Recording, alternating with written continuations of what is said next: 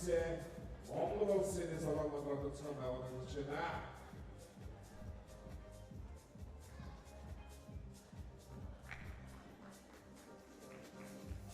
Yes, welcome basketball fans to the FIBA 3x3 Women's Series here at Ulaanbaatar. It is the 100th edition of this fantastic series, and we can't thank you enough for being a part of it as we celebrate this tremendous sport and the women that play in this incredible touring series. We look forward to this first game matchup where we see Manila taking on Mongolia, number one seed, and your team, Ulaanbaatar, only moments away from first possession. All you have to do is share your social media posts, enjoy yourself, show that you are here and in support of your team. And make sure you hashtag 3x3W Ulaanbaatar.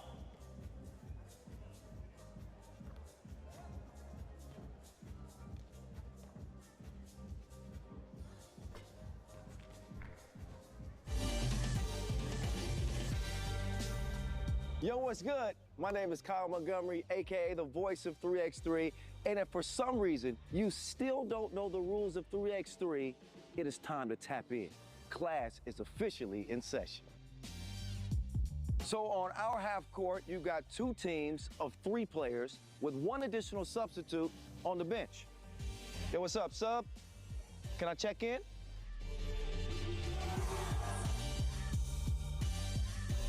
In 3x3, even the ball is different.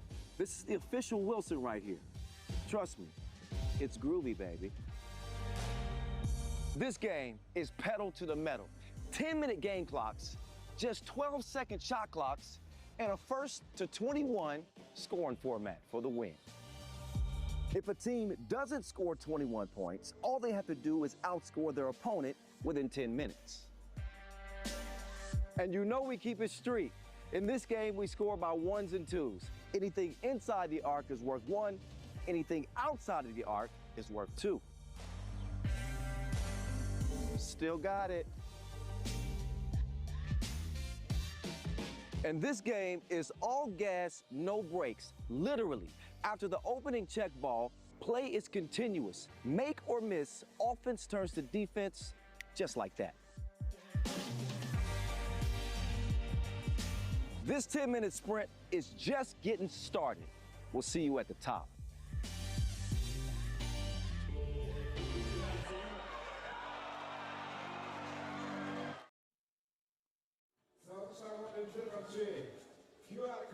Hello and welcome to the main draw of the Ulaanbaatar stop of the FIBA 3x3 Women's Series. It's the 8th stop of the series and a milestone moment for 3x3 women's basketball. This is the 100th event of the women's series. We can backtrack all the way to 2019, 6 years ago, slightly over 6 years ago, when it all began. Here we are 6 years later, still going strong, still having a good time. Let's take a look at the pools of the women's series for Ulaanbaatar 2026. Ulaanbaatar Amazons, of course, leading the way in Pool A, and we've got 3 teams from Mongolia in representation. No surprise there. They're at home. Pool B, Germany, of course, will top that. In Pool C, Paraguay, we're looking really good in the qualifying draw. They'll play against Japan and France U25. And in Pool D, it's Manila who joined Mongolia and China. So a good mix here. A lot of representation from Asia and also some top dogs in the women's series in Germany as well. And for the first game of the main draw, we're going to open things up with Pool D.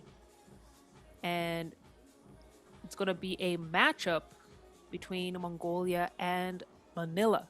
I'm Silali Shani, the Golden Voice, and we are live in the coldest capital city on the planet. We're going to be lighting things up here on the court. You can see outside the ground is a little bit wet, so we're experiencing some showers. But while we're outside, we still got good cover. So we outside, but we inside. And we're going to make sure the action is going to be fun. We're going to have a good time today. We're here at Ulaanbaatar Square, Ulaanbaatar, Mongolia. And Ulaanbaatar Square was actually named for a Mongolian revolutionary hero. And then after his death in 1923, they have a nice, huge, monumental equestrian statue of him in its center. Very, very scenic out here, despite the rain. And we've seen earlier on, we saw some people taking their wedding pictures out by the monument. I thought that was really, really cool. But listen, hey, if I'm having a wedding in Mongolia, why not take pictures at that statue? But let's get into the action here. The first matchup of the main draw coming out of Pool D. It's Mongolia taking on Manila. Let's head on to the floor for the team introductions. Number 3, Samantha Harana.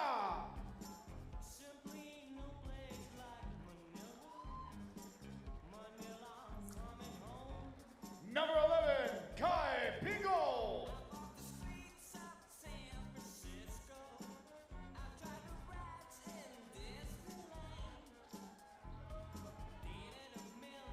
Number 24, Christine Kayalayam.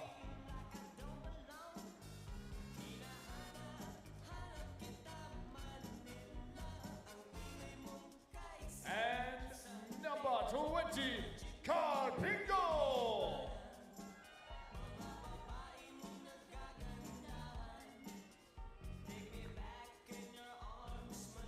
Please welcome to the court, Team Manila.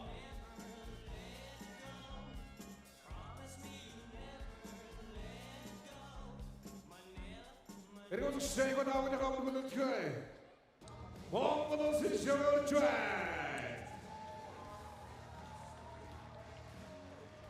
보이드가고로 버셔닝 FTC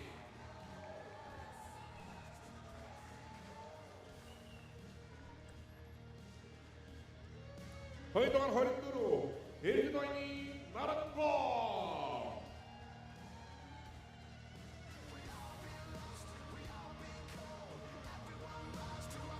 보이동안 아론솔마 와서치 모드리티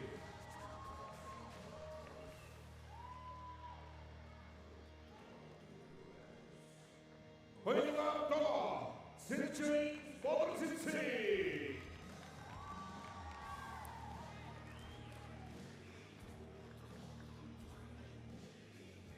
모드리티 가마시로 가로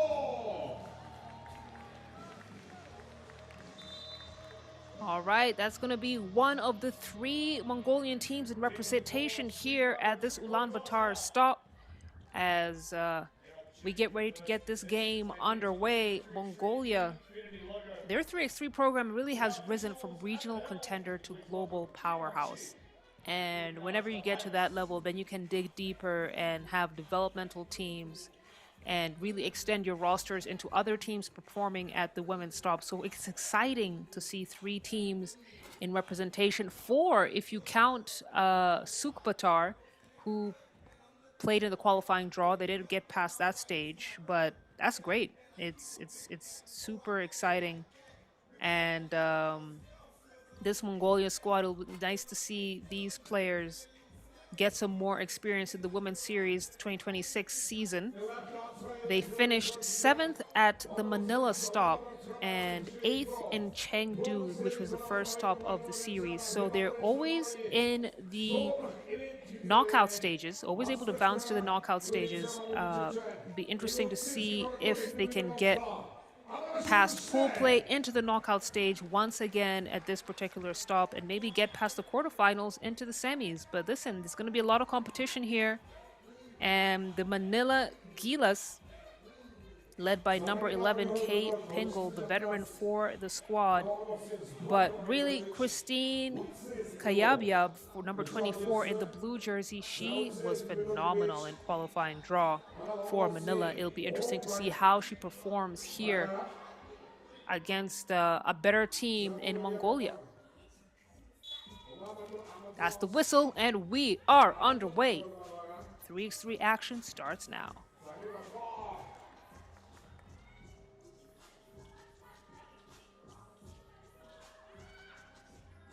Kay Pingle feeds.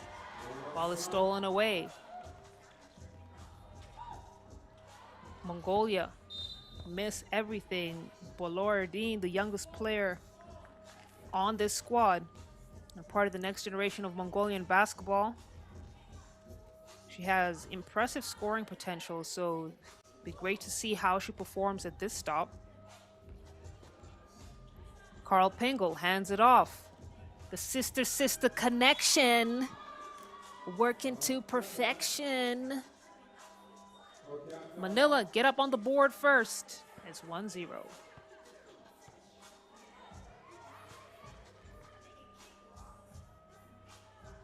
Carl with an opportunity here to make it a 2-point play. And of course, always exciting when you're in the same team as a family member, a close family member at that. And Mongolia, too strong with that attempt from Batjagal. K. Pengel kicks it out. Step back to Yezer. Christine Kayabyab's hot hand extending now into pool play. Quick to respond on the other end. Erdine Bayan gets Mongolia their first bucket of this game. K. Pengel gets it to Kayabyab on the cut. That time she was too strong with that attempt. Mongolia, on the other hand, starting to heat up here. Bolor Erdine, second field goal for her. Look at her movement.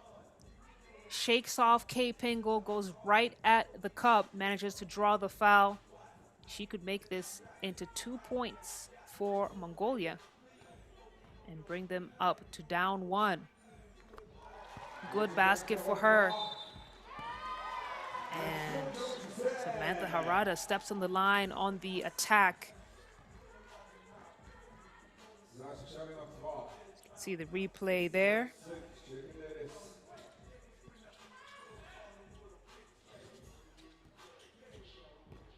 Boloardine, she is going right at her defender. Wasn't able to convert that one. It's the clear out for Manila. Carl Pengel felt good, rattles it in. Manila are at 6 now.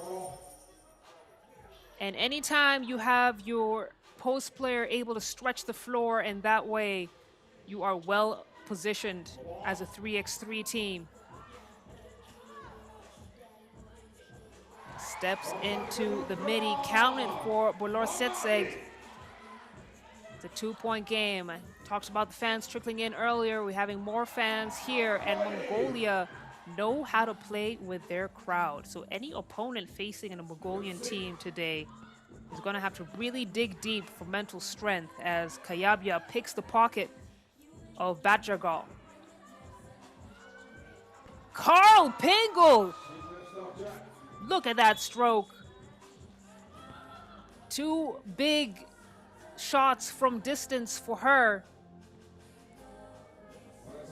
And we didn't know that she had this in her bag in during the qualifying draw. She dominated in the mid-range and in the paint. But she is really stretching the floor now for Mongolia. Bolor Setseg comes up short. Okay, Pengel cleans up the trash, and then looks like we got an offensive foul called. No, defensive foul called on Mongolia. You could see her pull down Manila player there. Kayabyab. Kayabyab gets it back, decides to go for the shot that time. Off target. And then in for the drive. Look at the block from K. Pengel. She gets it done in every aspect of the game. Her timing is impeccable. Nothing but the Wilson on that attempt. With a smirk on her face. She knows what she can do. It's up to you if you know what she can do. An air ball from Bolor Erdine. With 7 minutes and 7 seconds on the clock, it's a 4-point lead for Manila. And that lead largely in part to the big perimeter shots that Carl Pengel has been dishing to this Mongolian squad. Harada now goes for it, misses. Mongolia. Erdine Bayan, spin move isn't going to get there. And Kayabyab denies the second chance opportunity. Ball game is rolling now. It's good momentum, not had a lot of stoppage time. Harada, way off, and that's going to send us into our first TV timeout. Manila in control. They got the 4-point lead. They've got the momentum.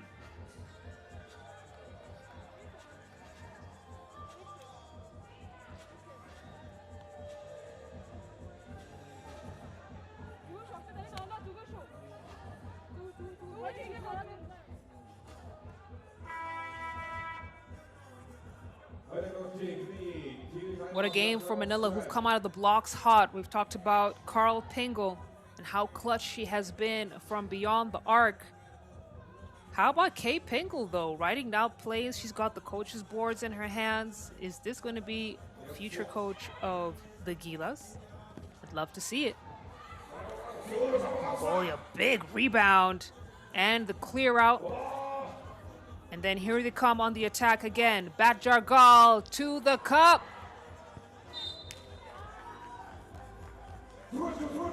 Come up empty in that possession. You can see the frustration. They're hungry for it. Her shots have been looking good. Her attempts have been looking good.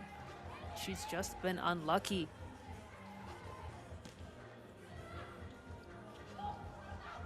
Pingle. Unable to use the screen there. Kayabyab. She's such a good player when she have one defender on her. Knows how to create space for her shot or attack. And now Pingle called for the foul. Boloradin will shoot one free throw here. So look at the play there.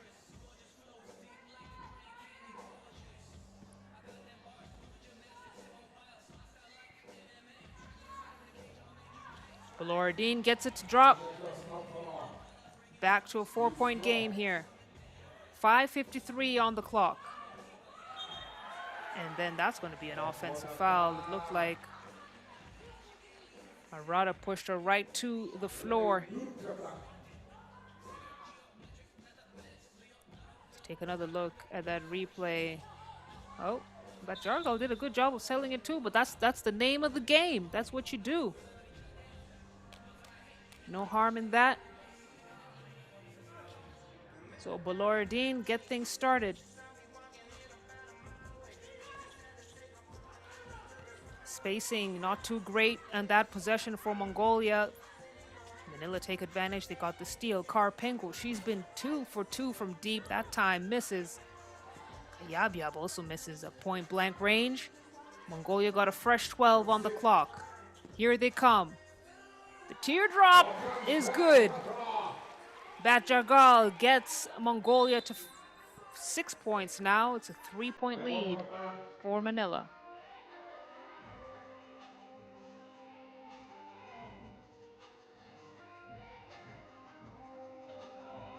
It's been a nice up-tempo pace to this game. Way to start off main draw. Great way to start off pool play with this Pool D. Pingle fumbles the ball, goes out of bounds. It's Mongolia possession.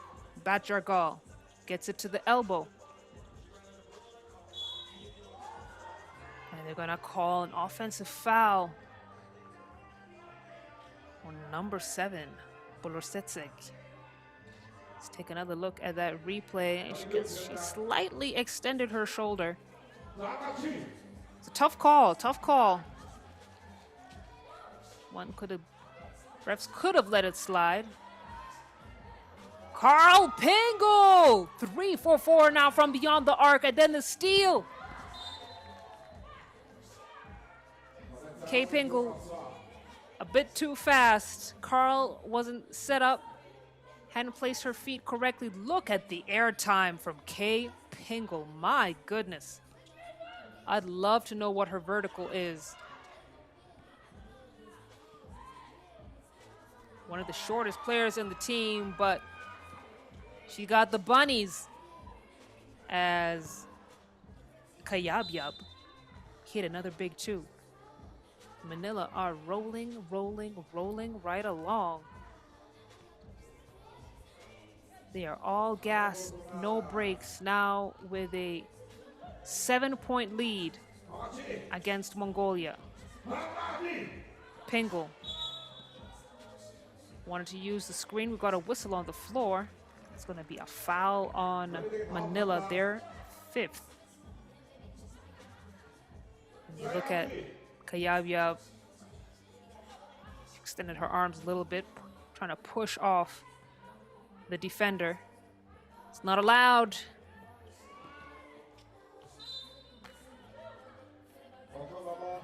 A ball out of bounds. Like it was deflected by Carl Pingle.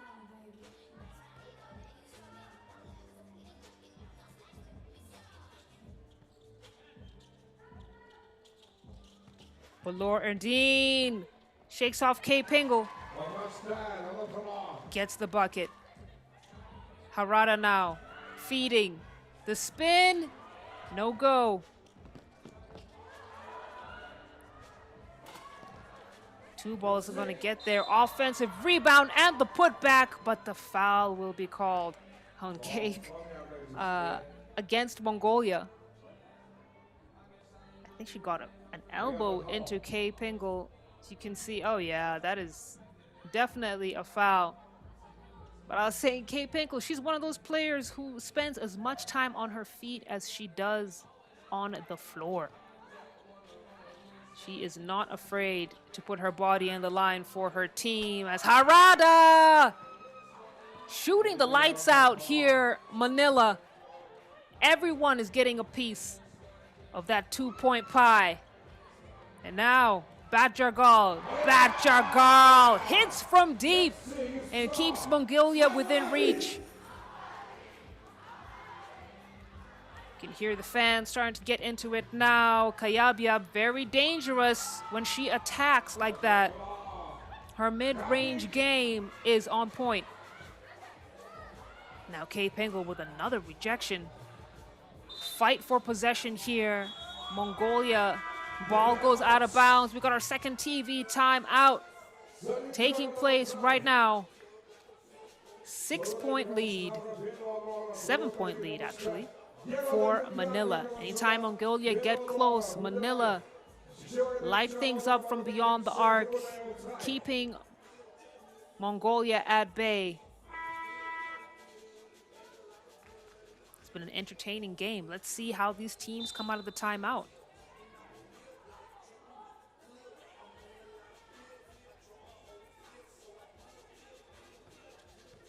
So back to the action here. K. Pingle takes a well-deserved seat. 3 teammates are going to have a go at this. Kayabyab to Harada. Back to Christine. Christine, baseline. This time, the midi isn't going to get there. 3 minutes on the clock. The 2-ball is good. Mongolia now at 11 points. 2:53 to go. A steal. Can she finish it? Yes, she does! Nyamatsetseng Batjargal with the foul and the basket.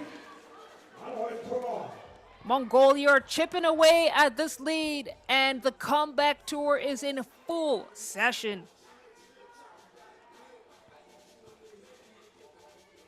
Great play from Batjargal. Gets the free throw to go. It's now a 3-point lead, and then the steal. Mongolia trying to save it. Unsuccessful. Manila lose it again. Spins. Batjargal shakes off her defenders. The finish is good. What a series of possessions here for Mongolia. Down 7 points. They've managed to close the gap. It's now a 2-point game, and Batjargal is going ham. Manila have been unable to stop her hot hand. She is seeing red. She wants to start off the day with a win for the home team. The fans are now getting into it. The 4th player on the floor. Mongolia are on fire. Oh my goodness. Tie game, 16 apiece with 2:12 to go. Beautiful, beautiful shot. So nice, we gotta see it again. Narangu Erdin Bayan. We last saw her in the 2026 World Cup, and deservedly so. A member of that roster put some respect on her name. She's brought Mongolia to a tie here as ball to go out of bounds. Kayabyab fumbles it. We have another timeout on the floor. Manila start off this game so well, have blown a 7-point lead, and it's now tied up at 16 apiece. Baloradin Batsuj, 6 points for her. But this team is going to work. They have been going to work, and they are not backing down.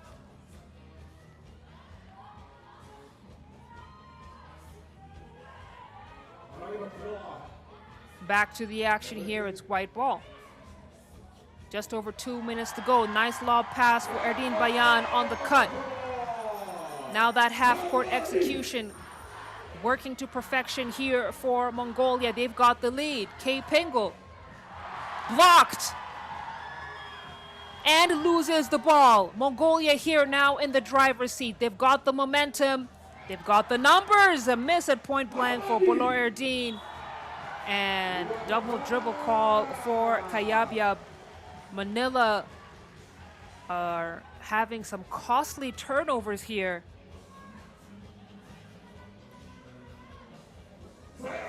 And now they trail against this Mongolian squad. What a fight from the home team. Now have a turnover here from Batragal. Ball looks like it just went off her foot. Hey, it happens to the best of us.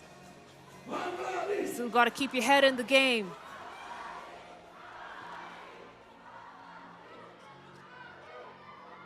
Pingle to Pingle. Back to, no, kick out to Harada. Harada with a head in her face, drains the 2-ball. Manila take back the lead. Now it's 1:14 on the clock. No foul called.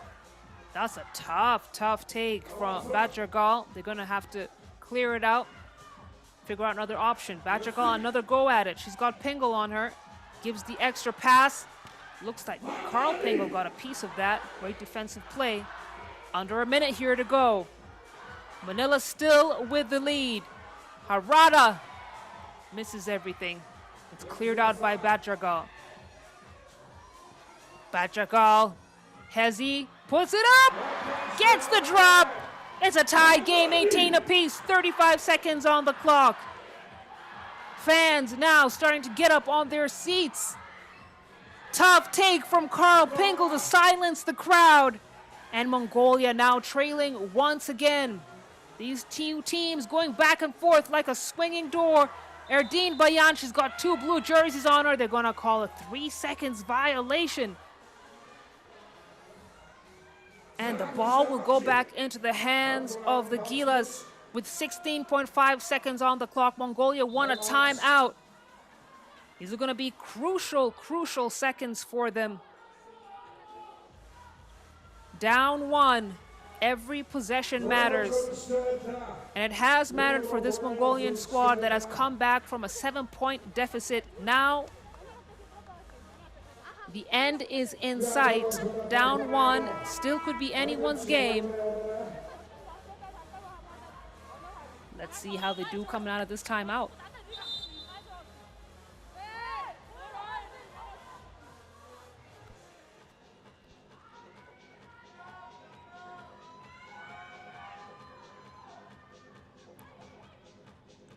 Crunch time at Ulaanbaatar. MC getting the fans hyped up. Gilas with the possession. 3 on the shot clock. Kayabyab for the bucket. Yes, sir.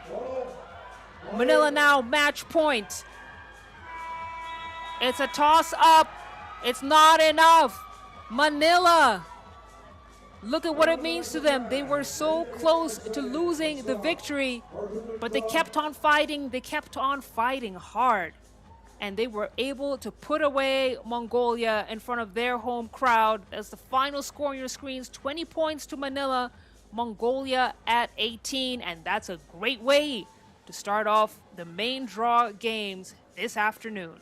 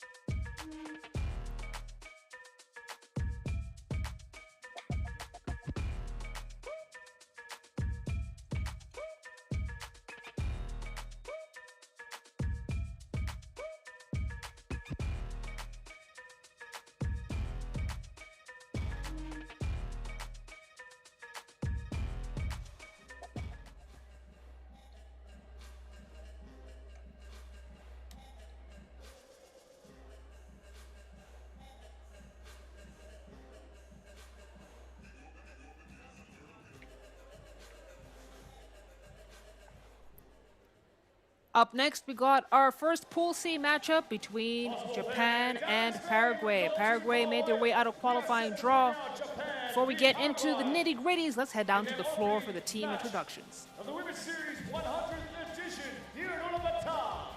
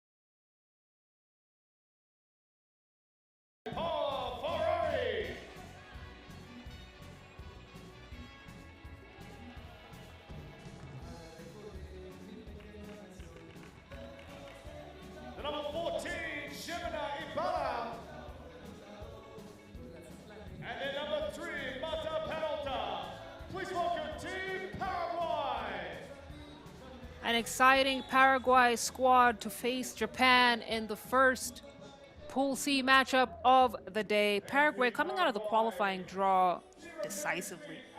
High scoring games for them. They took down New Zealand 21-17 and then the Philippines 20-18.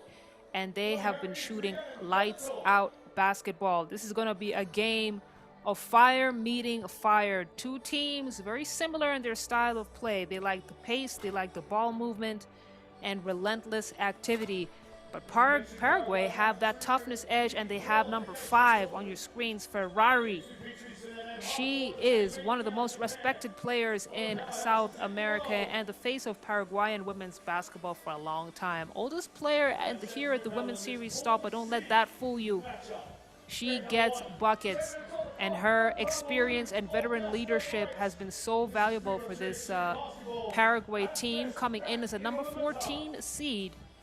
And they'll be facing a top seed at this Ulaanbaatar stop in Japan, who started off a bit slow at the Chengdu stop, wasn't able to get into the knockout stage, struggled at the Manila stop as well, and then rallied back into the semifinals at some gate.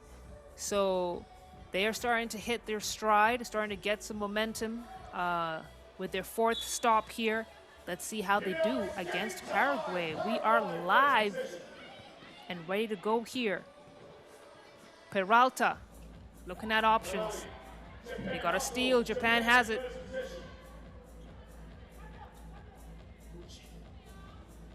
Noguchi.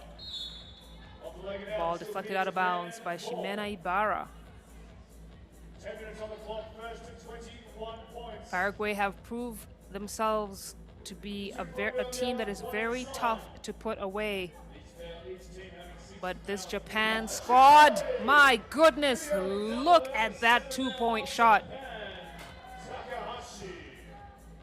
Now that's the way you start off a game for Japan. And it's a 2-point lead for them. Let's take another look at that replay. Whew, nothing but net. And then Ibarra looks like she got hit on the leg. Hopefully it's just a flesh hit. No joints. I'd rather muscle than joints. And Japan is one of those teams that once they get shooting and the shots start falling, they become very difficult to beat. Every member of their roster is able to knock down those deep shots. Very versatile team. Ferrari off the mark, rebounds Tanaka. Tanaka will clear and get it back in. The spin, the finish from Miyashita gets Japan a 3-point lead. Peralta misses everything. Like I said, fire meets fire. Look at the pace of this game. You blink, you might miss something. Tanaka, big boards for her. Offensive foul is called as Peralta goes down to the floor.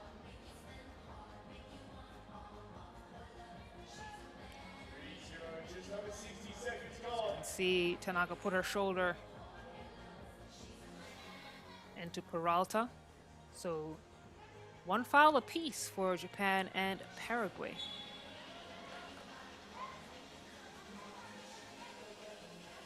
Ball deflected out of bounds by Miyashita, one of the most experienced players on this squad. Peralta, left-handed lay-in is good.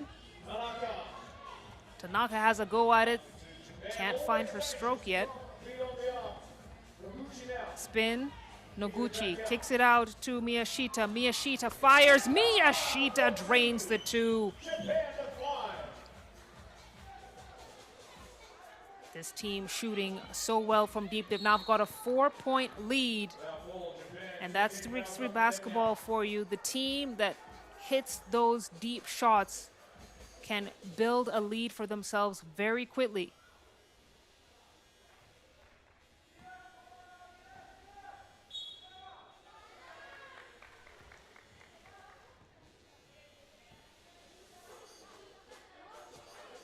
Take another look at that replay. Yeah, that's going to be a travel violation.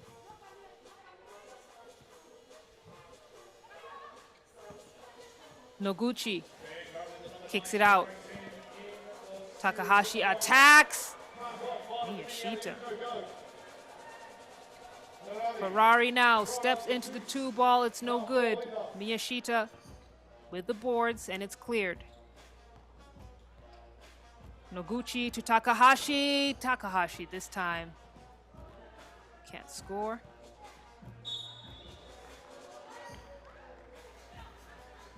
And Paraguay looked like such a fast team when they played against New Zealand and Philippines. And they are by no means a slow team, but this Japan squad, speed, skill, and pure 3x3 IQ. Peralta kicks it out to Ferrari. Ferrari looks like her foot touched the line, but it's going to count. Yes, it did. It was a long-range midi. So now 3-point lead for Japan, 7:35 on the clock. Noguchi rolls it in. And out of bounds from Peralta. She struggled with her explosiveness from that exactly that same spot. We've seen her step on the line a couple of times there. So Paraguay still trailing, not by far. Still a 4-point lead for Japan. Takahashi to get things started. Tanaka hands it off. Takahashi bullet pass into the paint. No basket. Foul on the floor by Ibarra. You can see them get tangled up there and held her just enough. So it was the right call.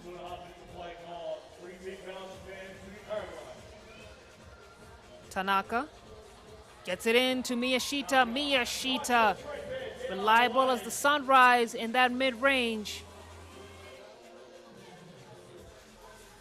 Ferrari. She knew that shot wasn't gonna drop. You saw her in her body movement. It's just off target. It's a 5-point lead now for Japan. Now a loose ball foul has been called on Tanaka. It's going to be Japan's 4th. Paraguay have gone cold. They need Ferrari to score. Tanaka to clear. It's kick out for the 2-shot, and Japan, a rare open miss from then. Noguchi chases it down and the putback. 8 points now. 6-point lead against Paraguay. The pass from Ferrari. No bucket there. Cleared out by Japan. Tanaka to Miyashita. Miyashita has an open look. Misses. Gets her own rebound again. Goes for the mid-range shot this time. Gets it to drop. Japan are on a roll. Paraguay have been unable to respond to this scoring run by the team from Japan, and we'll take our first TV timeout. 6:16 to go in the game. It's a 7-point dominant lead for Japan.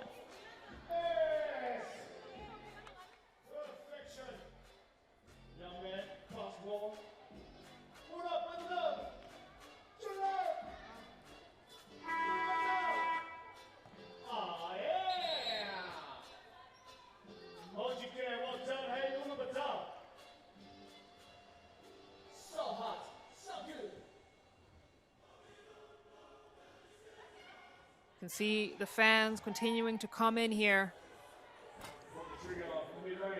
Paraguay have been unlucky with their shooting so far in this game. Keep in mind, it's their 3rd game of the day. Say that 3x3 is a 10-minute sprint, but it's also a marathon. You play a lot of games during a day, and a lot of games, if you start from the qualifying draw all the way to the championship game, you're looking at, what, 7 games in 2 days? It's a tough ask of anyone, but that's the name of the game for 3x3 basketball. And you know what you signed up for. It's Japan. Collision between Takahashi and Tanaka.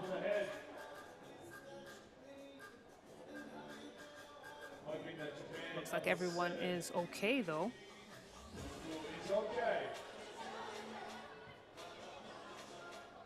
So Takahashi will catch a breather.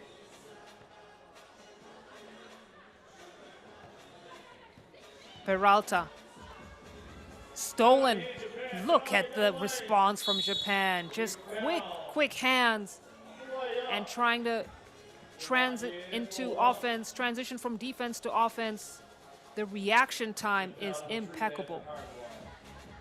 That time, Tanaka off the mark, but got herself to the free throw line. She'll shoot one.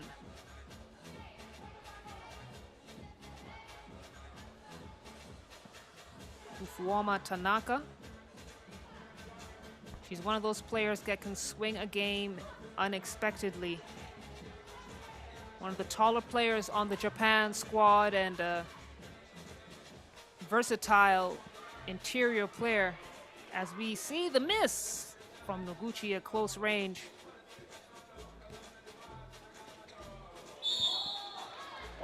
An offensive foul called on Peralta. That's going to be Paraguay's fourth.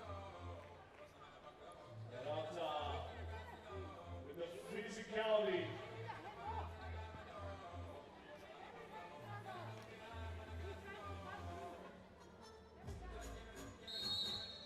So fresh clock up top, 12 seconds as the officials trying to take control of the game here. Physicality is stepping up a couple of notches here over the last couple of possessions, so making sure the ladies are keeping things clean. Don't gotta keep it friendly, you do gotta keep it clean. Noguchi. Handoff to Takahashi. Takahashi, no go.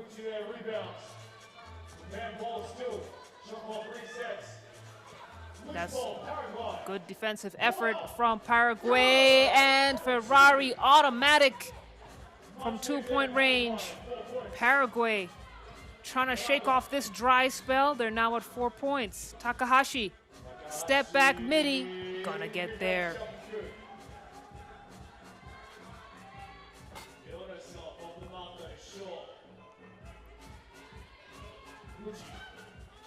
Noguchi lines it up, misses everything. Didn't have the legs. But it's still a 7-point lead for Japan with 4:32. And Paraguay are going to have to start hitting some big-time shots if they want to break this 7-point lead. Peralta. Peralta cross. Peralta beats her defender and misses. Bad luck with their attempts as Japan keep on rolling wrong. They are cleared to fire and are making every single possession count as another turnover for Paraguay. It's a 9-point lead for Japan. And Paraguay are now losing script here as Japan looking like the strong team that they are. Tanaka misses the first attempt, unable to secure the offensive board. Ibarra misses, and when you see Ibarra shooting from deep, that's when you know that this team is starting to get frustrated and not getting the best looks that they can. It's a scramble and a bucket for Paloma Niz, and they need her energy and aggressiveness, but Japan are just relentless. 14 points now. Ball goes out of bounds. Looks like it was last touch Paraguay. We'll find out coming out of this timeout, but Japan are unstoppable, and they now have a 9-point lead with 3:30 to go.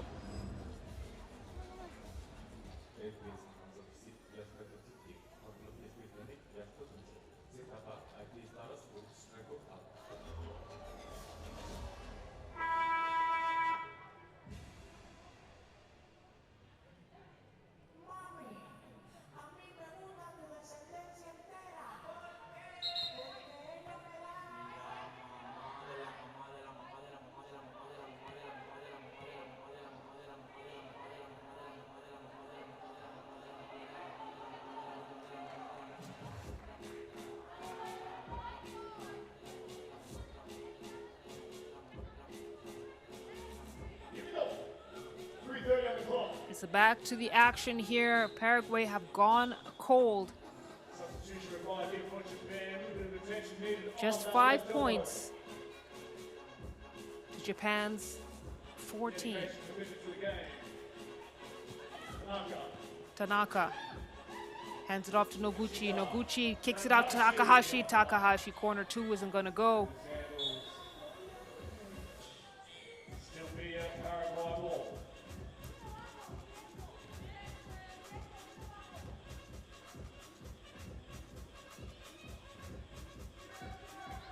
It's going to be Paraguay possession. Peralta, the logo, gets it back, attacks, thought about the pass, decided to go all the way with it. Gets the drop. 6 points for Paraguay. Takahashi from downtown misses. Ferrari. Several turnovers for her.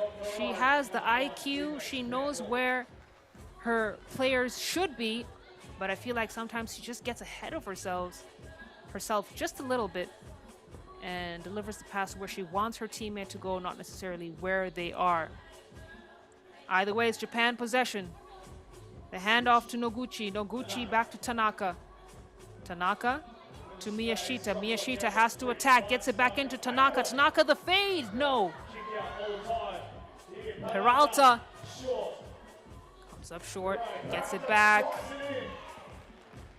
7 points now for Paraguay. They've managed to cut the deficit by 2, but they still continue to trail by 7. That's going to be a travel call on Kiho Miyashita.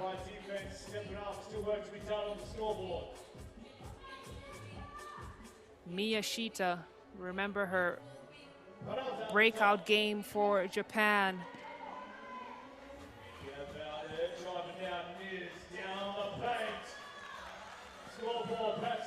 Paraguay now at 8. They are trying to get back into that game. It's going to be a foul.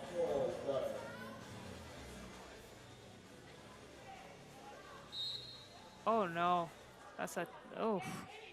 Take a look at that replay. Peralta got a hit. Oh, the head to the nose. That was a hard hit. And Peralta is definitely going to have to go to the bench from here. She looks like she's getting good help from the medics. And it has been a physical game. I don't think that there was anything intentional about that. I know, actually, there's nothing intentional about that. It's just a casualty of the game. Peralta had her face the wrong place at the wrong time. So we're going to have some stoppage here as she gets the treatment that she needs. You take another look at some of the action we've seen so far. Dominant game for Japan. They're getting the looks that they want, but the hustle. They're crashing the boards. Their reaction time has been impeccable. And Paraguay started off real slow. Japan took advantage of that. They're starting to crawl back into the game. But I would say that Japan do have momentum on their side in this Pool C matchup.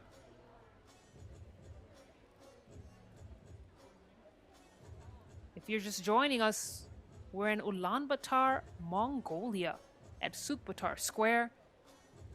It's the 100th edition of the FIBA 3x3 Women's Series event as Peralta gets up. Glad to see that she's going to be taken care of. Wishing her a speedy recovery. It's the 8th stop of the Women's Series.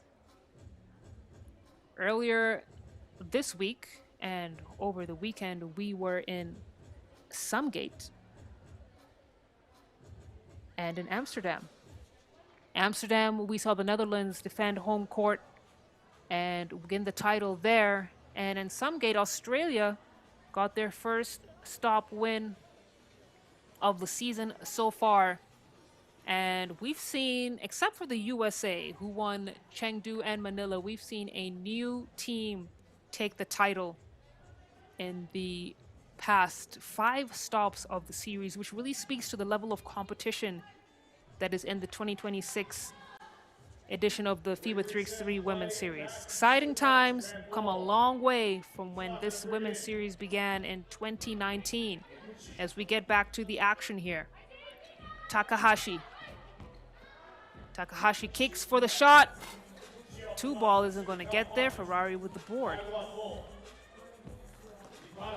Ibarra. Got a whistle on the floor. Get some clarification. Oh, it's a 3 seconds call. So the basket won't count. Let's take another look at that play right there.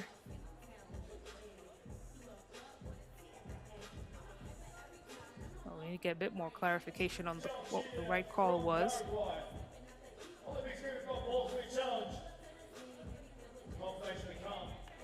A challenge has been requested as Paraguay are forced to play with 3 ladies on their roster. Peralta got hit on the face earlier on. We've not seen her return to the game yet, and I'm not sure she will return to the game at all. So Paraguay in a tricky situation with no substitution on the bench and down 6.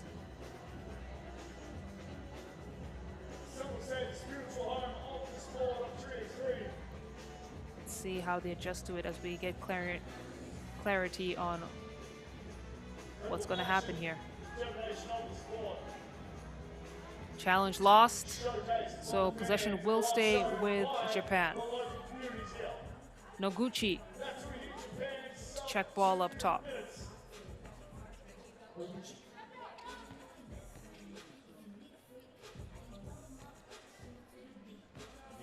Takahashi. Takahashi shooting the lights out. It's an 8-point lead now for Japan. 1:33 to go. Takahashi in. Miyashita misses. She wanted the scoop play, wasn't able to get it. Paraguay are drowning here. Ferrari. My goodness, Paraguay can't make a bucket. The shots we're used to seeing them take, they are missing here. And Japan are moving like a steam engine. They can't be stopped. Ibarra misses again. High off the glass, still isn't going to get there. 52 seconds to go here as Paraguay pick up another team foul, and they have really struggled underneath the rim in this game. Scores now 9-point lead. Japan pretty much has this one in the bag. They just got to wrap it up real nice. Miyashita off the mark. But managing to shave some time off the clock. It will be Paraguay ball. So Niz to check up. 40 seconds on the clock. Ferrari gets it back to Niz. Niz off the glass. And Paraguay, they look like they don't have much fight left in them. Fuoma Tanaka. Count it. 2-piece, no side. And it could be the final bucket of the game, but I think Japan are going to go for one more as Takahashi floats it into Tanaka. Ferrari, no fight left in her. Tanaka misses, and Ferrari will float it in. 1 second on the clock. Japan, they've got this one in the bag. Not too much that they need to do. They just need to hang on to it. And Japan with the victory, 19 to 9 points. They started off the game with a hot shooting hand, were able to carry it throughout the game. Paraguay had bad luck with their shooting in this Pool C matchup. Despite averaging about 20 points in previous games in the qualifying draw. Keep in mind, this is their 3rd game of the day. They were unable to stop the bleeding against Japan. who had their foot on the gas from the opening whistle to the final buzzer. So it will be Japan who pick up Pool C win. We got more action on the way. Don't go anywhere.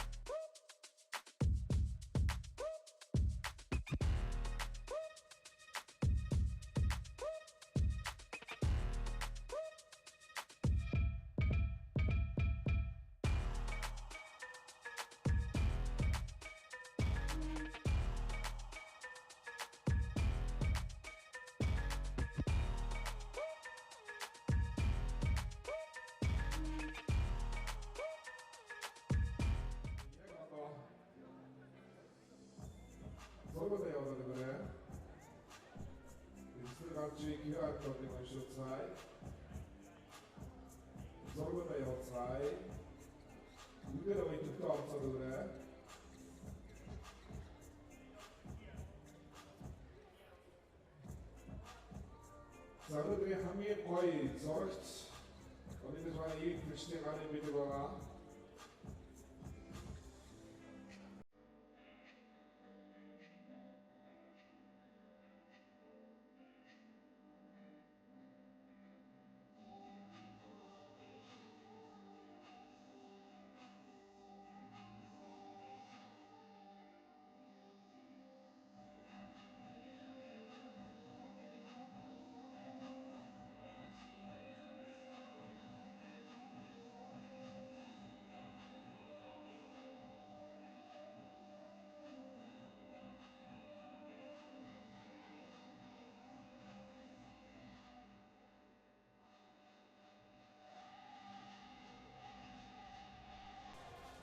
It's time now to bring up teams here for this match. It is Germany versus Amgalan.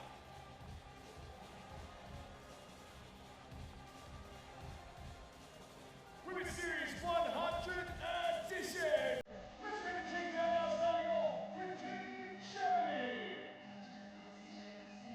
Number 4, Ulaanbaatar.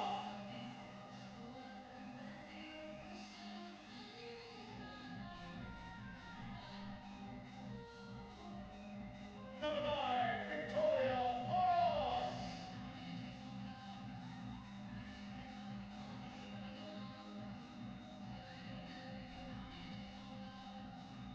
Number 6, Russia.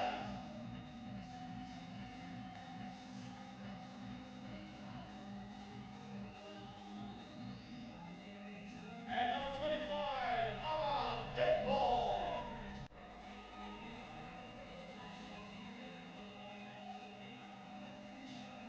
We've also got Team Germany.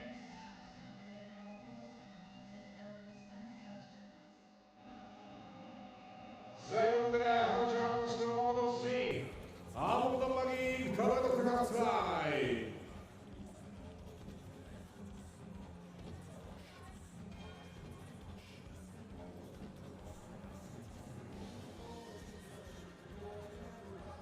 Oynamak sonra şıksını ortası.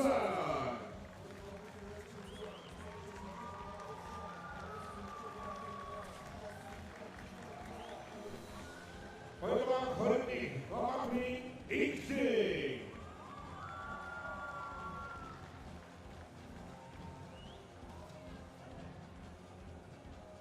Oynamak Polo. Şıksını Yanjing.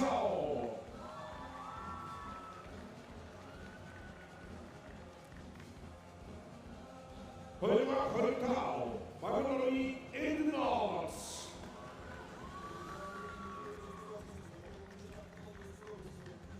Amgalan Yanjing.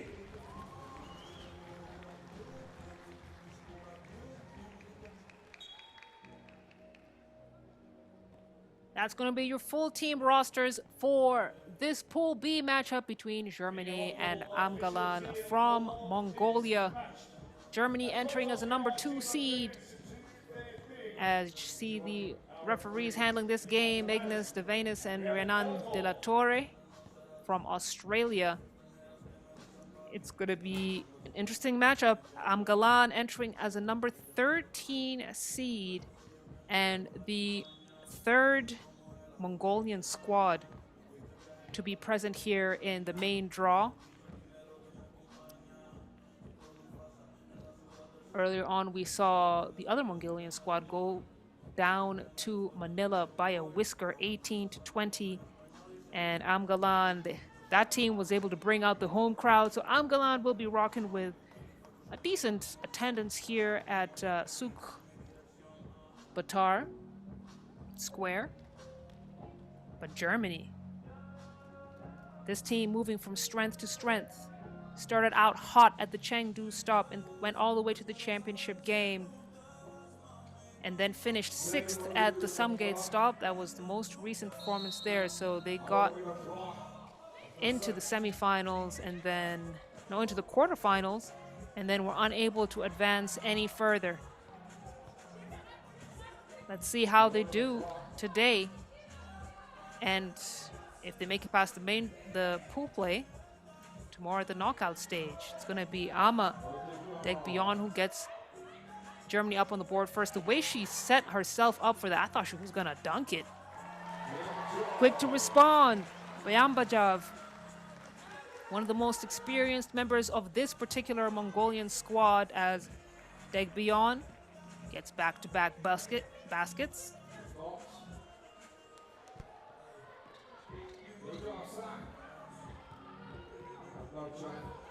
Mary Reichert cleans up the mess, goes right back into it, misses at the cup.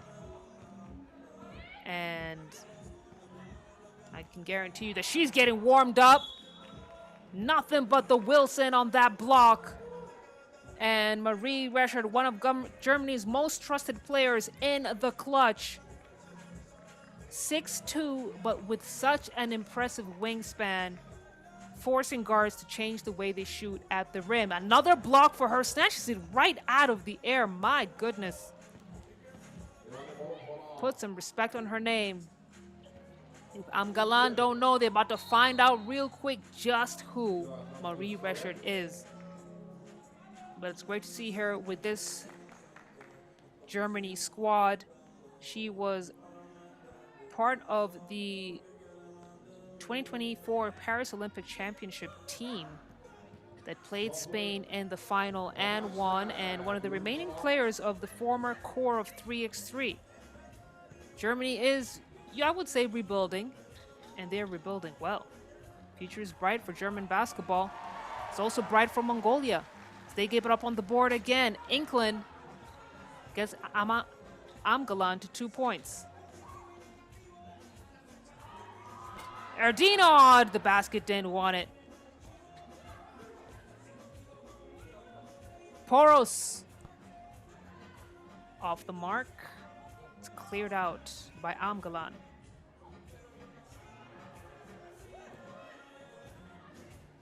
It'll be interesting to see how Amgalan handle the front court of Germany, of Degbion and Marie Reichert. As we see another clutch ball from Victoria Poros. She's getting them going from beyond the arc. Take another look at that replay. She manages to stretch defense with her shots and creating driving lanes, but now Germany, you know what they say about German machines, right? That's right. That's how they're operating. It's the same thing for 3x3 basketball. Let's see if Amgalan can play with the crowd a little bit and get them going. But for right now, they're trailing by 5 with 7 minutes and 27 seconds on the clock.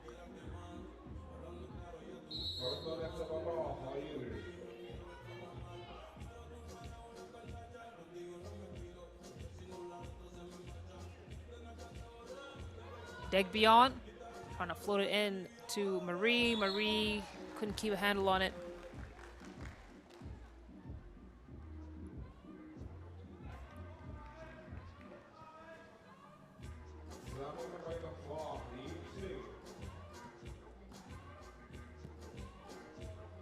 Back to the action here.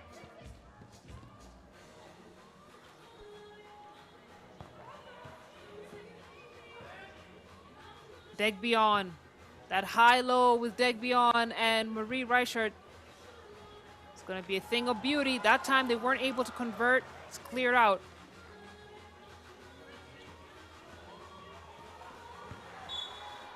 Degbion with the rejection. That's 2 massive. Make that 3 massive blocks for Germany. Take a look at that replay. She got her palm all over that. Get that stuff out of my house. Germany's rim protection has allowed them to maintain this 5-point lead. We got our first TV timeout. Amgalan, their offense has been a bit disconnected.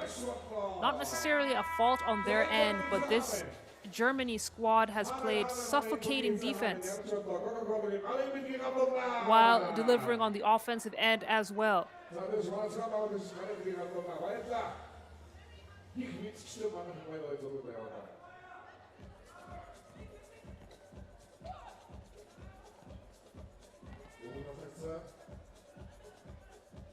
Poros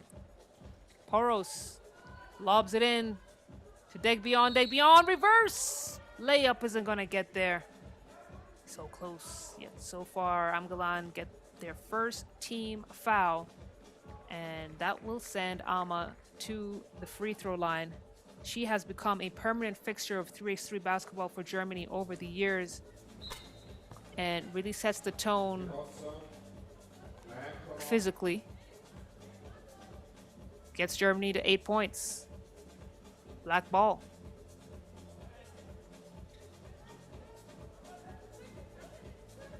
Chimetseren kicks it out for the shot. It's no good.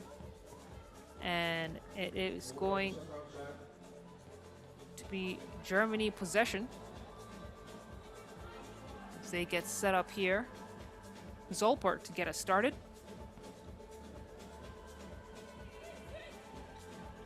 Hand off to Poros. Poros back into Marie Reichert, and wow. That's just great team chemistry right there. Great movement off of the ball. Chimetseren now on the attack. Baseline drive.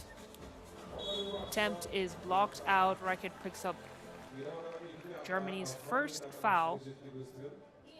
And Amgalan struggling with the height differential here.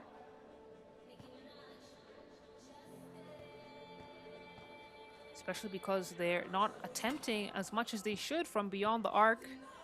And when they do, they're not getting shots. So they're still stuck at 2 points here as they miss again. And ball out of bounds on Ulaanbaatar.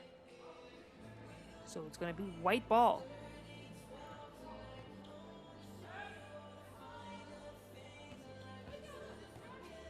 Degbion. Talked about that high-low. There it is again, working to perfection. How do you stop it? Not sure that you can with the height that Amgalan has. Germany ain't new to this, they're true to this, and then the ball is fumbled by Inklin. It's gonna go Germany's way once again.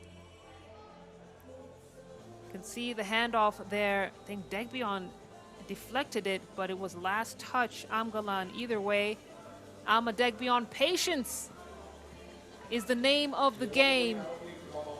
Germany now up 11-2. Look at the defense from Zolper. Manages to get the squeeze at home. And then a quick response from Victoria Porras right back at you. Brings Germany back up to a 10-point lead. On the attack, Erdinod. It's 5 minutes and 15 seconds to go in this game. Approaching the halfway mark as we take another look at that replay. They're gonna call the foul. No foul. It went off her knee, so it was an out of bounds. Poros floats it in. The high-low. That's the go-to action for Germany, and why not? That is the best way to attack this Amgalan squad who are trying to stay within reach. Shimetseren gets Amgalan to 4 points. Poros showing off the footwork. Then she picks up a foul for Germany. So it is going to be Amgalan ball up top. Not sure why she felt it was necessary to foul right there.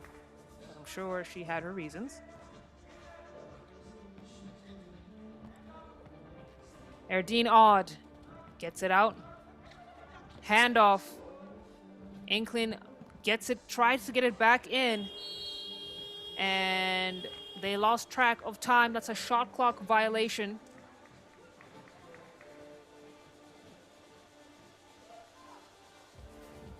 Zolper at the top of the key to Degbion. And Germany, regardless of how the defense is playing, they know how to read, they know how to attack. They understand exactly what is being offered there. You saw the high-low wasn't going to work. Debion recognized that she wasn't able to deliver the pass to Reichert and then attacked. Now Reichert off the glass, no go, gets her own rebound, puts it right back up. Germany are now at 16. Amgalan have been held off to 4 points. And it's looking like it's going to be a landslide victory for Germany at this pace. Still plenty of time left on the clock as we have a whistle on the floor. Germany possession. Here comes Laura Zolper. Zolper into Degbion. Degbion sets herself up so nicely to receive the pass. And it's 17 points for Germany. Erdine Odd. Shot looked good. Just didn't get there. And what a day in the office for Germany, who are making mincemeat out of Amgalan. Despite them playing in front of a home crowd, but this is a Germany squad. Listen, the championship pedigree on this squad, it's huge. 3x3 team is rebuilding after the former core that included Sonja, Svenja Brunkhorst, and of course, Marie Reichert.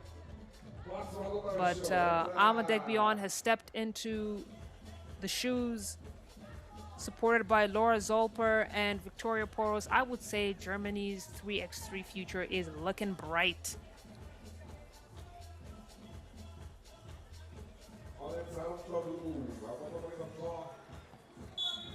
Ball out of bounds, deflected by Reichert.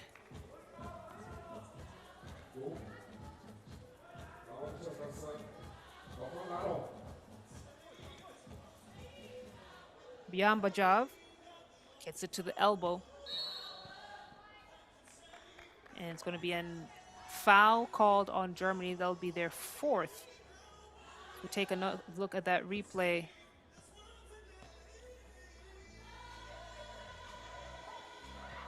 Steal, Germany. Zolper to Reichert. Reichert pick. She will surely roll.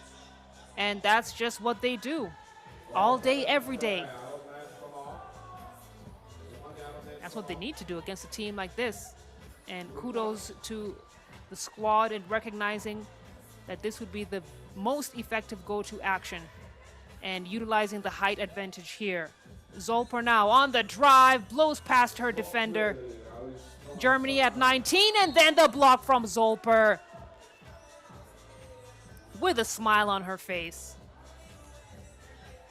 Look at that. She makes the layup, and then recovery defense goes out to smack the ball into the stands. That's a great hustle play from Laura Zolper. Shimetseren from downtown. Rims out.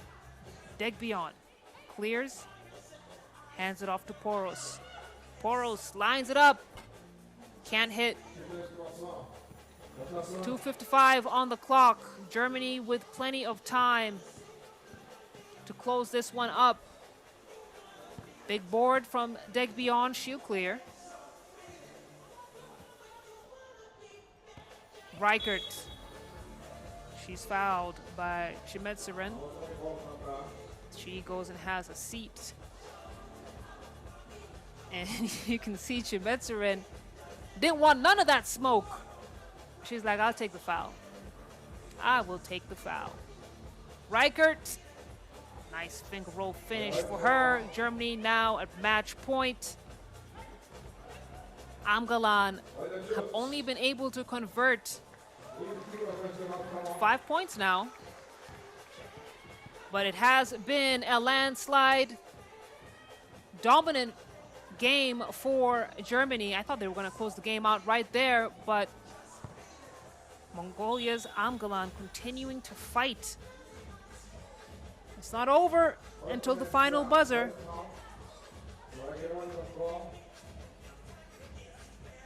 But Germany are applying the pressure. Victoria Poros at the top of the key. And Laura Zolper will be the one to call game with that layup. And Germany looking good to start the day here of pool play.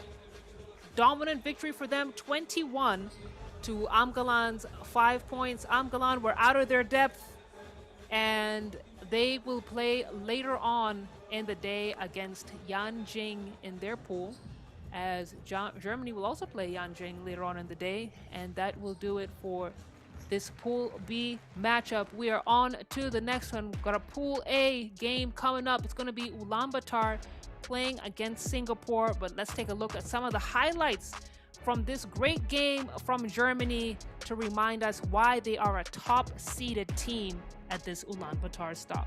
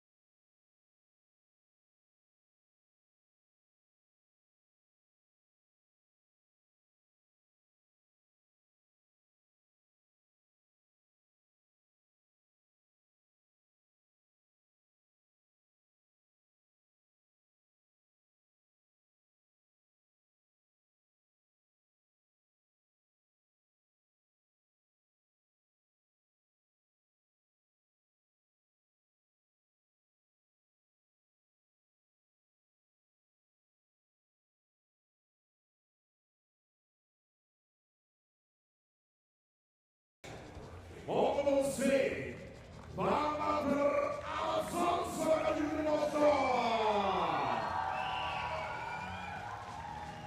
FIBA 3x3.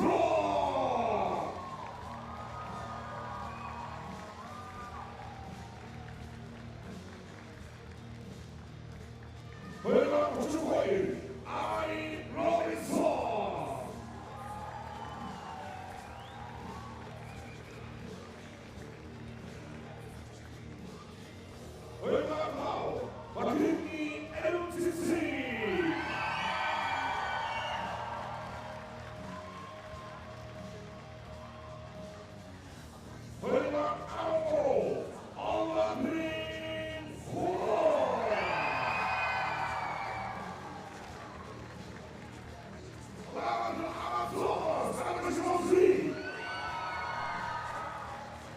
All right, we got a first Pool A matchup of the day between the top-seeded Ulaanbaatar Amazons facing Singapore.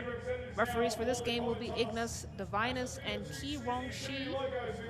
And you can see the fans have come out to support their home team, Ulaanbaatar Amazons. This is a team that will be rocking with that home court advantage. But do they really need it? I think if Ulaanbaatar Amazons have any chance to win a title stop, this has got to be it right here, playing in front of their home crowd, relying on that energy. We've seen them perform really well at the women's series this far. Started off a little bit slow, getting to the quarterfinals at Chengdu and Manila, and then getting all the way to the championship game at Vienna and into the semifinals at the Shanghai stop. Question is, can they protect their home territory and bring home the gold right here? They'll start off with Singapore, number 9 seed. And Singapore regularly participating in the FIBA 3x3 Asia Cup. There are 2 teams from Singapore at this Ulaanbaatar stop. We saw Lion City play during the qualifying draw. They were not able to advance. And it's going to be this Singaporean squad that will have to carry the flag on their shoulders. But it's Ulaanbaatar who draw first blood, getting it done on offense, and then the rejection from Kulan on defense. Amazons are ready to play.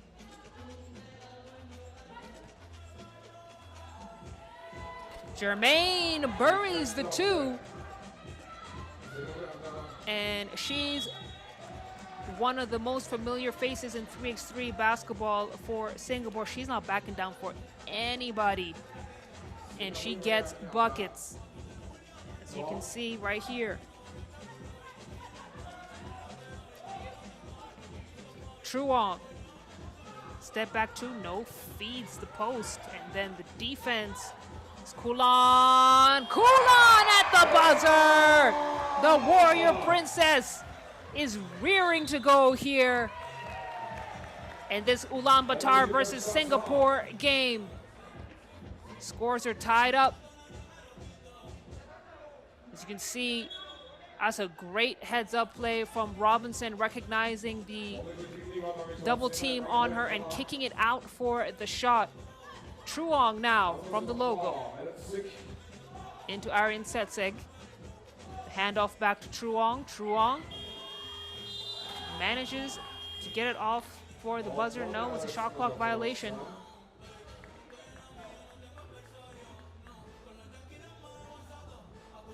And Lydia Angziyi get things started. Germaine now. Back to Lydia. Lydia attacks. Baby hook isn't going to get there. Aryan Setseg secures the ball. They got a fresh 12. Truong now on the attack. To Robinson. Robinson with 2 to shoot. She puts it up. She gets it down. Ulaanbaatar now with the lead. Shin Yuhan to Germaine. Germaine almost loses it. Has to toss up a desperation heave. It's good. Germaine Lim Jieying. I told you she gets buckets. Let's take a look at that replay. Completely off balance. She tosses it up. and surprises everyone. I wouldn't be surprised if she shocked herself as well. We got a game here. Singapore up by 1. Aryan Setseg misses, goes back up with it, gets that one to fall. You get the sense there's a lot of history between these two teams right here.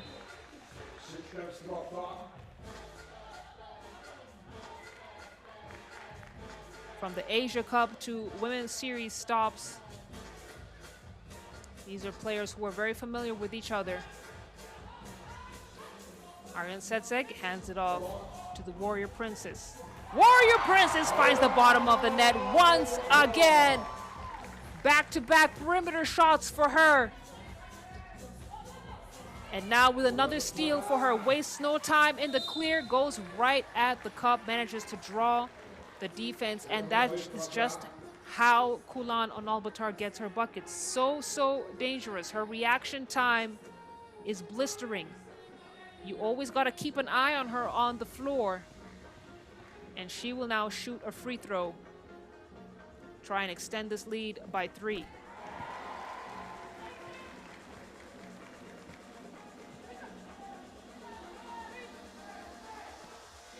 Matilda, she's got Robinson on her, decides to go for the shot, misses. Truong chases it down, manages to save. We got a foul called on Lydia, who got tangled up with Robinson.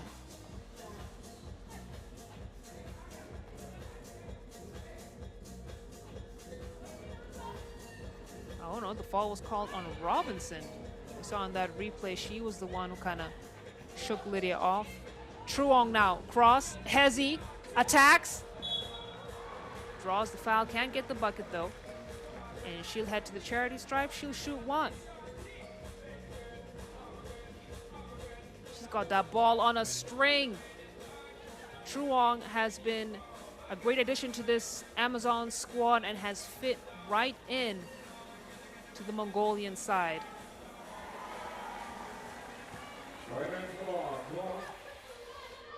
So now 4-point lead for Ulaanbaatar. Germain on the attack, misses.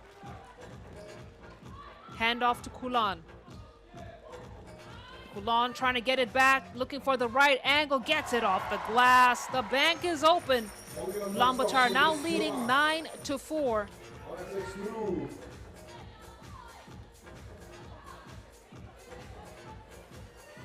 Take a look at that replay. She does such a great job making sure Matilda's on her weak side shoulder, providing the right angle for that pass.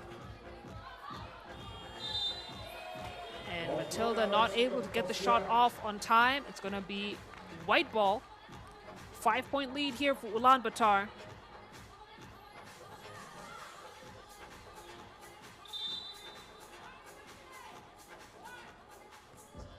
Game delay warning. We got to get the show on the road. That's basically what the referees are trying to let them know. Aryan sets a bully ball in that low block. She may not be the tallest player, but let me tell you, she knows how to put anyone to work in the paint. And now the wild shot attempt from Jin Yu Han to beat the buzzer is going to send us into our first TV timeout, as Singapore struggling to score here with a limited 2-point threat and shot creation ability.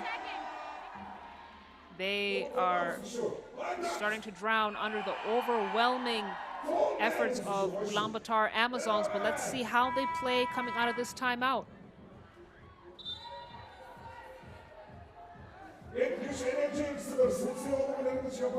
Mari Robinson has been phenomenal for the Amazons so far. Germain, we saw the wild shot, the circus shot really, but that's just what she does, not a circus shot for her, just another day in the office as we get back to the action here. Ulaanbaatar kicks it out to Truong for the 2, no go.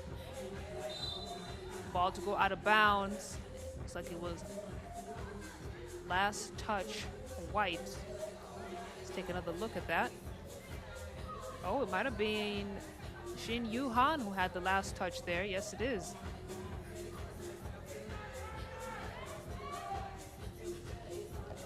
Ulaanbaatar loses it. Singapore keep it alive. Germain now. She got Robinson all over her. High arcing shot. Misses everything.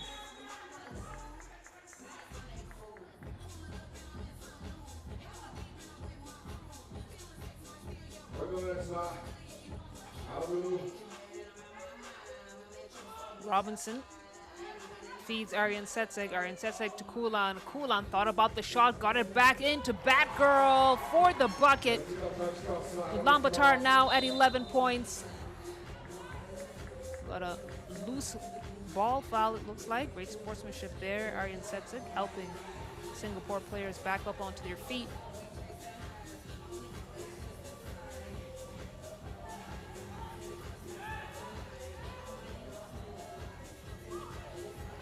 Steal. Aryan Setseg. Robinson. Bullet pass for the finish.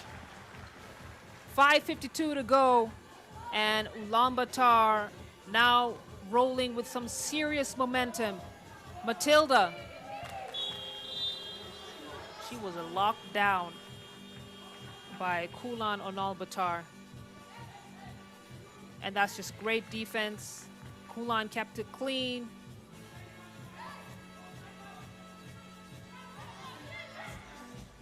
Ulaanbaatar back in to Aryan Setseg. The no-look pass finds its mark. And Ulaanbaatar are now at 13 points. The steal, the Warrior Princess. Truong fouled by Lydia. That's going to be Singapore's. Another foul for Singapore. As you can see, hard foul from Lydia there. She knew Truong had her beat. So that's going to be 4 for Singapore now. Truong to Ulaanbaatar. Ulaanbaatar attacks, shakes off 2 defenders, and then misses at the cup. She'll catch a breather. As you can see there, she recognizes, listen, 3x3, there is no coach on the floor, so you got to get your own, you got to handle your own substitution. If you feel like you don't have the legs, give yourself a breather. Let some fresh lugs come onto the floor, and then it's on with the action. You see a lot of contact in that possession right there. It's going to be Singapore's 5th team foul. Aryan Setseg to Truong. Truong. Big boards from Robinson, muscling her way to the cup. And 1. She knows she's a dog. Look at that. Red jerseys all around her, no problem. Manages to draw the foul. She head to the free throw line to shoot 1.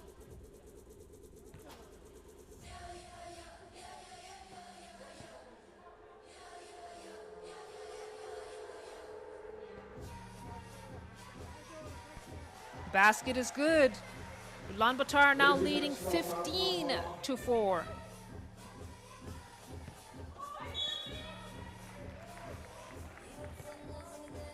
It's like the ball foul called.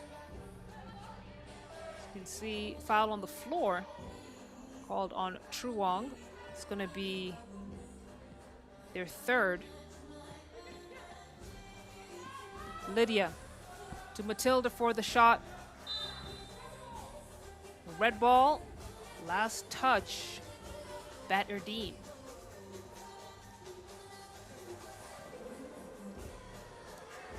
Germain now attacks. Great defense from Truong. Did not allow the penetration, and now they have 2 to shoot. Singapore go up with it. The putback! Can't get it to drop by Lydia. Great effort, though.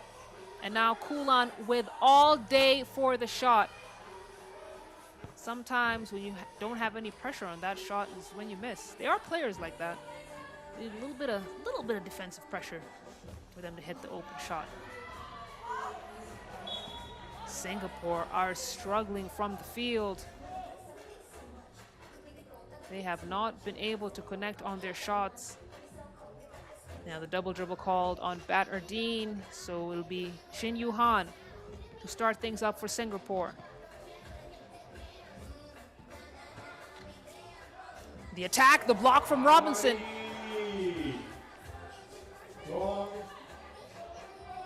Then Truong can't hit.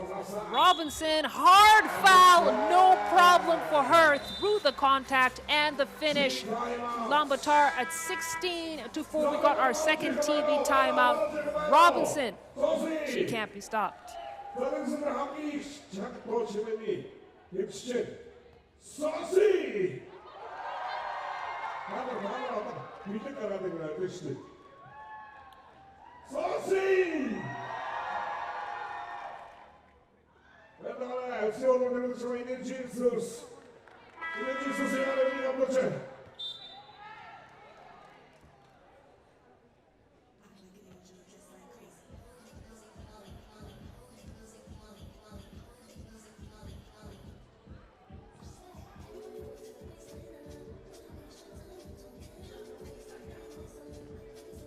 So Robinson will shoot one.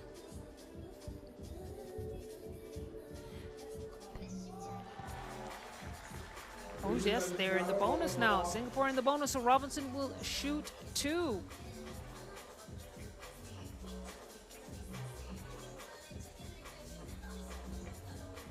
$18 points for Ulaanbaatar. It's now a 2-possession game to wrap things up. Big shot from Jin Yu Han. And the rebound, the putback isn't going to get there. It's going to be cleared by Han.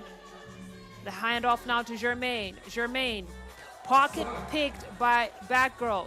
She said she's not the one, and she's not the two either. But I'll tell you what she is, though. A straight-up shooter. Bat Erdeen. 20 points for Ulaanbaatar. Singapore out of their depth. They are down 20-6. And it's all but the end of the road here with 3 minutes and 20 seconds to go in this game. Lydia can't hit. Truong to clear. Kulan wants it, feeds Robinson. Robinson and it all right here, and she does. Ulaanbaatar, that's light work for them. 21 to Singapore's 6 points. They dominated from the opening whistle, and Singapore, they just didn't have the firepower to respond offensively. Neither were they able to contain Ulaanbaatar Amazons defensively. And that's the way a #1 seed at the Ulaanbaatar stop should play. And that's the scoreline that we expected to see. Much to the delight of their fans, check out these highlights. A very, very dominant performance and a great team effort from all 4 players from Ulaanbaatar Amazons. Hey, listen, we're going to take a short break coming out of these highlights, and then it's back to the action. The next game will start at 4:10 local time, and that is what, about 15 minutes from now. So don't go too far. You stock up on your snacks, and then we'll be right back to it.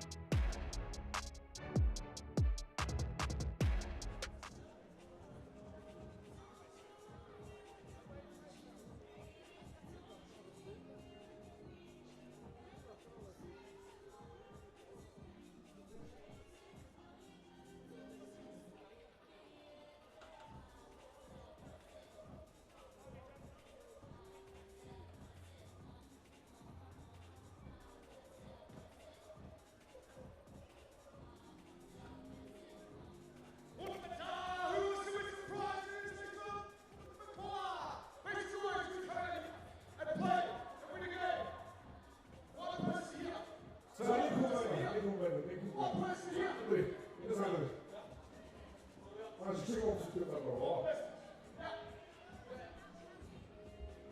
자, 세이클.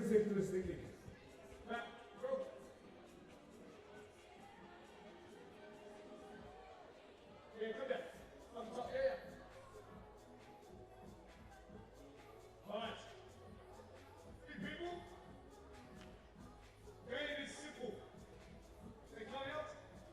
We're going to shoot from the free throw line. Yep. They have to spin 10 times. Perfect. 10 spins with their hands on the floor. Spin. 자, 너라 알아 이게. Spin. Spin. 나와시 팀에 너라 알아 이게 나와시는. That's it. 누르는 즐겨 그러는데. 얼었어. We got a tree. We don't want more. 자, 나가네 깔아드리겠지. 나가네 깔아드릴게. 자, 해서 알아듣어. Okay. 자, 자, 너라 즐기기 쉬운 그래. 나가, 여다, 빅, 허일, 워로, 두루, 타오, 소나, 어머, 란, 유스, 아오. Whoa. 야, 진짜 내가 We're gonna go again. Stop. Spin 5 more times.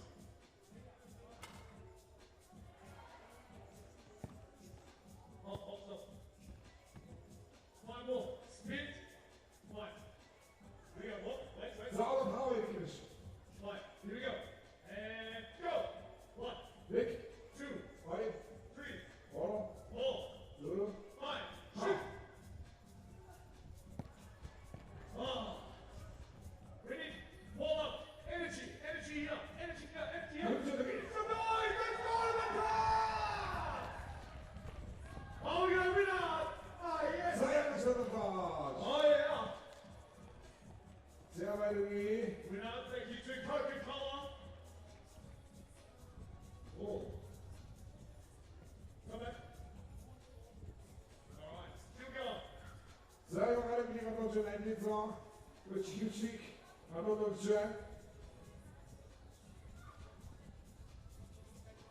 Oh, we gotta get some better shooters out here. Okay, he's done. He's good. What a turnout here.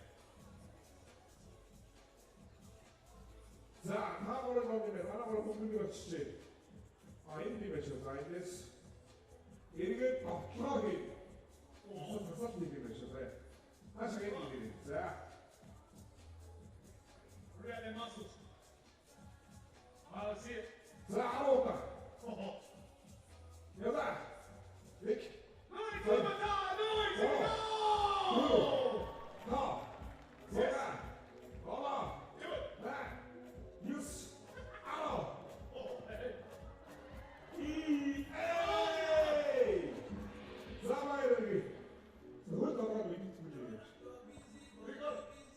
자 이거 힐피스 아이틴선이 아래미기 원하던 도주에 다시 나와야 되는 게야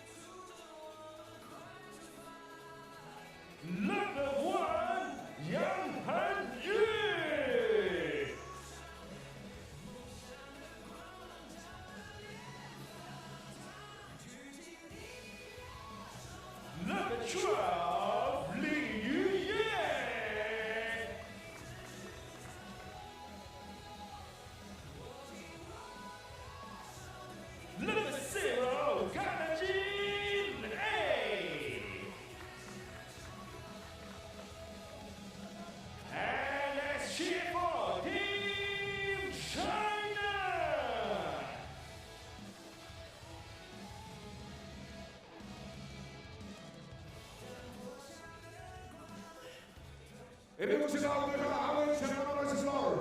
Oğlumuz 8. Galatasaray. Hırvanlı, başarılı yöneticisi.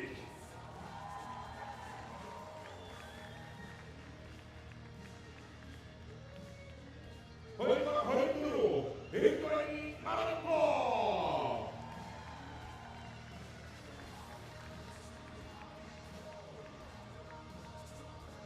Hırvan Arapova, Batsoci Bodriti.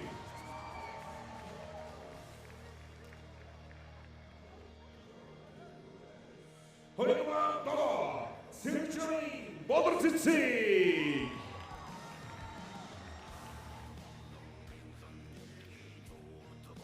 Oğlumuzun şok, Hamit Şakaranışı.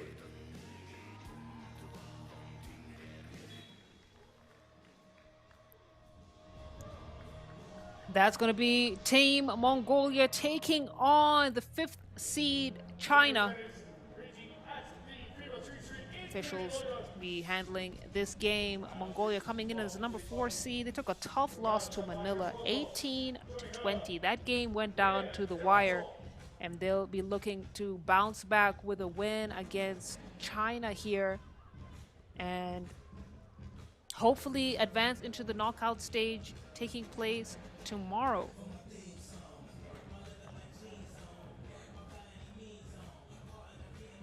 If you're just joining us, it's the 8th stop of the FIBA 3x3 Women's Series 2026. We outside at Ulaanbaatar Square in Ulaanbaatar, Mongolia's capital. And we've had some wet weather throughout the day. We've also seen some wet shots though. Let's see if China can get fired up and knock down some key shots as well. The court has been litty. The teams have been absolutely going down, have been playing phenomenal basketball, and with the first round of pool play gone, we now kick off the second round with this Pool D matchup between Mongolia and China in the red jerseys. China continue to remain a powerhouse in Asia, but Mongolia are catching up. Ulaanbaatar Amazons walked all over Singapore in the game that took place before this one, defeating them decisively 21-6. And that's just testament to Mongolia's 3x3 program going strength to strength. We have a total of 3 Mongolian teams in the main draw stage. That's the whistle. Tick, tick goes the clock. Let's get it started. Mongolia draw first blood.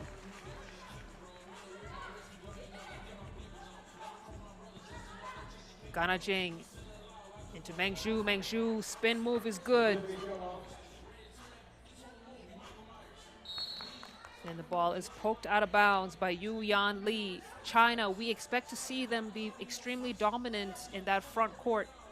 That's really where their meat and drink is. They have the height to overpower a lot of teams, and that interior presence is where they get the majority of their buckets. Mongolia, the runner is good for Batjargal. She's been the leader for this squad and the primary ball handler, but also the primary scoring option, and then the block. Look at the defensive effort from Mongolia. That was a great, great play from number 7, Bolorsetseg. We gotta see that again. She says, not in my house. Must defend the land. And if Mongolia play defense like that, we could have ourselves a very good game here, folks. Bolor Erdine gets it off in time. It's chased down by Heng Yu Yang. We have a foul called on Mongolia. That's going to be their first. Yeah, she was all over her defender. Very handsy. Yang, top of the wing. Try to feed Meng Yunju, and you can see her talking to her, telling her she needs to lob it in. She's got the height advantage. So if she seals her like that, you want to give a slightly leading pass. That's the communication that every team needs. And let's see if they will adjust. Back into the post. Meng Yunju this time manages to draw the foul on Nyamtetsek Badgergal.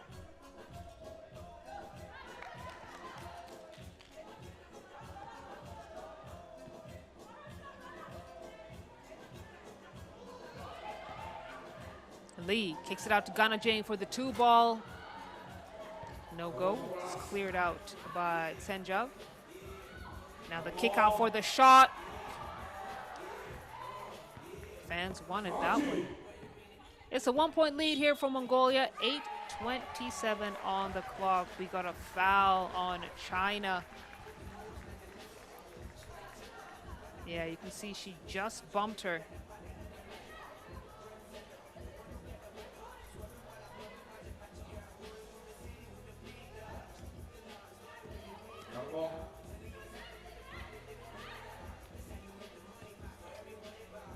Mongolia has to make quicker decisions. 2 seconds now on the clock. Erdine Bayan on the attack. She gets it to drop before the buzzer. Hang Yu Yang from distance can't get that one to fall. It's a clear out to Gana Jing, who was wide open for the wing. She goes right for the attack, blows right past her defender. It's back to a 1-point game. Badgergal comes up short, and they're going to call a foul for her. She tries to track down the ball.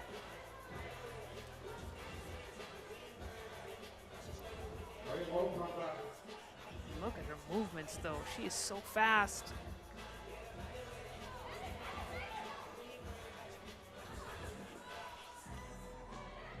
Nice find for the cut and the finish, Yuyan Lee. Nyamtsetseg high off the glass. Finish is good. Mongolia back up on top, and that's going to be a travel on Yuyan Lee. This crowd doesn't just support Mongolia, they become a 4th player on the floor. And it's so exciting to see the depth of Mongolia's basketball talent increase and expand. See a foul called on number 24, Erdine Bayan.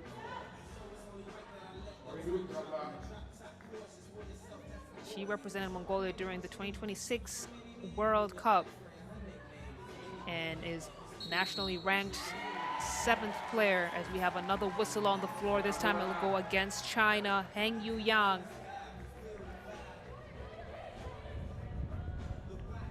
And she'll go and have a breather, and she's getting in trouble with that, using a little bit too much of her body to bump her opponents out of the way.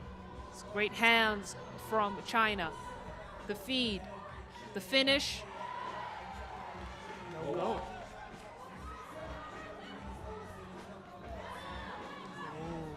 So many steals, so many deflections. Gana Jing with the teardrop, no. Put back is good for Meng Yan Zhao.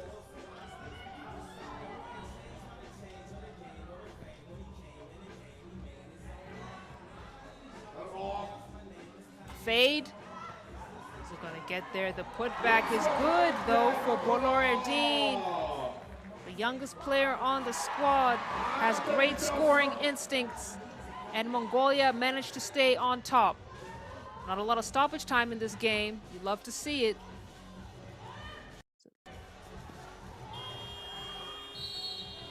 It's good momentum, and that will take us to our first TV timeout. 6:22 on the clock. Mongolia are on top with a 1-point lead.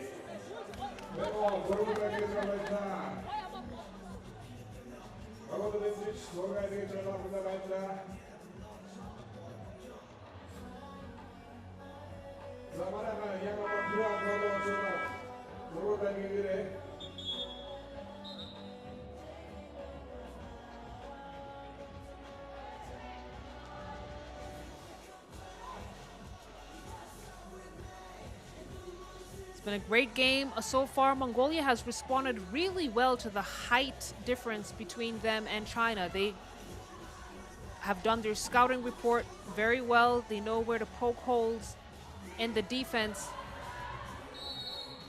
And then a foul on number 3, Batjagal. She has had a battle in that paint with Heng Yu-yang. And a lot of times she's had to resort to fouling just because of the height difference, but she is not backing down, and I'd love to see that.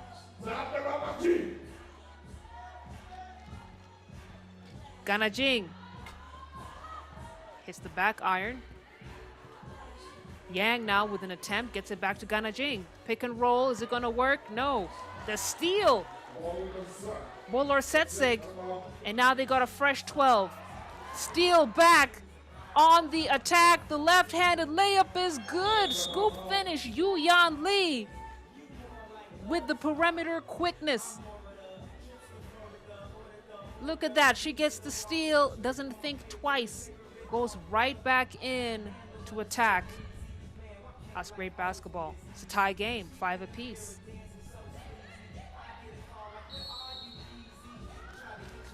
Have another whistle on the floor. It's going to be Mongolia's 6th. And they got to be careful here. Mongolia are starting to get into Hack City. And too much of a leading pass. Send Meng Yun Zhou out of bounds.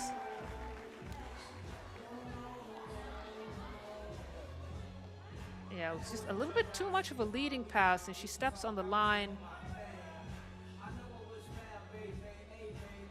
Need to be a little bit more clinical with their execution, this China team. Scores are still tied up. Bolor Erdine off the glass, no go.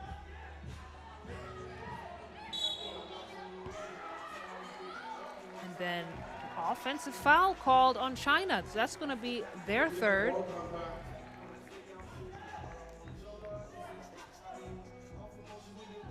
And on Mongolia and China, these two teams have faced each other several times. And it really could go anywhere game, in as much as 9 meetings. Mongolia has won 4 of those matchups. China has won 5. So if Mongolia win this game, then they even out the overall win-loss record of 5-5. Heng Yu-yang with the layup. China, 1-point lead here. Badragal, she's doing that dance. She's getting the space she needs to complete the play and evens out the score once again. It's going to be Mongolia ball. And look at the hustle here. Badragal, she is just so shifty. Giving them the head fake, the hesitation. And China are having a tough time containing her. She has been an elite ball handler for Mongolia. Dean Bayan hands it off. Back in to Erdine Bayan for the finish. And these two teams now going at it, trading baskets. Not too much Badragal could have done there unless she had fouled. So again, China still, the height advantage is distinct, but look at the ball movement from Mongolia. They are utilizing the floor so well, spacing it out. Beautiful spin move from Yu Yan Lee.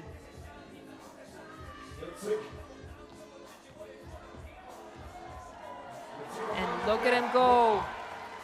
Mongolia will not go away. They will not be shaken off.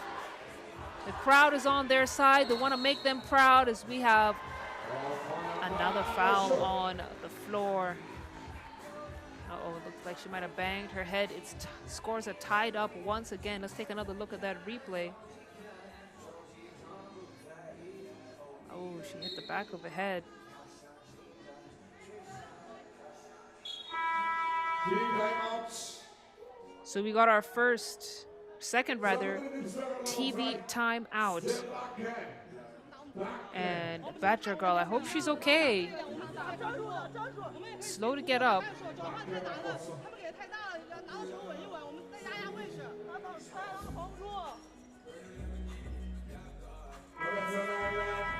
Let's see, Mongolia looking for the unsportsmanlike foul. I don't think it was an unsportsmanlike foul. I think Badger Girl just fell down badly. But Yamtsetseg has been a force for this Mongolian team. She's been given the defensive assignment of Heng Yu Yang, and she has really been giving Yang a tough time in that low block. So she'll have a break.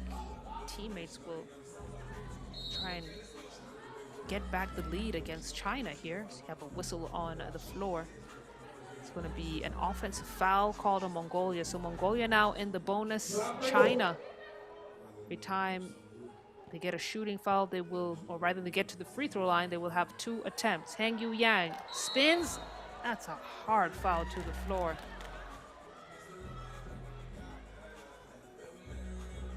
The basket will count.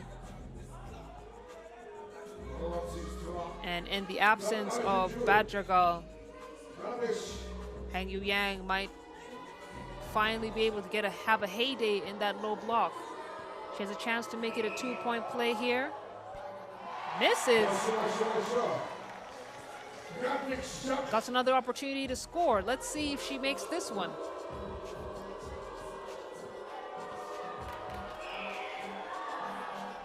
She's able to convert as the fans get into it. It's a 2-point lead now for China. Missed shot. She knew she was way off the mark, unable to chase it down.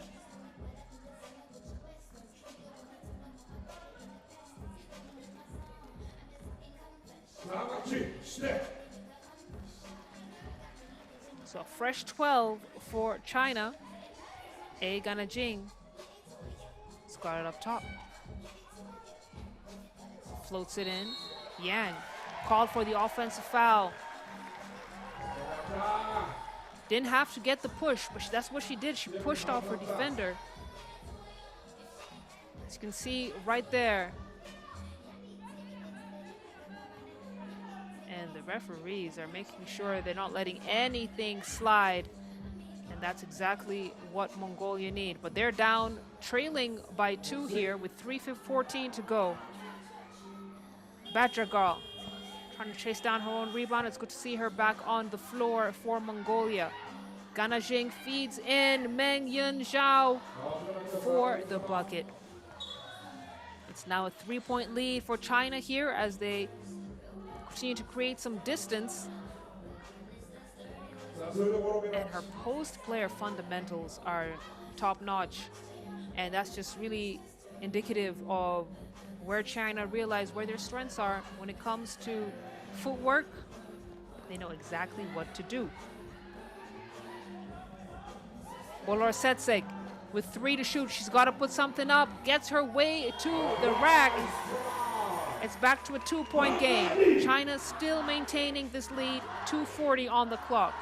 Yanjing feeds. Yang finishes. Nice scoop. Mongolia have done their best to slow down the interior presence of China. And slow down they have done, but snuff out they have not been able to achieve. And so China continue to go to town in the paint. Almost losing the ball, misses at point blank. Yamtsetseg. Yanjing at the wing, fires. Ball finds its way home, and that's a big 2-point shot for China. They've now got a 5-point lead. As Mongolia struggling to connect on their shots here. The scoring run that they had earlier on seems to have cooled off, and China have found their rhythm.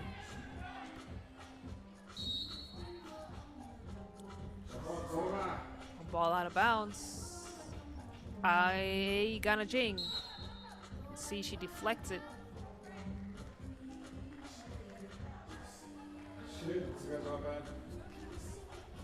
We've got a timeout on the floor. You can see Mongolia are a bit winded.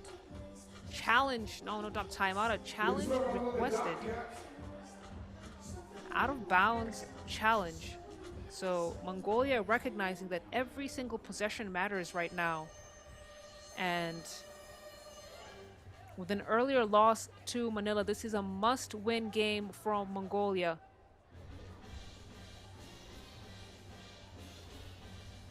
Oh, ball went in between her legs. But the referees will definitely have a better angle to see what the call is.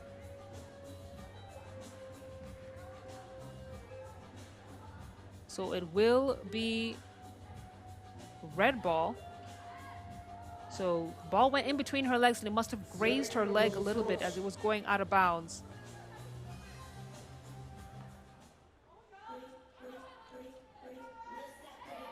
Yang trying to feed Xiao. Foul has been called on Mongolia. That's going to be their 9th. So Meng Yanzhao shoot 2 free throws. Let's take a look at that replay right there. Yeah, just as he was tumbling to the floor. Foul.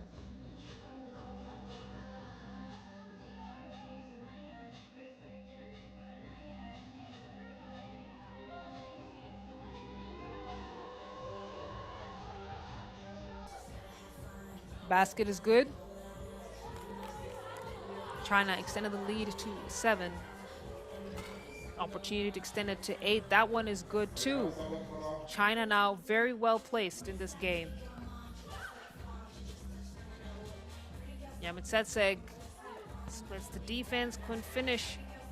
And those are some tough takes that Mongolia are taking. Beautiful finish for Boloradin. It's going to be an offensive foul on China. That's going to be their 6th. Mongolia down 7 are really just doing their best to have any kind of look at the rim. And that's shaping up to be some great acrobatic finishes here. Now here they are on the attack once again. Yang. Yang, who's going to stop her? Clearly nobody. She has adjusted to the way Mongolia are playing with her, and she's still utilizing her height to her advantage. And now Mongolia called for another foul.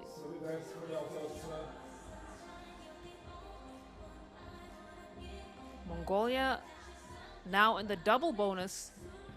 So not only will China shoot free throws, but they will also get the possession back. Yang tosses it up. 36 ticks on the clock. And it's an 8-point lead for China. They stuck to what was working despite the defensive efforts of Mongolia. Heng Yu Yang, 7 points. As you can see up on your screen, she's been very dominant for China, scoring almost half of their entire points. Gets the rebound that time, wants it back. This time, playing unselfish basketball. She gonna roll. Flares. It's the steal for Mongolia. Nice easy finish from Yamtsetseg. Clear out for Zhao. 5 seconds on the clock. China can just run the clock down, but no. They're overachievers! China finished with 19 points on the back of an incredible performance from Heng Yu Yang. Mongolia had no answer for the versatile forward, standing at 195 centimeters. That's like what, 6'4", 6'5"? Listen, how are you gonna stop that? That's your final score up on your screens. China 19, Mongolia 11, and this will be the end of Mongolia's journey. As far as the Ulaanbaatar stop goes, they're going to have to support the remaining Mongolian teams at this stop with the rest of the fans. It's not too bad, is it? Anyway, we got more action on the way. A Pool C matchup coming up, and still more action from Pool B and Pool A and the back burner. So don't go anywhere. We will be right back with more action.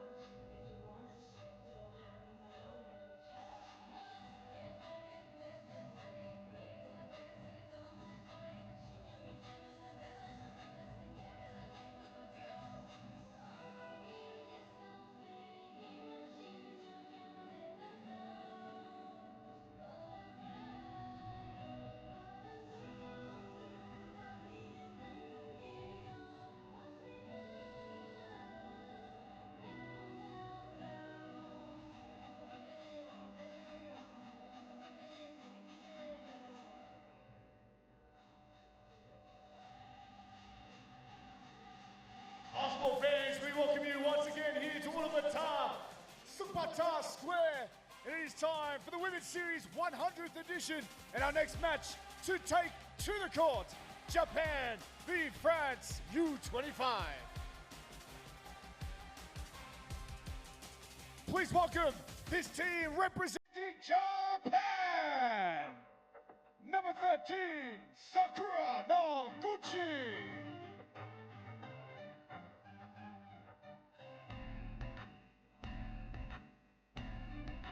It's their number 18, Kiho Miyashita.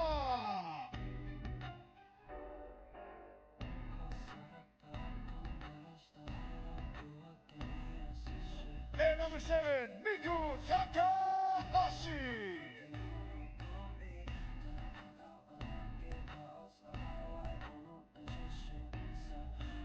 And the number 42, Yuhoma Tanaka.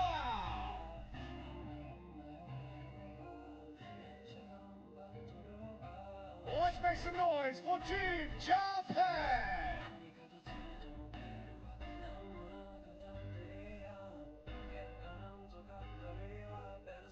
And their opponents, taking the court for the very first time, can you welcome France?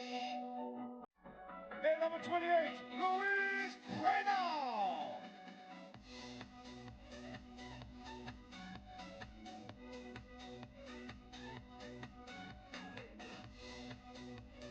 Number 27, Louise Boussier.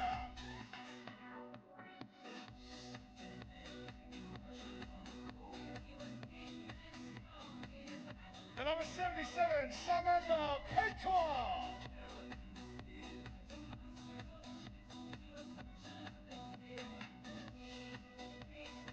And then number 75, Fatsiana Gomez.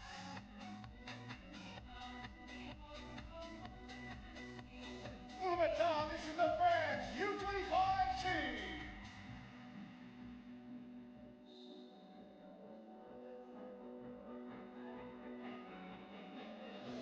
The team represents now choose the FIBA 3x3 infinity logo. It's back to the action here for Pool C. France under 25 in the blue jerseys playing against Japan. Japan had a big win over Paraguay, 19-9. and they were very dominant in that particular game. They were moving well. The shots were falling. But this France U25 team, we saw them at the Orléans stop. They were able to get into the main draw, but did not go past pool play. And I'm sure that is the objective here. They finished 7th at the Amsterdam stop. And so they got onto the knockout stage. And the idea is always to move from strength to strength. But listen, this team is made up of some of the best young French 3x3 prospects. All of them have national team experience. And not only that, all 4 players part of the same squad that won silver at the Under-23 3x3 World Cup last season. So I like to call them the They Got Next team. So this is the They Got Next of France. They have depth, they have athleticism, and the great thing is that they're very defensively versatile, so it's hard to get any kind of mismatch. They got a great mix of height, speed, and scoring ability. But I always say one of the things that you can't ever teach is experience, and that's what Japan has against this squad. A wealth of experience, and their success has been built on continuity, with several players competing together through the World Cup, Asia Cup, and the Women's Series circuits. So Japan, the number 3 seed, playing the number 6 seed in France U25. Can France U25 snatch a win from the experienced Japanese squad? We're about to find out. As usual, it's great to see the action on the comments of our YouTube page. While you're there, why don't you go ahead and hit the like and the subscribe button. Make sure you don't miss out on any single 3x3 event. The women's calendar is buzzing. 25 stops for 2026. This is the 8th. Let's get into it.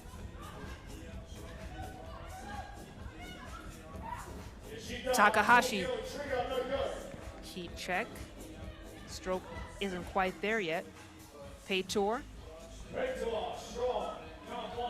Rebound and the putback from Bussière.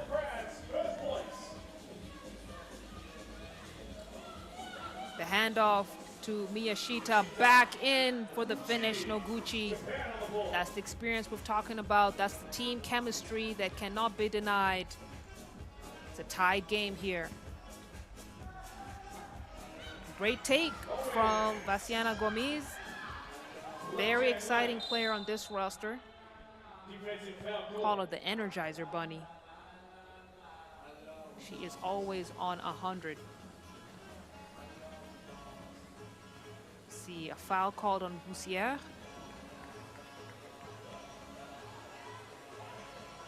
Spin move. Miyashita. Great read on how her defender, Peitor, was playing her. Now Bussière. Trying to direct traffic. Gets it out for the shot.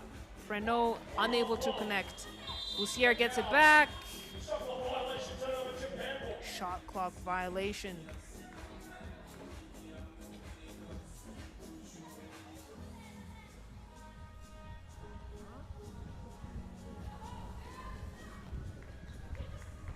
Noguchi.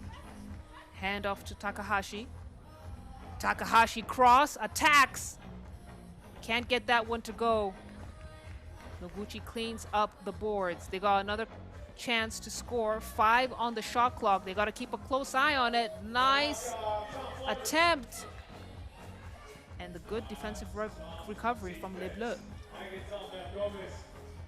Gomez almost loses it, goes up with it, manages to draw the foul on Noguchi. So she earns herself a trip to the stripe. You can see the very intentional movement from France. And typical of most French teams, they're very much defensive-minded first. Can't get much better than French style of defense. And that's what we'd expect to see at this particular game. As Gomes gets the free throw to go, it's a 1-point lead. Takahashi off the mark.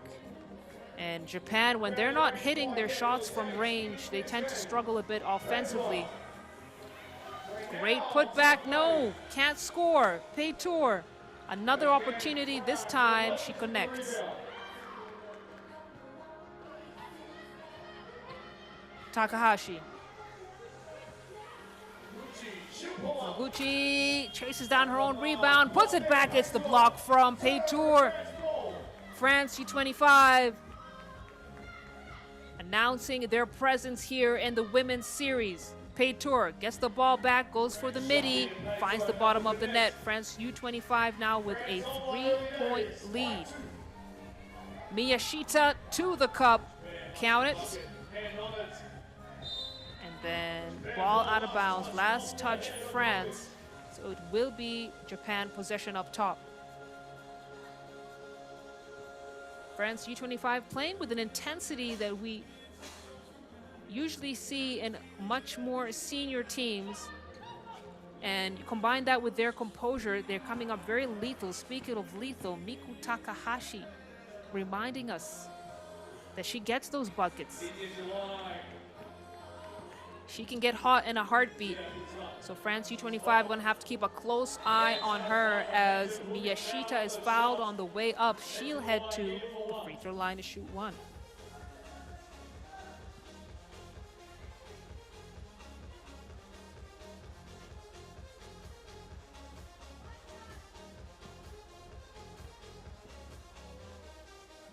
Kiho Miyashita, the 5'11" forward, connects. Tries to get the steal, and Bussière had the edge on her. So it's a 1-point game here. France still in the lead. Miyashita tosses up a prayer. It's not answered. Bussière to Prenot. Prenot back to Bussière. The step back midi isn't going to get there.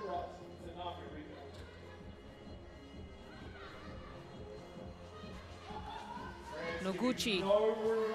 Spacing isn't the best for Japan. They got 1 second on the clock. She has to put it up. Misses. It's chased down by Tanaka and cleared. Give them a little bit of breathing space. And Miyashita missing. It's not too common for her to miss that close to the hoop. Prenot.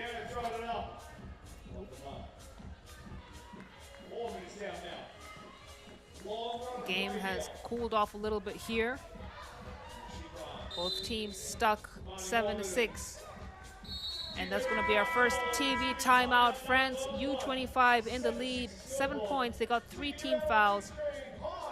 Japan with 6, 5:52 on the game clock. And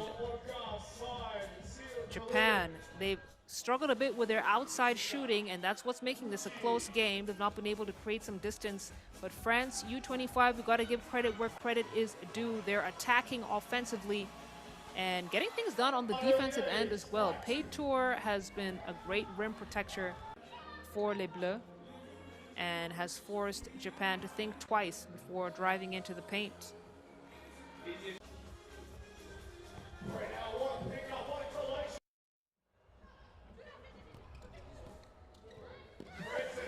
Line pass isn't going to get there. It's out of bounds for Japan.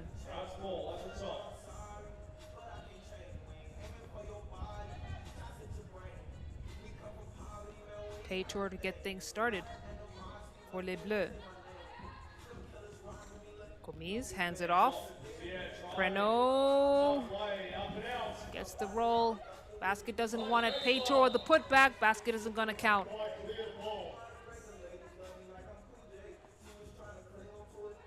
Got a whistle on the floor, I think. Yeah, they had to clear it. So Japan with the possession. Got a stalemate here. Neither side being able to get up on the scoreboard the last couple of minutes. Gomis to Prenot. Prenot trying to find Gomis. Tanaka knew it was coming, and Gomis won that battle.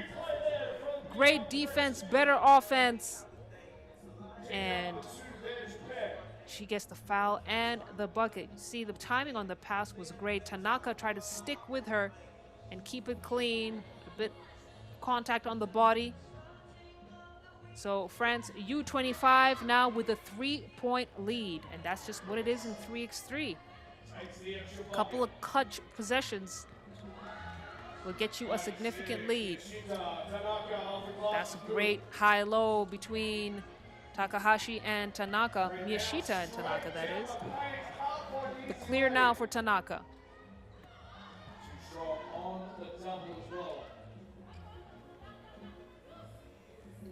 Paytour to Bussière.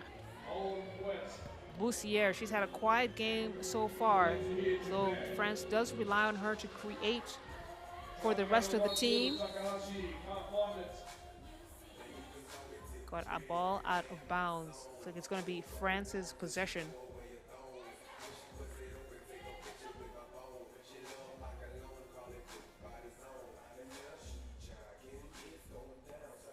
Bassiana Gomes to Preno, gets it back. Great timing. The steal from Miyashita. Takahashi, she's looking for Miyashita, goes for the shot instead. The deuce is counted. It's a tied game. The response from Bassiana Gomes. No time to celebrate for Japan. Gotta keep your head on a swivel. That's a great backdoor pass from Kiho Miyashita. She can handle the ball when needed and create offense in tight situations for her team. That's exactly what she did right there for Japan. As we take our second TV timeout, the game is tied up, 10 points apiece. What you're going to do is get your smartphones out, upload your photos. Prizes to be won thanks to Coca-Cola.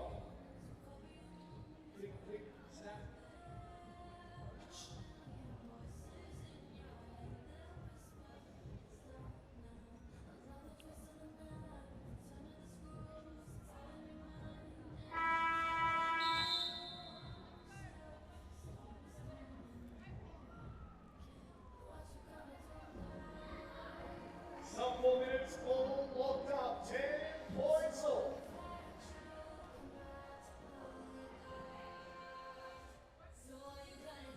It's been back and forth in this game.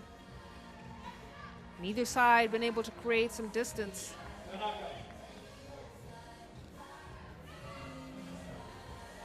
Takahashi, she's got Paytour on her. Paytour smacks it out of the air. Another block for the quintessential rim protector for France, U25. Tanaka now attacks. Great defense from Gomes, but we got a whistle on the floor. It's going to be a foul on France. That's going to be their 5th. As we take another look at that replay there, yeah, Gomes just gave her a little bump. So that's a good catch from the officials, and that will send Tanaka to the free throw line. She'll shoot 1. Japan are back with the lead. Paytour misses the bunny. Preno back up to Paytour. Paytour goes for the shot, misses that one too. And France need her to hit those close range shots, especially when they're wide open.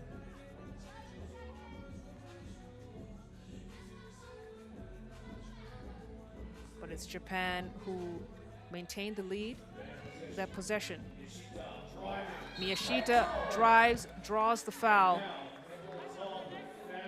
And she'll go to the free throw line as Louise Bussière picks up another foul. Yeah, she had hands all over that.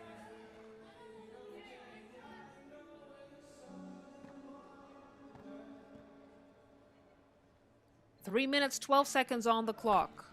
Japan connect. It's a 2-point game. France, they're right there, giving as much as they're getting. And this looks like a game that's going to trickle down to the wire. And we saw dominant wins earlier in pool play. So this is the first time we're seeing really a game that's very evenly matched up. Takahashi, 2 seconds to shoot. Japan, they rushed the shot. They weren't able to convert. France now with the ball. Peitor, too strong on the pass. Was right out of bounds. As Prenot was not able to get a hand on it.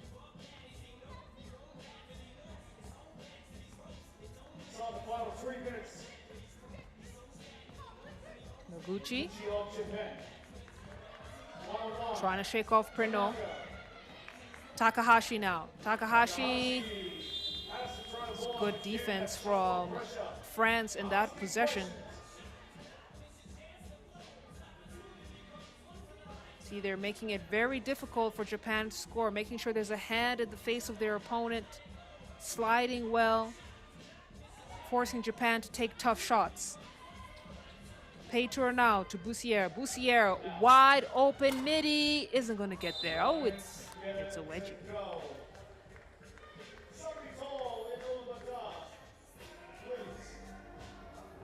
Take a look at that replay there, the bounce, then the wedgie. But France here continuing to trail, but definitely staying within distance. 2 minutes and 22 seconds on the clock. It's going to be Kiho Miyashita to start things up for Japan. Tanaka almost loses it. Now the attack. Beautiful finish from Sakura Noguchi. Japan now with a 2-point lead. Travel has been called on Vassiana Gomis, and this is where experience in 3x3 really starts to come into play. You play 3x3, you know that the final 2 minutes of the game, every single possession matters, and you can't afford silly mistakes. Miyashita almost loses it. But last touch was Prenot, so Japan will still get the possession, but it's 4 seconds on the shot clock, so they must have that awareness. Decisions need to be made very quickly here for Japan. There's the take, and it's a miss. Bussiere to Gomis. Prenot wants it. Prenot wants to have a go. Up and under move isn't going to get there. She gets her own rebound. Gets it out to Gomis. Gomis has 5 seconds now. She has to shoot it. Step back mid-range shot isn't going to get there. And then a hard foul from Bussiere. As Japan managed to maintain this 2-point lead.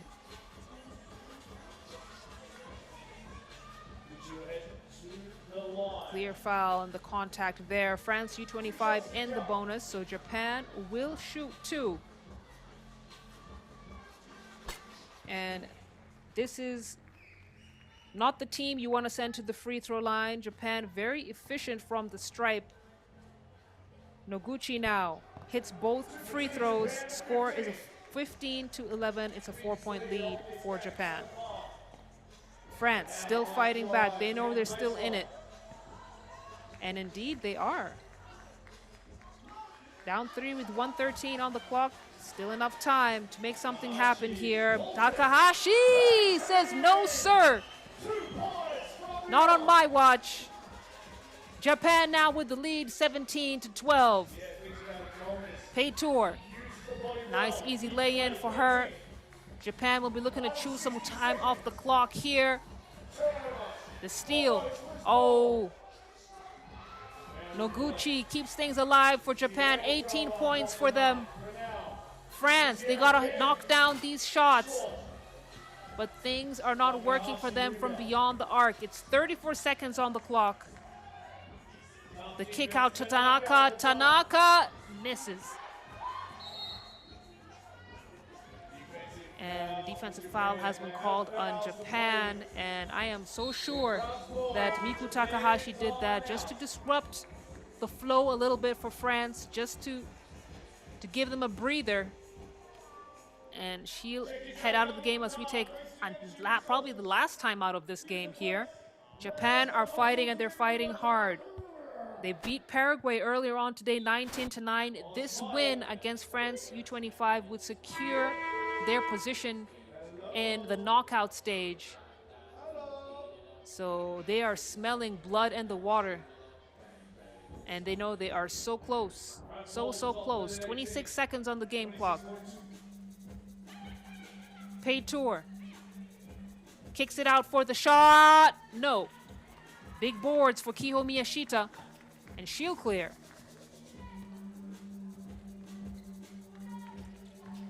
Japan have to shoot. It's 2 seconds. Back into Miyashita. Miyashita. Nice give and go action for Japan right there. And the clock will wind down. Japan secure the dub, picking up their second victory, and that will secure their positioning in the knockout stage. A beautiful finish for them against France U25, who lost momentum and lost their traction towards the end of the game. This is a close game. Don't let that scoreline fool you. It was neck and neck for the better part of the matchup, but it was experience that won the day, and Japan take home the dub 19-13. Enjoy these highlights.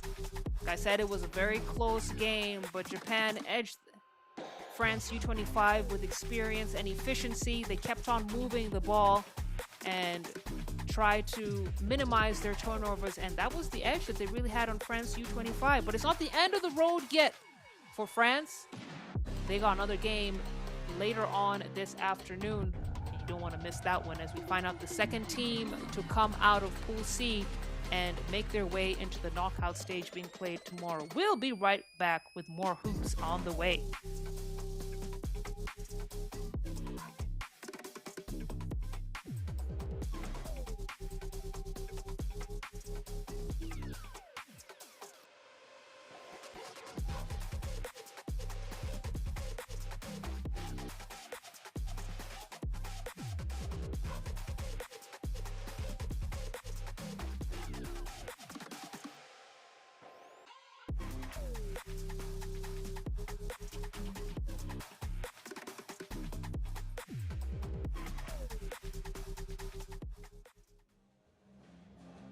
Here we are ready to go once again. The teams that come out. This is Germany v.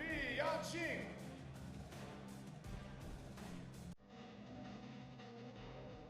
Please welcome Team Germany to the court. We're going to feature number 2, number 4, Laura Sopa.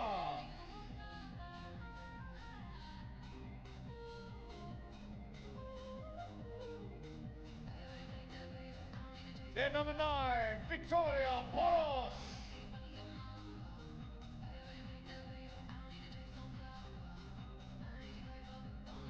Number 6, Marie Russia.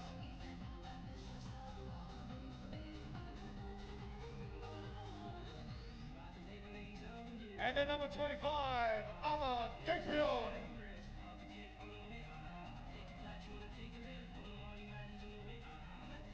Let's get loud for Team Germany!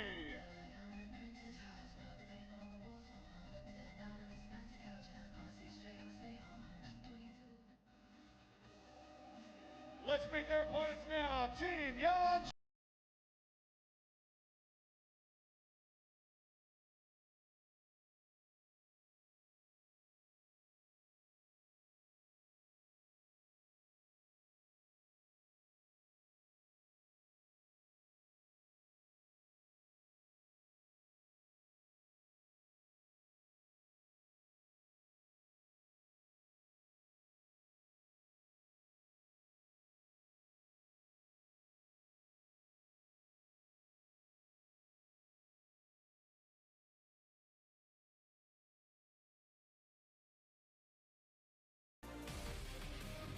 Please welcome to the court, Team Yanjing!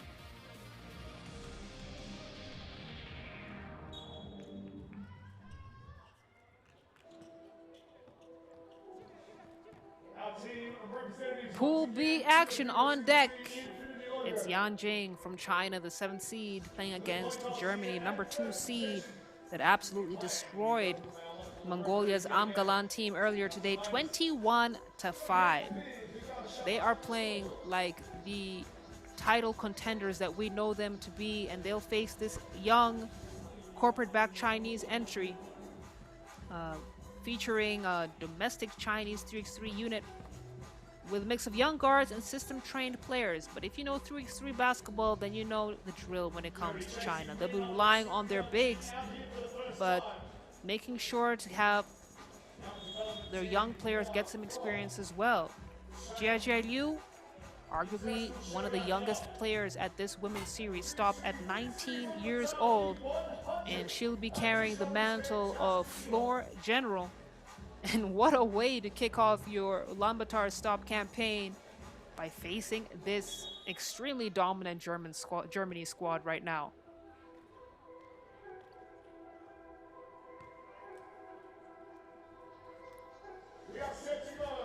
Ama Degbion has been relentless in that low block, and it'll be good to see how she matches up against Junya Wang, who has the size to match up to her.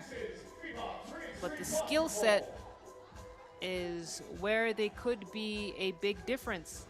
Not to mention Marie Reichert, her 6'2" frame and length have been an absolute nightmare for teams playing defense against this German squad.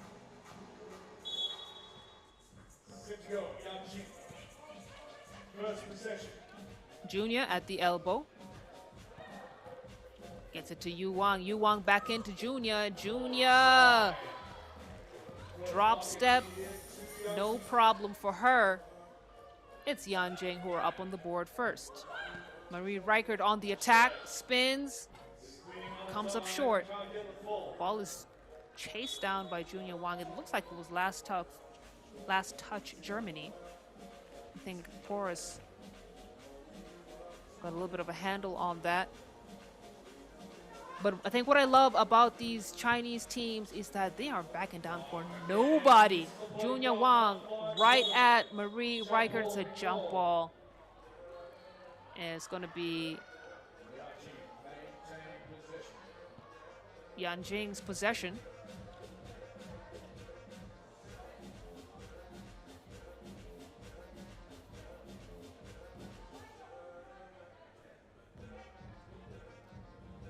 So Yu Wang, a phenomenal shooter for Yanjing China, will get things started. This is the 4th stop for this Chinese entry, and they managed to get into the knockout stage at the Chengdu stop. No, they haven't. It was pool play at all 3 stops, Shanghai, Sumgate, and in Chengdu. Let's see how they do at this Ulaanbaatar stop. They're not too far from home. I'm sure they have good support in the crowd, as now scores are 2-1.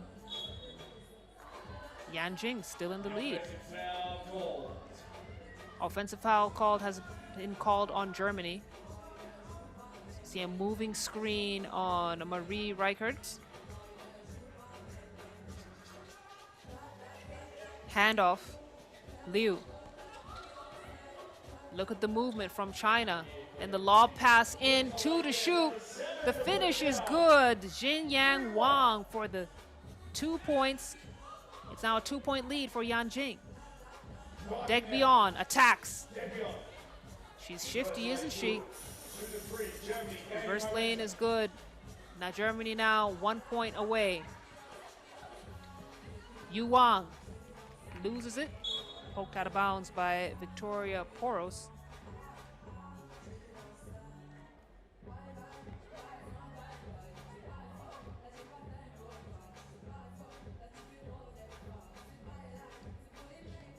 So it'll be Jia Liu to get things started, tries to put it off for the buzzer. It's a shot clock violation. So it's going to be Germany ball as they try to reestablish their authority in this game.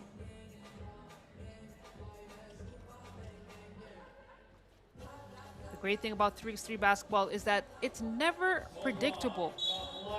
Tough take from Laura Zolper, manages to draw the foul. That's going to be Yanjing's first team foul. And Zolper heads to the free throw line. She'll shoot one.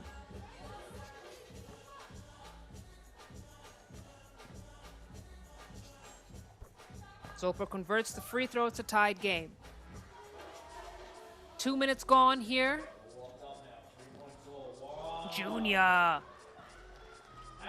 She has such a nice soft touch at the rim and knows how to finish in the through the contact without going too hard at the bucket. Failed attempt by Marie Reichert. Has she met her match in Junia Wang? Let's find out.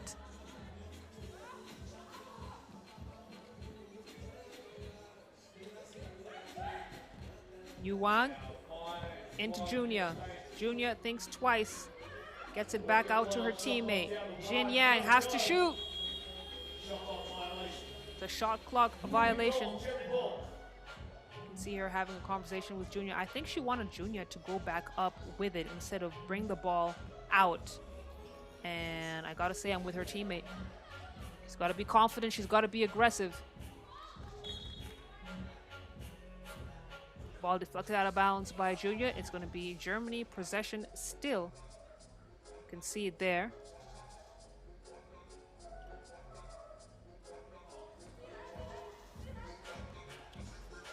Zolper pulls it out, trying to feed Degbion. Ama, yes, rolls it in. Germany now tie game, 4-4. Liu. Ball is poked out of bounds. Take a look at that replay again. Yes. Ama Degbion. She thrives in contact, knows how to steal the ball still. Liu misses everything. And that's another time that Yanjing, you can see their inexperience starting to show here. They're adjusting to the 12-second clock. They've not been able to utilize it as efficiently as Germany. But that will come with more experience at elite level 3x3 competitions like this one. 6:53 now on the clock. Oh my goodness, Jin Yang Wang. All day. Then great defensive recovery from Junia Wang. We got our first TV timeout. Yanjing. I don't think anyone had this on their predictions. Leading the way 2 points, 6-4 against Germany.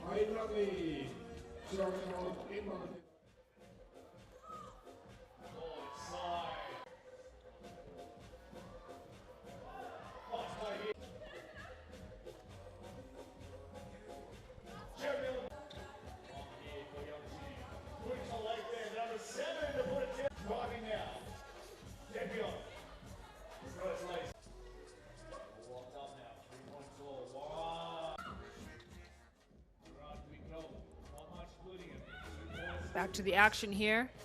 Poros, give and go with Reichert. Reichert, nice finish. And in Germany, that was the go-to action against Amgalan. They've not really been using it here. Big rebound from Liu. And Germany to pick up a second team foul.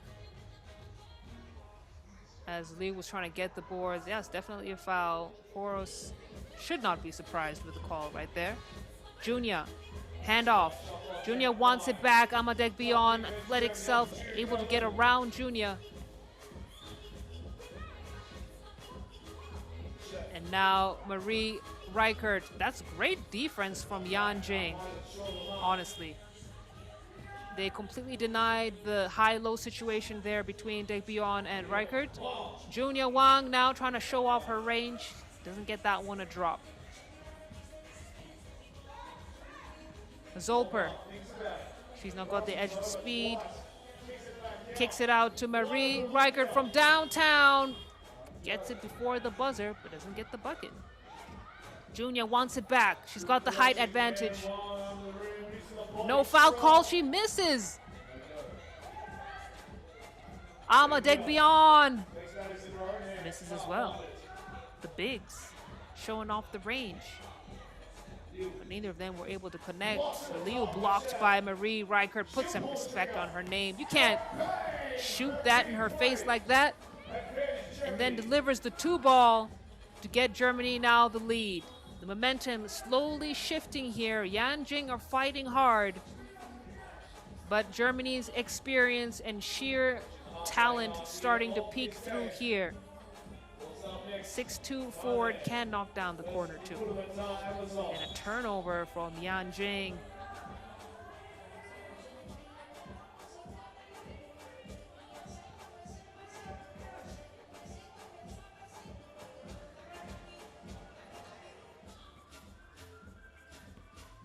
Zolper to the elbow. Hand off to Poros. Poros thought about the pass, decided to go all the way to the cup instead. Wang now from downtown. Wang with the deuce. It's a tied game once again. Germany starting to recognize the prowess that this Yanjing team has. It's a 1-point game. Germany in the lead. Yanjing aren't going anywhere. Good find for Degbion. Degbion wanted the foul and the basket. Junior is having a long day with Ama Degbion moving around like that. As you can see, the drive and the kick just too strong off the glass. Couldn't get the bucket, but she'll go to the free throw line. She'll shoot 2. Still a very wet day here in Ulaanbaatar's Sukbatar Square. But no worry for anyone wanting to catch the 3x3 games. We got a cover. We got good cover. So grab your rain jacket and join us here on the floor at Mongolia's capital city. Iconic location. Right in the heart of the city. The drive now and the finish. Yanjing still within reach.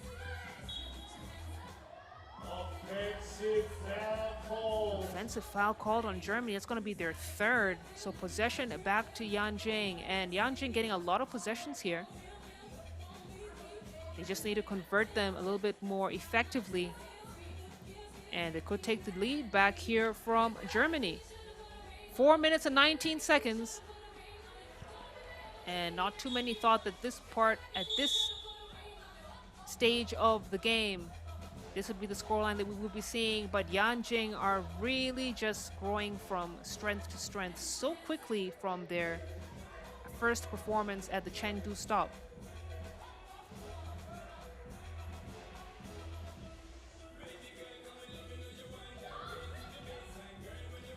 Degbion into Reichert.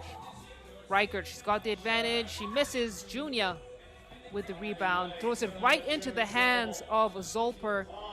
And Zolper doesn't make a lot of mistakes. It's another bucket for Germany. 2-point lead here. 3:55 to go. Jin Yang too strong on the pass into Junia. We got our second TV timeout. As you can see, too much of a leading pass for Junia. She was trying to get it over the hands of Marie Reichert, which is a task in and of itself. But Yanjing are still sticking around with 3:48 on the clock. They're just down 2.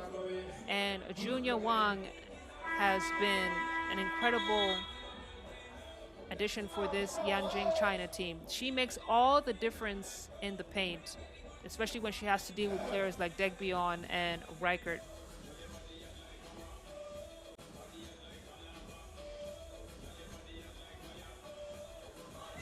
Degbion, handoff to Zolper. Zolper back to Degbion. Degbion misses. But Germany managed to keep the game alive. It's a shot clock violation, it seems, though, even though they didn't get the buzzer.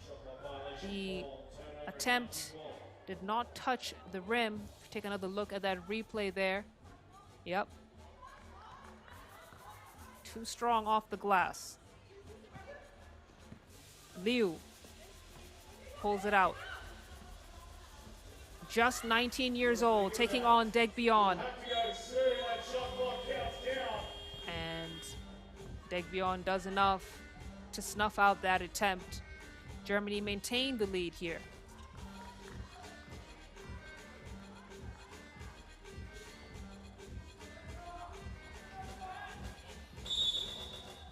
Got a whistle on the floor.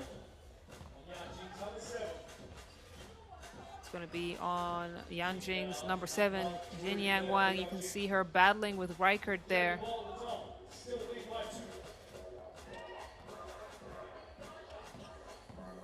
Reichert puts her head down, puts her shoulder into it.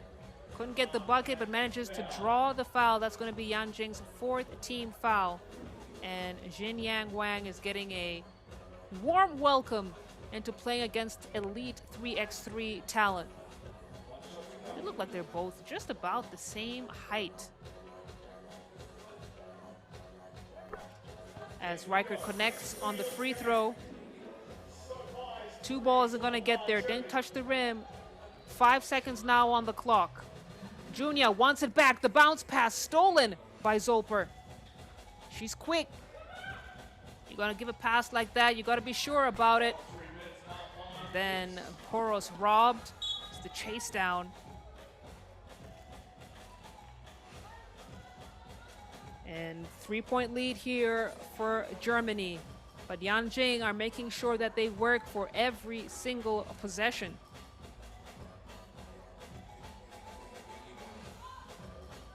No foul called. Yanjing on the attack. Yu Wang draws the foul against Zolper, so she'll go and shoot a free throw as Germany pick up their 4th team foul. Let's take a look at that replay right there.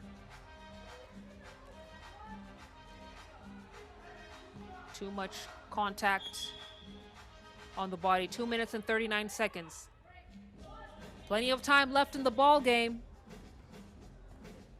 Germany can't get comfortable yet. Yanjing hit. Back to a 2-point game.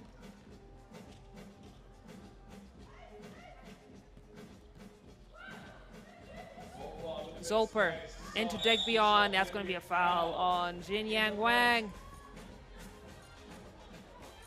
And she is struggling in that low block with trying to control, or contain rather, Daegbion. Laura Zolper misses, Junior secures the board and will clear. Still a 2-point game here. Liu, cross, attacks, gets past Daegbion. Junior on the putback is successful. It's a 1-point game, 2:10 on the game clock. Germany, in no way can they get comfortable yet. That's a great take from Laura Zolper. She does what is needed, and then the smackdown from Daegbion. Junior. Is the basket gonna count? No.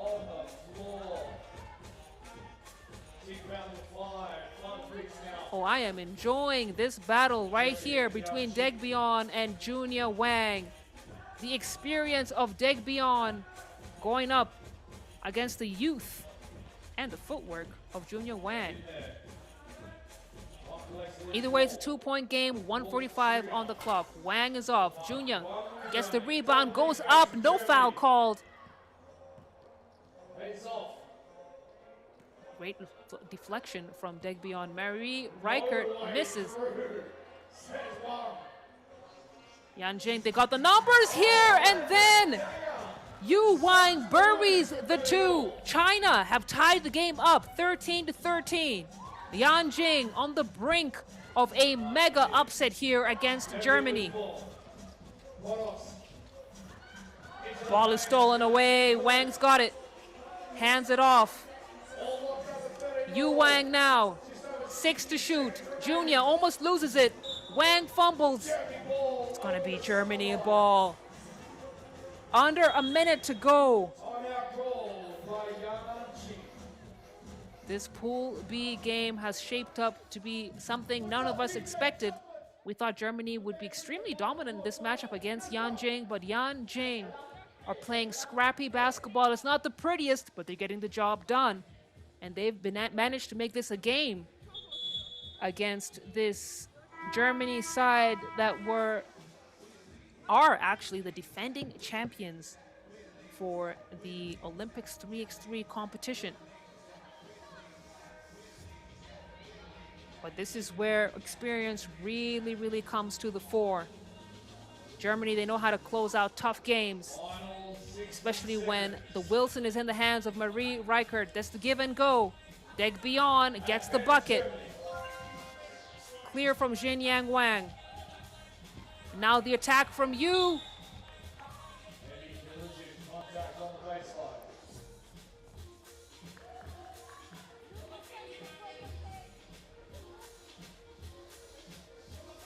It's a 1-point lead for Germany. Oh, looks like Degbion got a piece of that. So it will be Yanjing possession. JJ Liu loses it.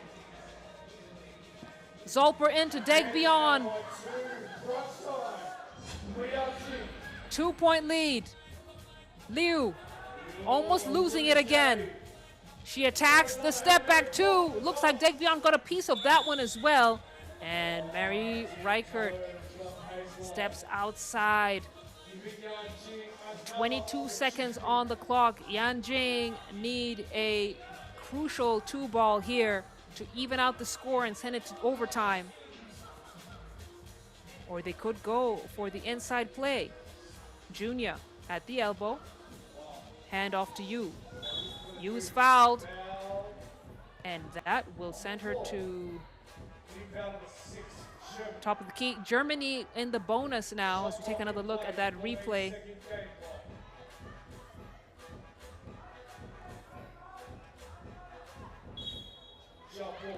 Jump ball. Great heads up play from Zolper.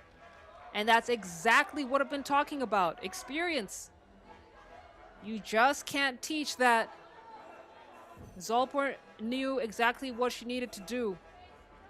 And Germany now with the possession with 11 seconds on the clock.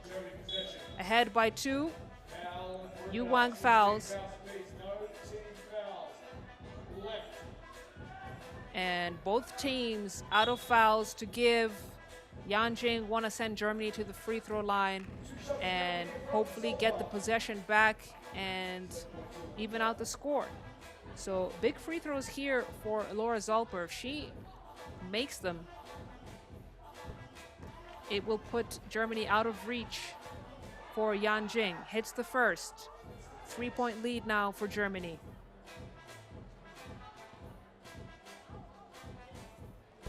Gets the second as well.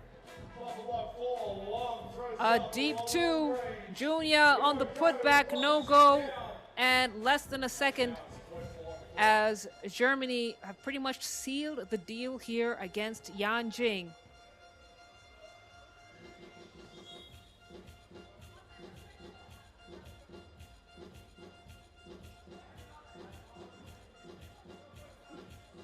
Yu Wang, the shooter for Yanjing, is going to get the ball here.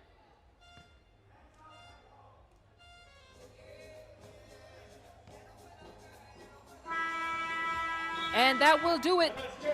Germany's experience and their knowledge of how to close out tight games won the day for them here against Yanjing. But what an impressive performance from the young team from China. Truly are moving from strength to strength. And they start out their Ulaanbaatar campaign with a loss as Germany pick up the win and top Pool B, advancing into the quarterfinals. We expected nothing less from this Germany squad, but what surprised us is how close a game this was against Yanjing, China. The next up team from China is showing that the future is bright, but for today, it's experience that wins the day. We got one more game out of Pool A to wrap up this second round of pool play. So hang around, ladies and gentlemen. That is coming up next.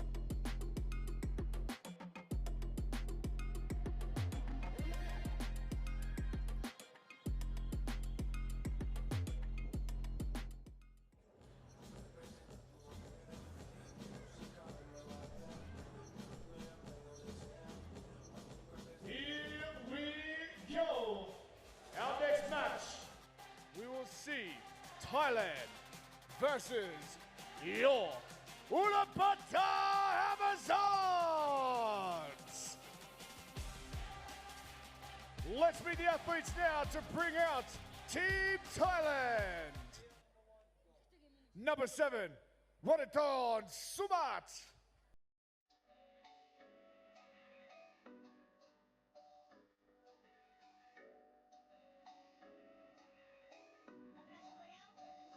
Number 25, Justin Paul Monteval.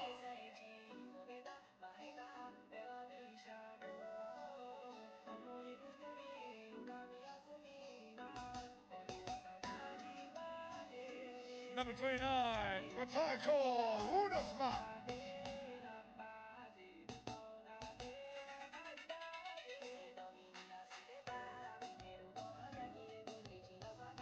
And the number 8, Sumabadi Kuchon.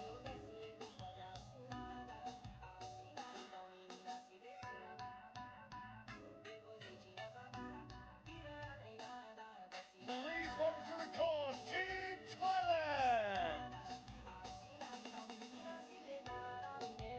Thailand looking ready to go here at this Pool A matchup against all-time Ulaanbaatar Amazons from Mongolia. Let's head on back to the floor and get team introductions.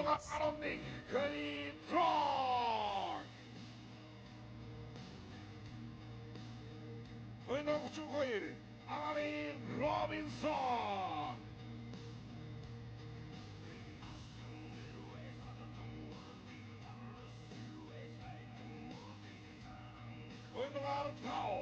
Batini Edunzici.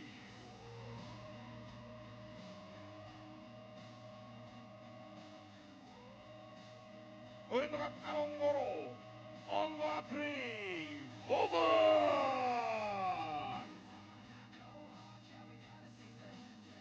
Amateur Amazons.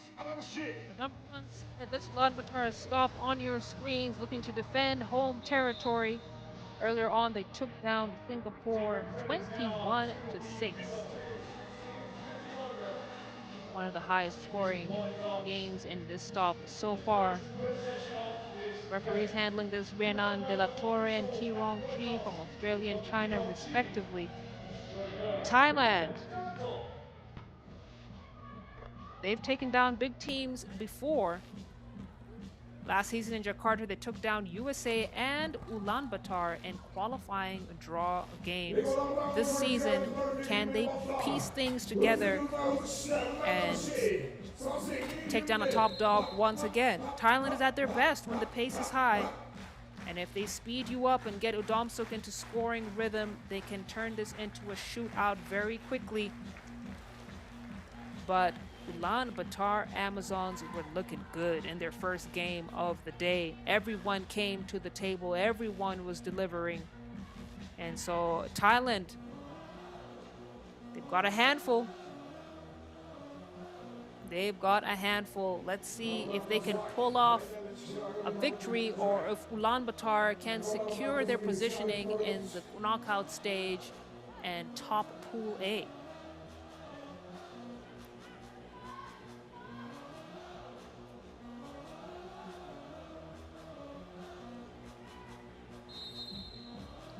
That's the whistle. We are live. Let's get it started. Kun Chuan. Heat check. Stroke isn't there. Ulaanbaatar strokes it with confidence. And that's why she's ranked among the world's top 10 in 3x3. You cannot give her space on defense. She will make you pay. Travel violation on Thailand. And Ulaanbaatar Amazons get the ball back.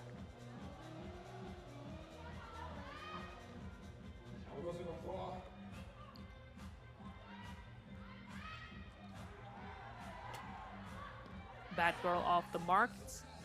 Clear out. Ulaanbaatar, great recovery on defense, does just enough to snuff out that attempt. And now it's a feed back into Robinson.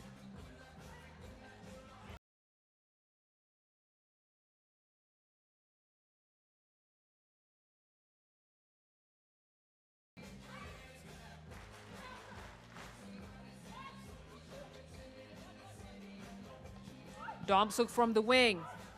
She has to deal with the defensive assignment of Ulaanbaatar. Decides the first attempt and the second. Kulan going to work. Now on the attack. Samad kicks it out. Conchuan behind the back pass for the mid-range shot. Isn't going to get there.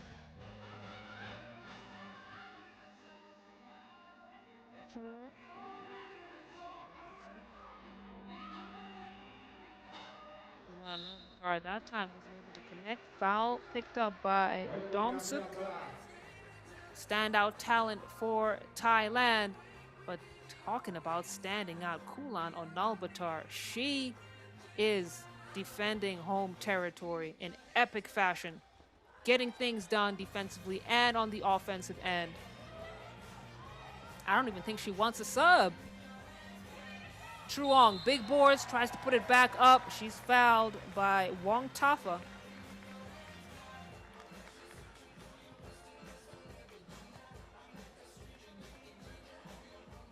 And it's Ulaanbaatar Amazons with the lead here, 2-0.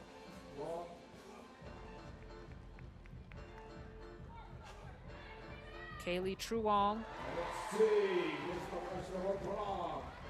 Ulaanbaatar another score for them.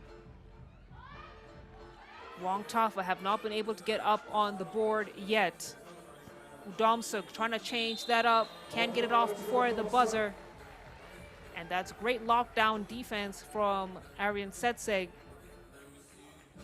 But really the whole defensive effort for this Ulaanbaatar Amazons team is impressive. They are playing suffocating defense against all their opponents. Truong lines it up, knocks it down. Ulaanbaatar completely in control here. Thailand unable to respond. Truong's got it at the top of the key once again. And this time they call an offensive foul on Bat Erdeen. It's going to be first team foul for the team from Mongolia.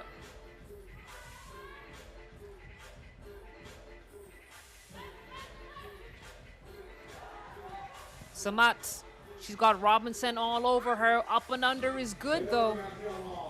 And they finally get up on the board. Robinson shaking off Samat like a leaf, like a droplet.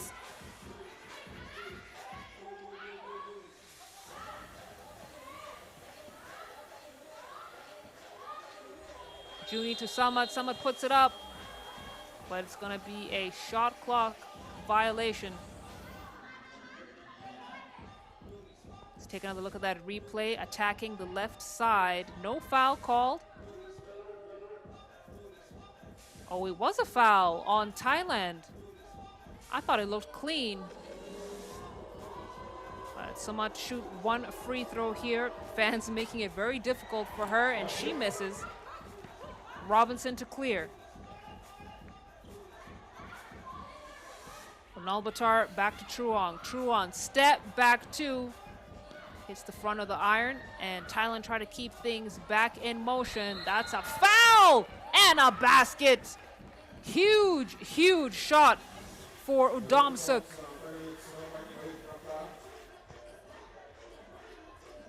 The number 2 national player for Thailand. And she changes that title with Wong Tafa. Between Wong Tafa and Domsuk, they're either number 1 or number 2. But she has been a standout talent for Thailand for several years here and is a walking bucket, as you can clearly see. Gets the free throw. Just like that, Thailand are back in it. It's a 2-point game. Ulaanbaatar draws the foul. You can see here, looks like she was hit in the face. And she'll head over to the substitution bench, have a seat. Teammates will handle this next chapter of this game with them. Bad girl from downtown. Beautiful basketball here for Ulaanbaatar.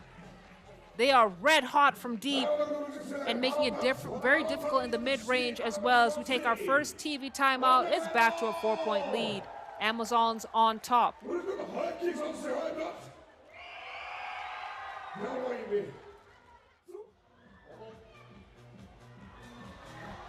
You look at some of the plays here in the game so far. Ulaanbaatar effective on offense and defense as well.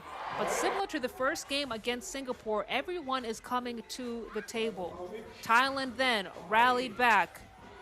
Unable to contain Robinson, but no problem. There was a huge two-ball attempt and basket from Udomsuk, and then she earned herself to the trip to the free throw line. So Udomsuk has scored all of Thailand's points so far, except one. Scored 3 of Thailand's points.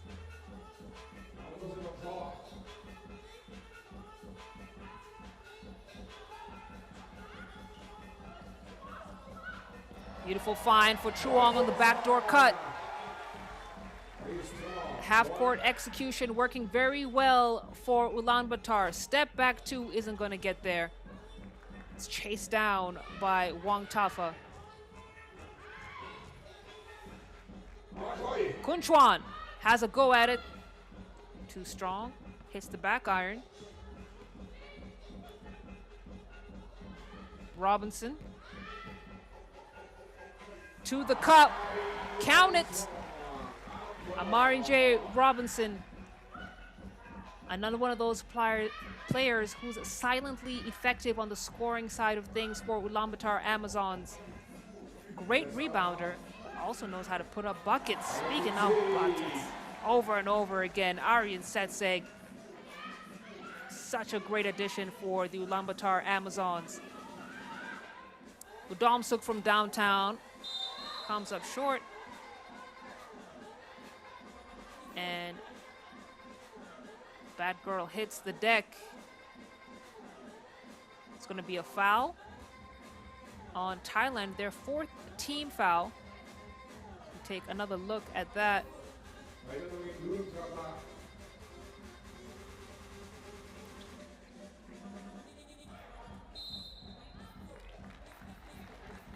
Foul called on number 25 for Thailand, Wang Tafa. So it's a check back up top, fresh 12.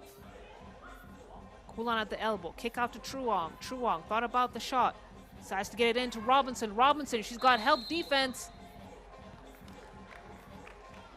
She's called for a travel violation. Let's take another look at that. I mean, it looked like she had planted her feet and didn't move it, but hey, listen, the referees have a better angle than I certainly do. As Sasaporn Wang Tafa gets Thailand to 6 points. Badardine unable to hit. It's cleared by Wang Tafa.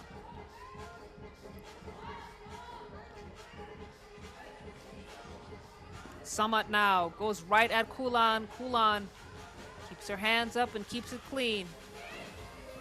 Aryan Setseg, baseline drive, and is called for the tribal violation. Ulaanbaatar now have cooled off a bit as Thailand, I think, have settled into their offense and are now feeling less pressure and more composure in this game. Samat kicks it out for Kunchuan. The shot! Oh, basket doesn't want it. 4:38 to go. Still a 5-point lead here for the Ulaanbaatar Amazons. Truong, 2 on the clock. Lowest past the defender. Basket is good. Count it! And she'll head to the free throw line. Look at that. Protected her cylinder, attacked. Got the bucket. Kaylee Truong played at Gonzaga in 2024. Just joined the Ulaanbaatar Amazons this season, has fit right in, and dare I say, has helped fill the gaps that Ulaanbaatar Amazons were lacking. They've become a lot more consistent with their performance this season. And they are certainly looking for their first title win of the season right here at Ulaanbaatar. What better way to win gold in front of your fans, your friends, and your family? Ulaanbaatar rejected.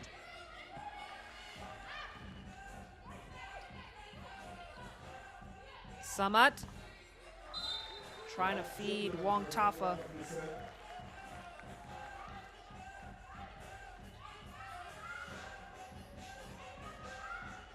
See right there, timing on the pass was just a little bit off.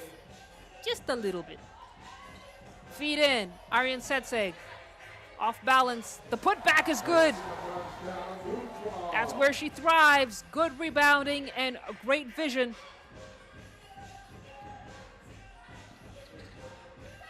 Wong Tafa, spinning, finishing. Basket doesn't count.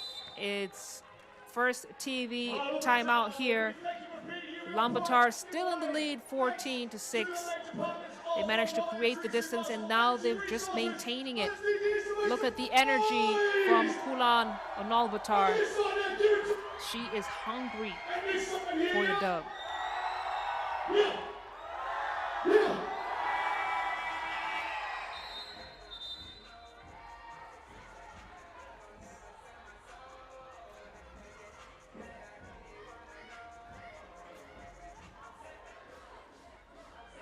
A win here will allow Ulaanbaatar Amazons to book their first slot out of Pool A into the quarterfinals.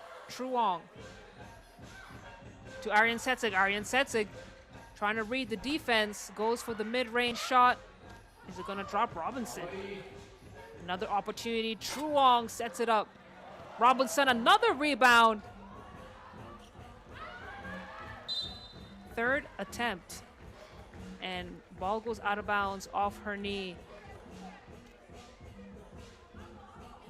Amari Robinson's rebounding ability is phenomenal. She's got those quick hands, she's got the positioning, almost knows how to read where the ball is gonna go on an attempt and get those rebounds. But Domsuk silencing the crowd. Literally, there wasn't a peep. Thailand now at 8 points. Domsuk has that quick release. So take a look at that replay there. Foul called before the steal. Wong Tafa thought she had it. And Thailand with no more fouls to give. They're in the bonus, so Ulaanbaatar will shoot 2. Aryan Setseg hits the first.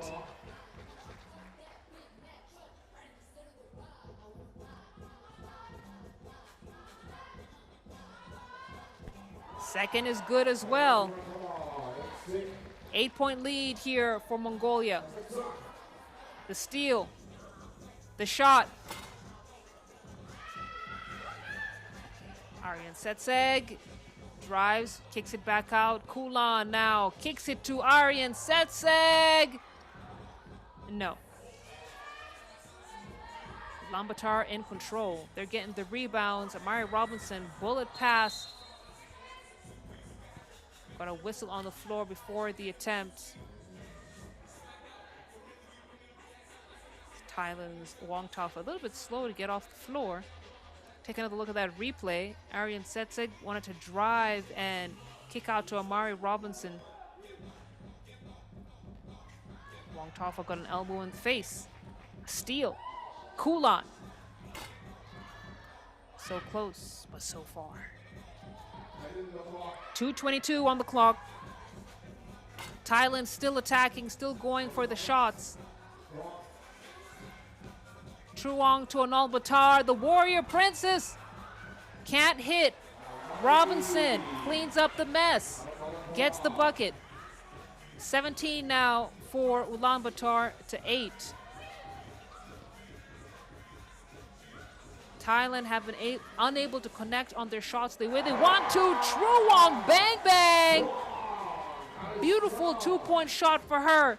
Ulaanbaatar now at 19. 1 possession away from calling game. It's a great hustle play from Kun Chuan and the finish. The most complete player on the Thailand squad has been doing her best. She'll fire again. This time comes up short. Ulaanbaatar into Robinson. Robinson spinning. The putback. Basket is not going to count.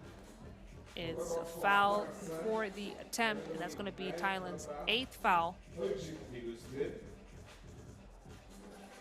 we take a look at that feed. So the foul happened before. Now, as she was attempting, so Amari Robinson here getting ready to shoot 2 free throws, and she could end the game from the free throw line. First basket is good. The fans love it.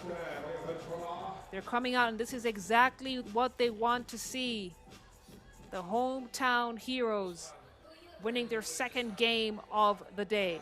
Amari Robinson for the victory, and that will do it. Ulaanbaatar hit 21 points.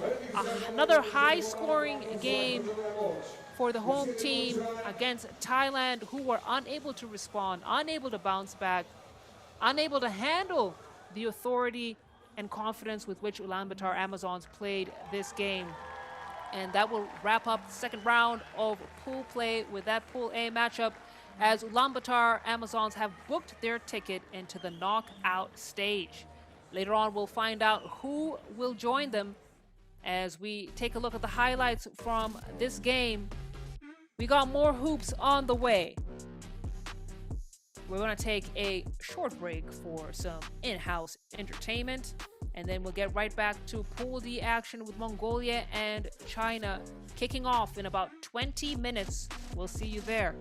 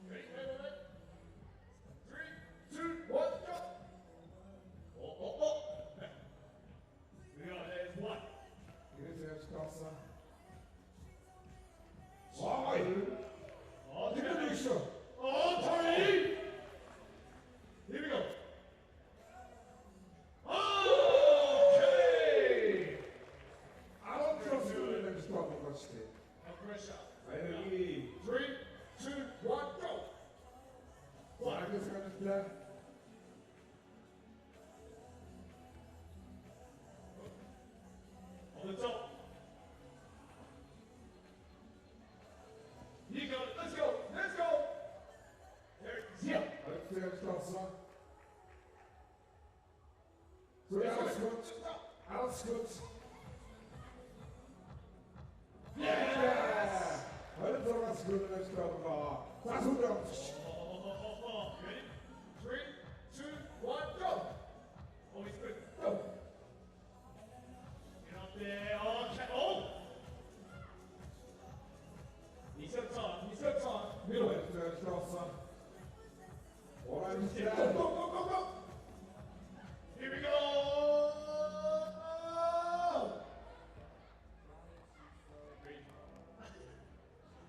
Here we go, almost there. Get to the goal! Stop the clock. Heute passt gut.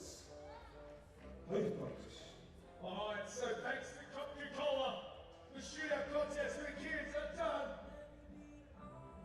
Put on prize, we got a winner. There we So, go. alle ganz hinten drauf, das soll eine Chance. Rein und gib. And for you as well. Okay, round of applause for Ulaanbaatar! Ja, hat er gesagt, so sogar was. Da war ich nie.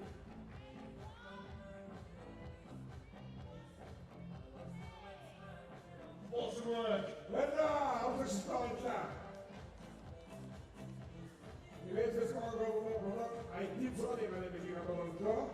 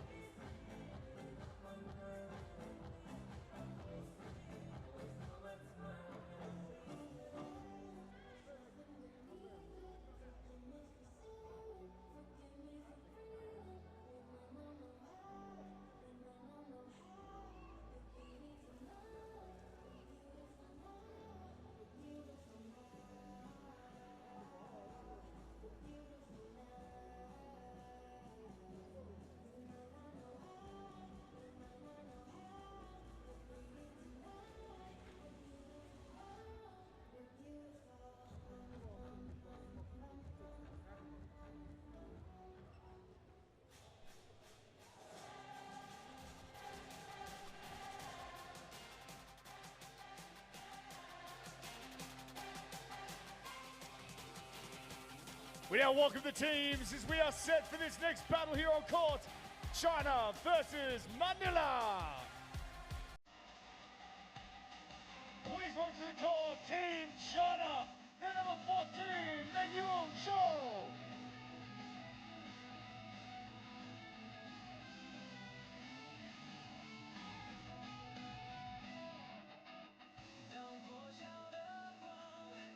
And number 1, Peng Yu Yang.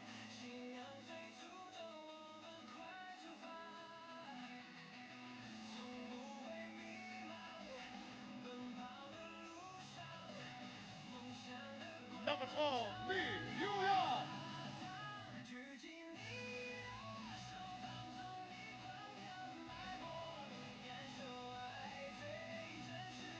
And the number 0, Garajing Ah.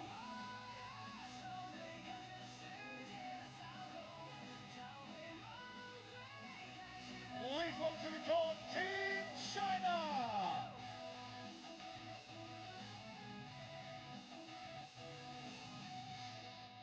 And their opponents now, we welcome back Team Manila.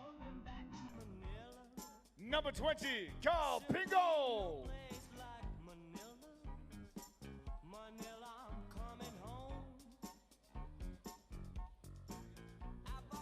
Number 24, Christine Kaibeab.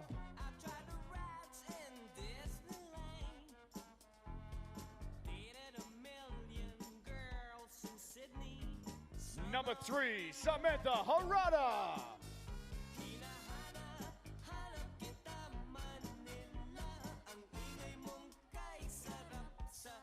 And number 11, Kai Pingo.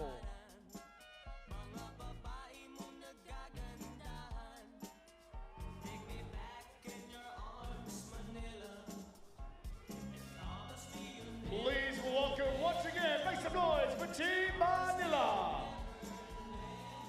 It's just about 6 p.m. here in Ulaanbaatar. Starting to wrap up the day. You can see people bundled up. The temperature is dropping. For my people who love fun facts, this is the coldest city in the world. I thought that was very interesting. But June and July is good weather, despite it raining pretty much the whole day here at Ulaanbaatar Square.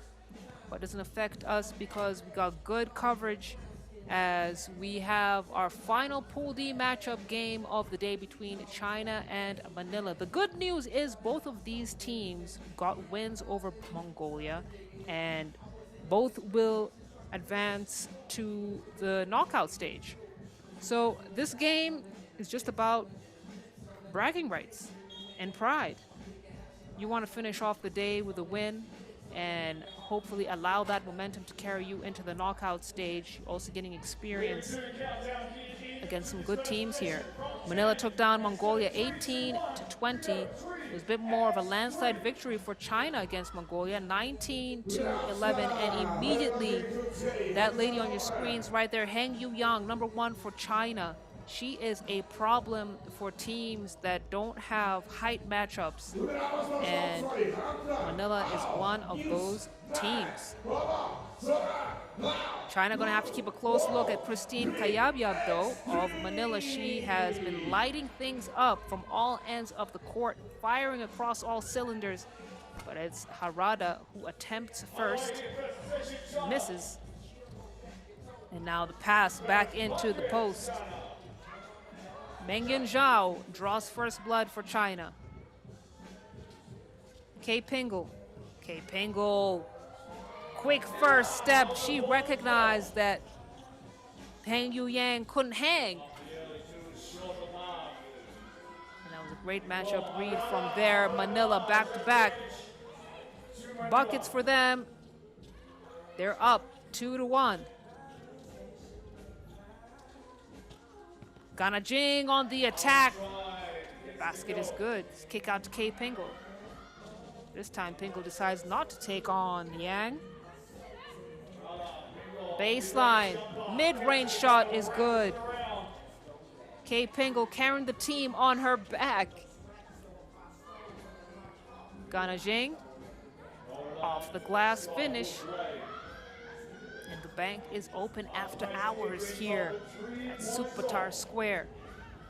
Kick out to Pingle. Pingle loses a handle on the ball. Yanjing now wide open. Look at the cup. Too strong. And it's going to be a foul on Manila in blue. First team foul. As you can see right there on the replay. Listen, Kay Pingle isn't backing down for nobody. This Philippine squad are used to being seen as the underdogs.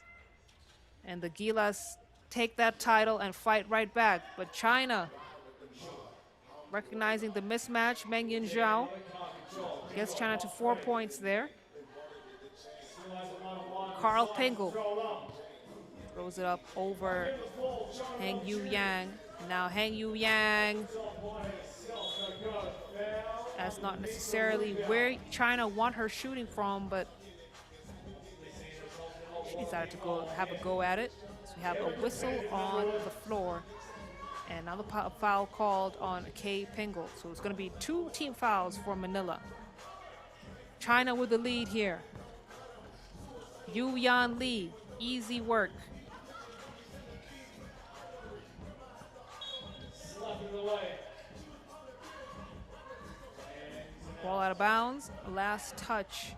White. Final few actions of the day. Yeah, deflected out of bounds, so it's going to be. Still to see later on. Oh, no. Last touch, blue. Yanjing and Amgalan.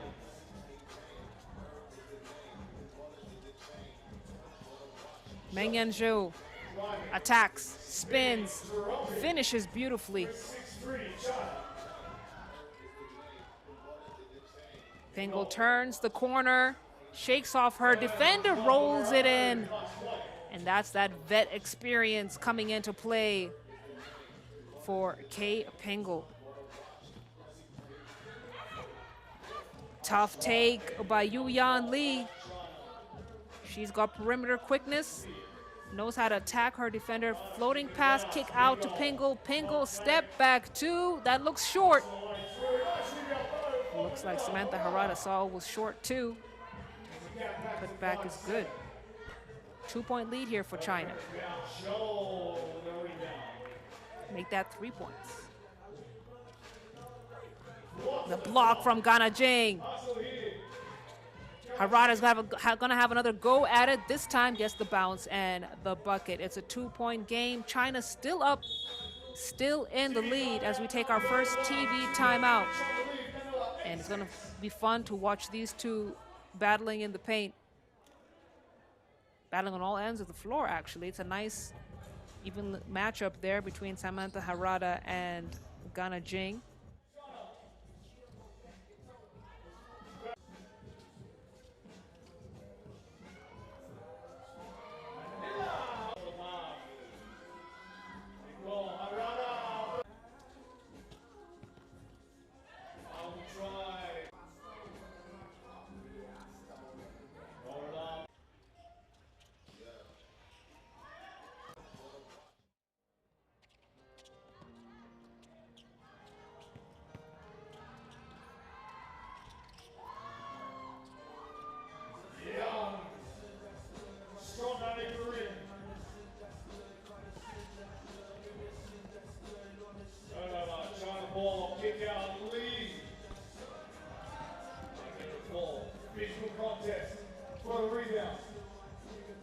Back to the action here.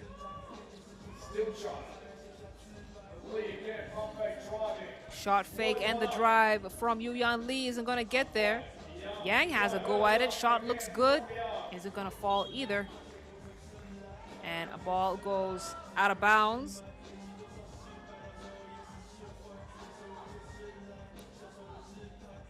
Kay Pingle, last touch. So China with the fresh clock. Yanjing, the handoff. Crosses, goes down, manages to get it to her teammate. They've got 2 seconds to shoot. The runner is good from Yu Yan Lee. 4-point lead now for China.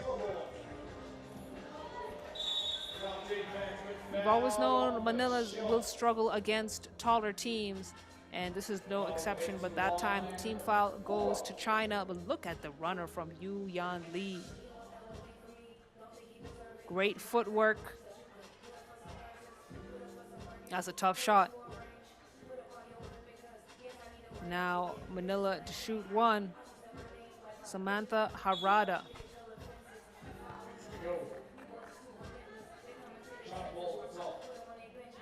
Basket counts. 3-point lead now for China. Harada heads off the floor. Back into the game is Carl Pingle.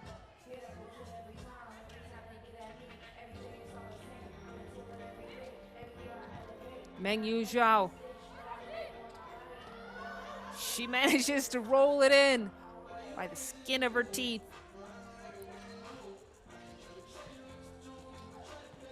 Pingle. An offensive foul called on Christine Kayabyab, and she's had a quiet game so far. She has been the offensive engine for the Gilas in the previous games at the playing against Mongolia. And keep in mind, this Manila squad, this is their 4th game of the day. Earlier on, they played in the qualifying draw against Lion City and then later against Ulaanbaatar. Won both games, but those were opponents much weaker than this China team. Harada to Kayabyab, step back two. Misses everything.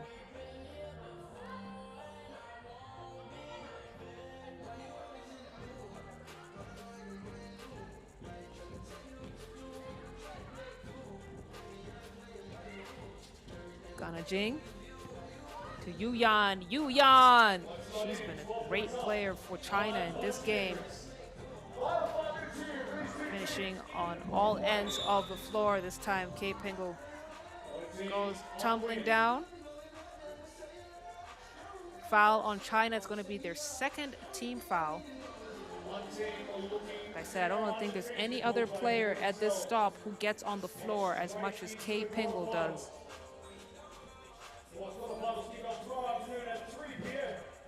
She's a fan favorite for the Philippines.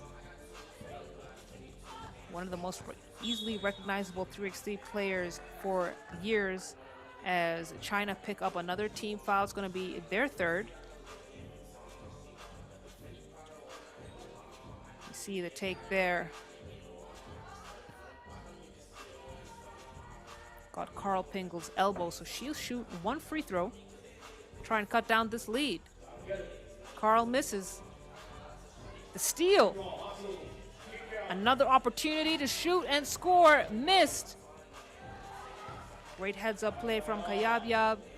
Gets her own rebound, put it back up. And a foul called on Christine. You can see that she's having a tough day in the office against Yang.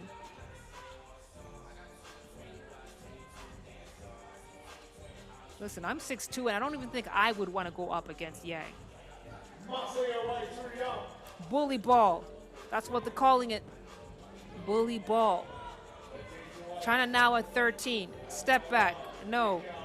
Pingle. Head fake and the teardrop. Finds the bottom of the net before the buzzer. It's 4 minutes and 7 seconds to go in this game. China looking composed. Neither team really under pressure, because they are both going to the next stage, but still all the same. Kay Pingle. She says, I don't care about who's going where. I'm out here to get buckets. And a certified bucket getter she is. She got the rebound there. And she'll clear.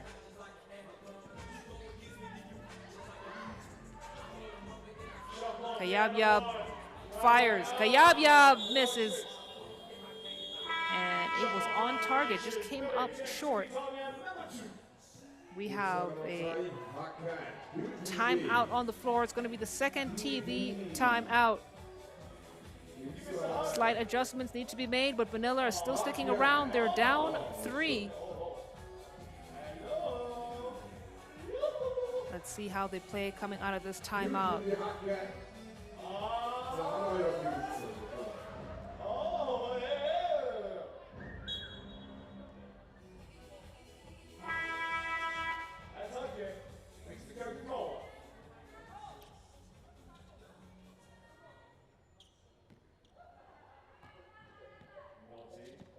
Yanjing feeding the elbow, gets it right back.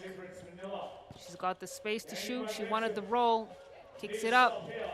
That's great ball movement from China. The second attempt is still a miss, but they're going to call the foul on Samantha Harada. That's going to be Manila's 5th team foul.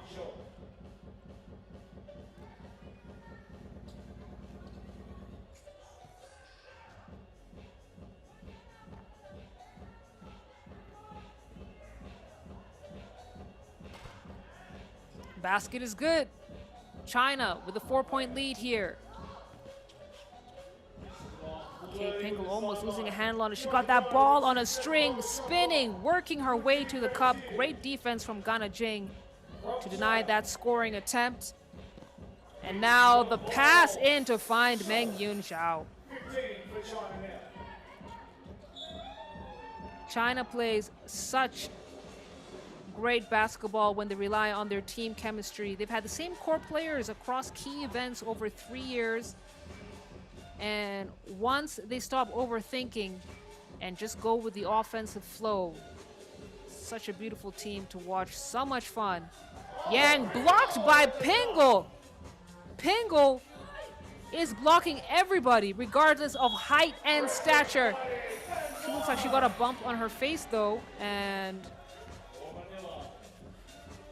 we'll be looking for a sub on the other end. Yanjing also showing that she can get down on the defensive end, but Kayabyab stuck with it and got the bucket. It's a 4-point game. China still in the lead.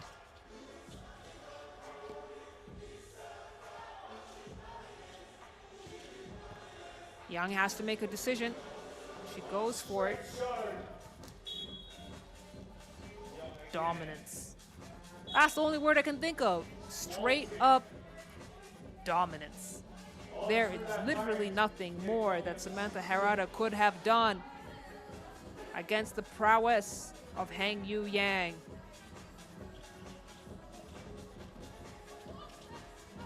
Two minutes and 24 seconds to go here. This Pool A matchup.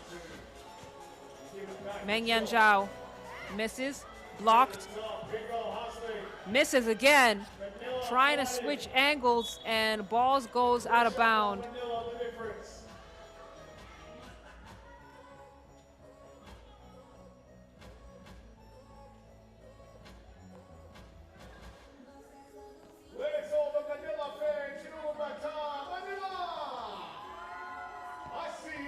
Philippines fans are out in the, you can hear them. Kate Pingle kicks it up for the shot. Abyab! Splash ball! 3-point game now. China still in the lead. Philippines started to catch up here. Looks like that fan appreciation gave them an injection of energy. And now they're looking a little bit brighter. They have a little bit more of a pep on their step. Kate Pingle is rejected by Meng Yanzhao. She did that so casually.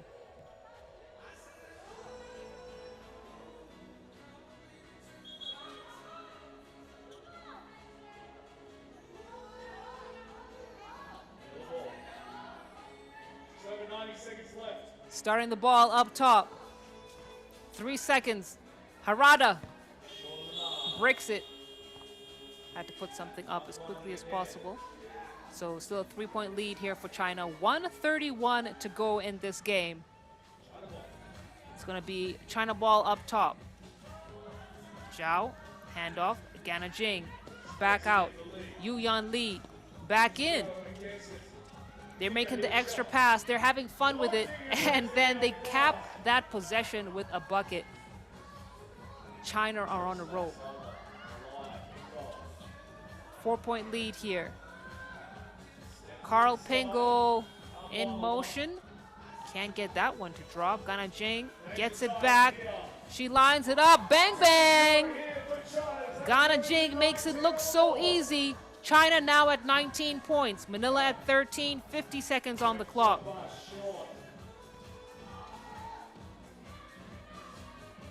China with time to spare. They could finish this game from the 2-point land for the win. Yanjing. For the country of China, for the pride, for the honor. That's a great game from China. And a big dub for them, 21-13 against Manila. And I remember I said both teams have already qualified for the knockout stage, but that's a great way for China to build their confidence heading into the knockout stage and elimination stage of the games being played. A great game from China. They relied on their bigs to really get them going. And then after that, it was just all flow. All flow. So Pool D has really taken shape here. We now know that Mongolia will not be advancing to the next stage. It will be these two teams on your screen right here, China and Manila, and we'll get to see the quarterfinal matchups later on in the day. But first, we got Pool C game coming your way. France U25 playing against Paraguay.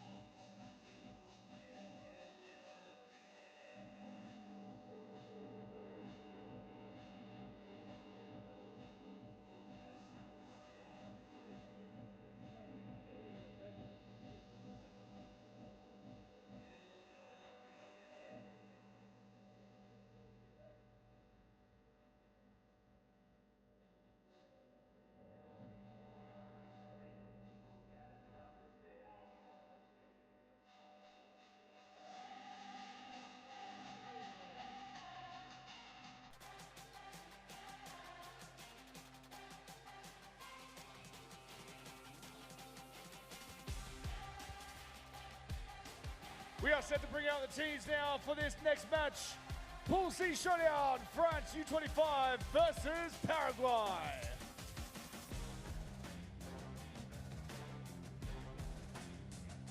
Let's bring the teams out now as we welcome Team France.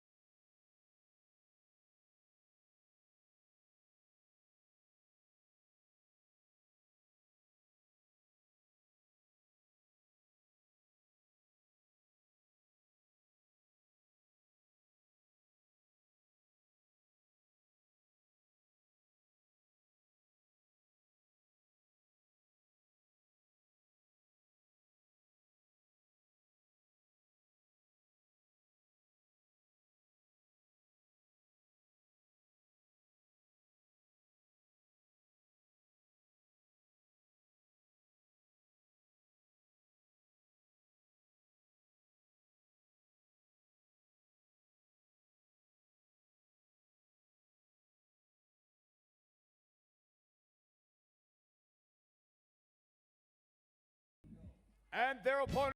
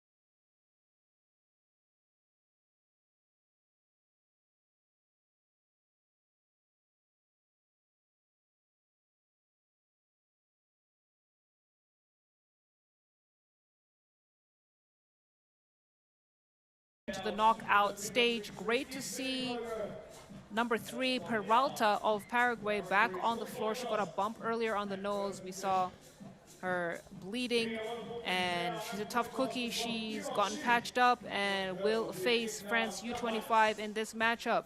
This France U25 team lost to Japan 13-19, but it really came down to experience. Don't let that scoreline fool you. It was neck and neck for the better part of the game, until Japan was able to create some clutch shots and great heads-up play to walk away with the victory.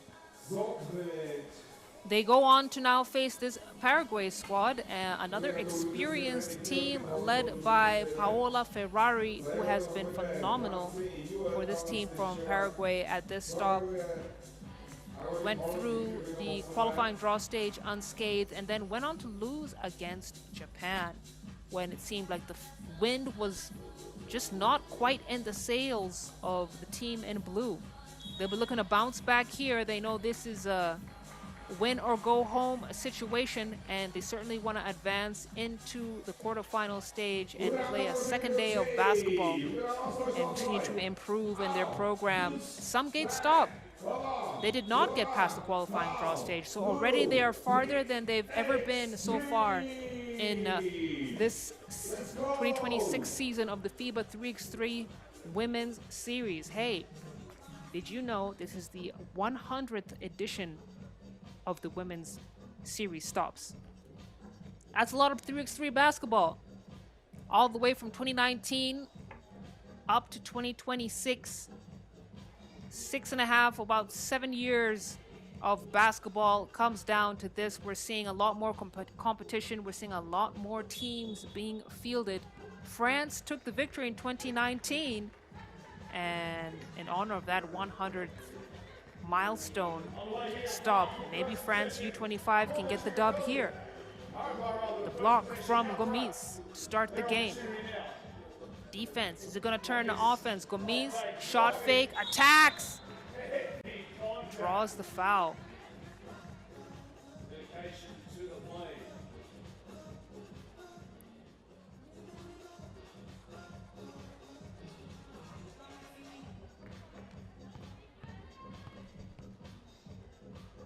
see both of them bounced back up as Ibarra will have a seat. And into the game comes Paloma Niz. Gomes now to shoot a free throw. Rolls it in. France U25 on the board. Ferrari, spin move, comes up short. It's cleared by Boussière. Renault now from the logo, comes up short. Boussière put back is good. Boussière is very talented. Been invited into senior France 3x3 preparations just because of how talented she is. Great natural instincts in the game of 3x3, excellent understanding of spacing, and she becomes the playmaker for this France U25 squad. We got an off-the-ball foul picked up by Paraguay. That's going to be their second.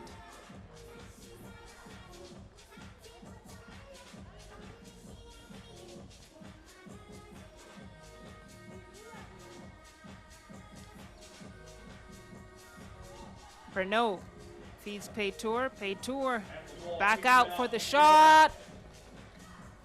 Too strong.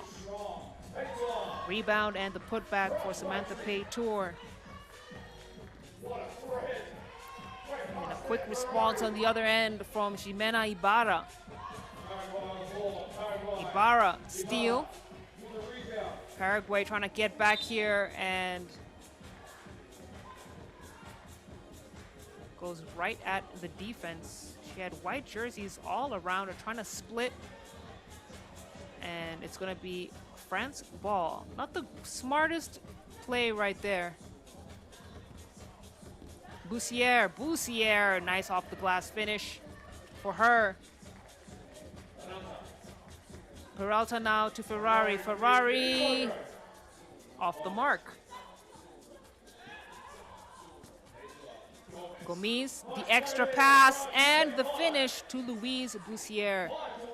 These are the same squad that played at the Under-23 3x3 World Cup last season, and you can see that chemistry coming into play here. They're looking more settled in this game than what we saw against Japan. But at the end of the day, French basketball is French basketball. They're defense first kind of team. Ferrari now trying to turn the corner there, gets the pass to Peralta. They've got 1 second on the clock, not able to convert that possession. It's going to be France ball.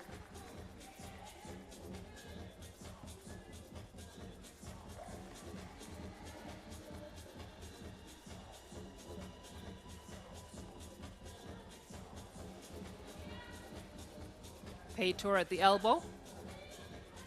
Gets it out for the shot. No. Niz thought she was going to get the roll. Bounce pass into Peralta, isn't going to finish it. Now we have a off-the-ball foul. It's going to be called on Paraguay. That's going to be their third. And Paraguay, they are a physical team. They're tough. But sometimes their physicality gets the better of them and they start to get into foul trouble. 7 minutes and 37 seconds to go here. Kick out to Gomes. Gomes trying to find Boussière for the finish. Able to draw the foul. It's going to be Paraguay's fourth foul now. It's Hack City out there. Paraguay digging themselves in this foul hole as Louise Boussière gets the free throw to drop. Ferrari, she has definitely cooled off from her earlier game as we see the rejection now from Gomes. Perimeter defense has been great, and that's forced Paraguay into a shot clock violation. France U25 off to a great start here in this Pool C matchup.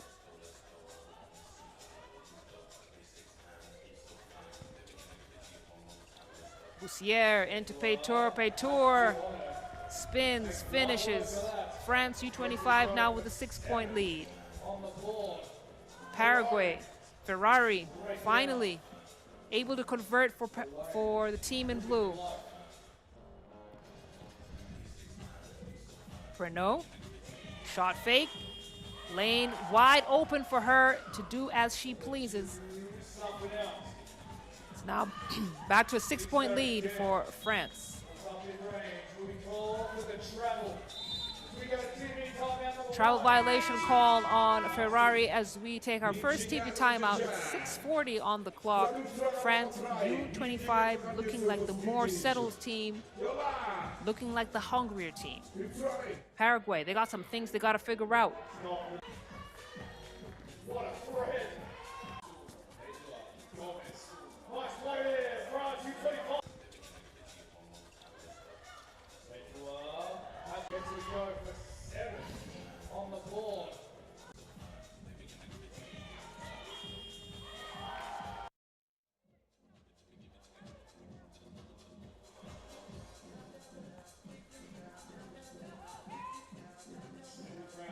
Feed in to Paytour. Gomez gets it back into Paytour, and that's a great job creating space for her teammate, making sure the passing lane was available. Paraguay, are they going to be able to rally back from the 7-point deficit? They're still trying. Brave move from Marta Peralta. She earns a trip to the free throw line. Is able to draw the defense right there against Prenot.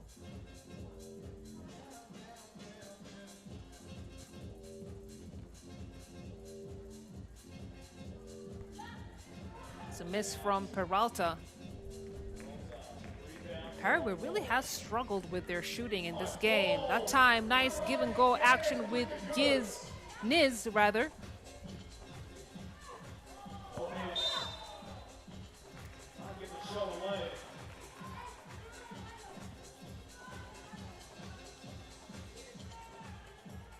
Take another look at that play right there. Yep. Definitely a foul. I actually thought it was a shooting attempt. Maybe not. Ooh, that's a great job from Vesiana Gomez. Blows by her defender. We know her to play with immense speed. Case in point right there. It's a 7-point lead now for France U25. It's clear that they're hungry and they want it a little bit more than Paraguay, or maybe a lot more than Paraguay. Niz fires the pass in, stolen away by Bussière. Gomez now. She's seeing red, kicks it out. That's a great shot from Louise Bussière. And France U25 leading 12-3. Paraguay cannot make a bucket.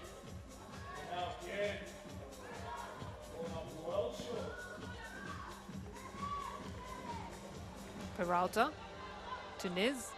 Niz step back two, she wants it back. Left-handed layup is gonna call.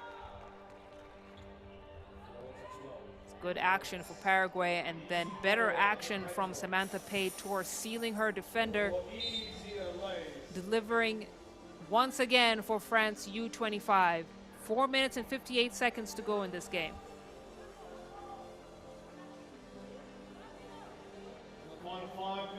Looks like it was last touch Peralta, but no. I'm going to say Pernod had the last touch. As an offensive foul has been called on Paraguay. Paraguay are frustrated. You can see it's not that fire in their eyes that we saw when they were in the qualifying draw stage and when they were playing against Japan. I don't know what happened. It's been a long day, yes, and if they're a tough team, they know how to fight through intense competition, but that fire in their eyes is just not here, and France are keeping their foot on the gas. Up and under move from Ibarra is good. This time she strips her. Pace now here picking up. Paraguay, could they be waking up? Maybe.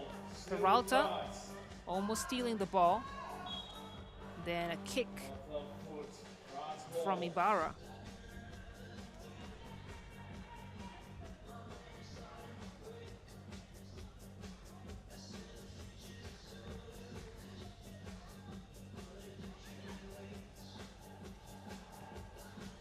Paytor, hand off to Pernod. Pernod!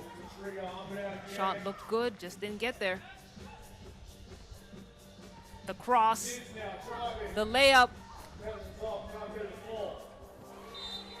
Then Paytor, a bit too strong on the pass, throws it out of bounds. It's going to be a turnover for France. But Les Bleus have maintained a significant lead here against Paraguay. And with 4 minutes on the clock, Paraguay are going to have to play excellent basketball. As we have another steal from Bussière and another turnover. And that's when you start to see the signs that this is a young team that has plenty of growing to do. The unforced turnovers there, but they should be very proud with how they've been playing so far. The chemistry has been there. They've been pushing. They've been applying pressure to Paraguay, the more seasoned team. But they've not been able to find an answer to France's off-the-ball movement and composure in this game.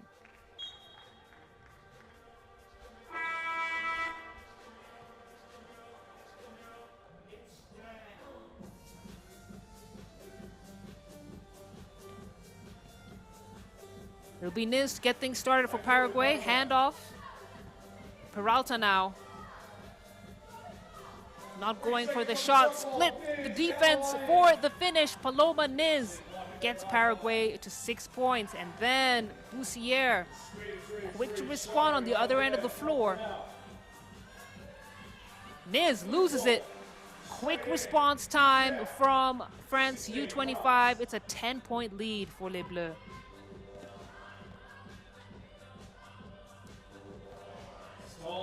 Sloppy passes here for Paraguay, and France are making them pay. Points off of turnovers, significant here for Les Bleus. Now 3 to shoot. Niz converts that one. Pernod at the wing, fires. It was a rushed shot.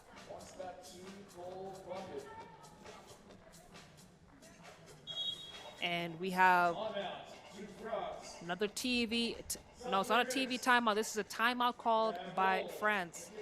And they recognize that their decision-making was just a little bit off. So maybe a breather to regain composure and talk about how to close out this game is just exactly what this team needed.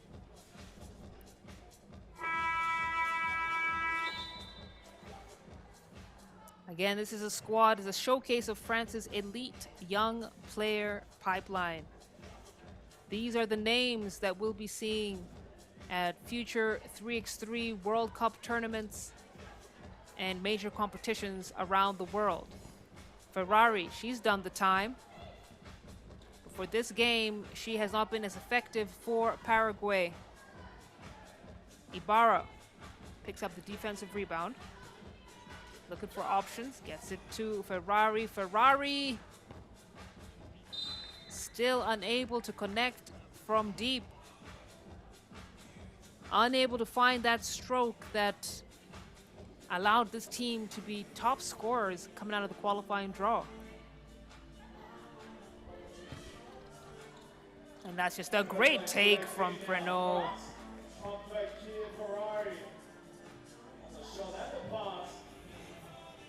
Gomes from downtown blows the wide open 2. Ferrari has a go at it. This time, finally finds the bottom of the net.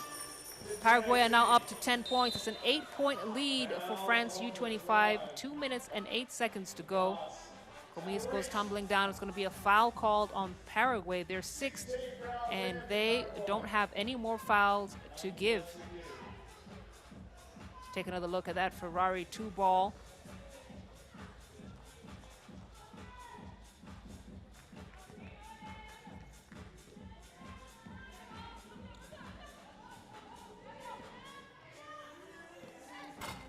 Boussier applying pressure. Pei Tour tries to put it back up.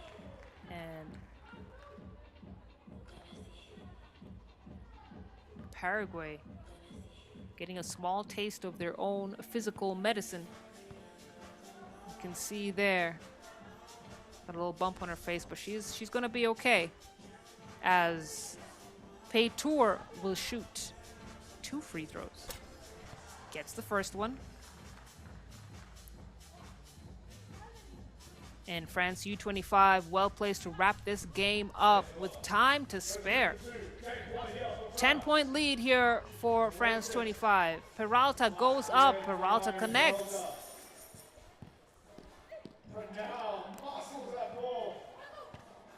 And looks like Boussier got hit on the face. She's not coming back up.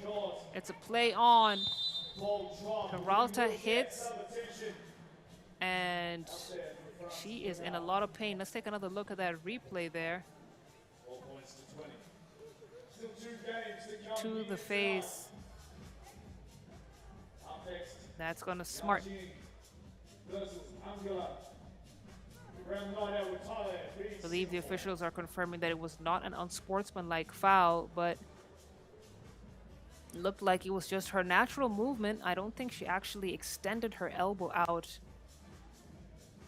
to hit Pernod in the face. It's going to be Boussier in the face.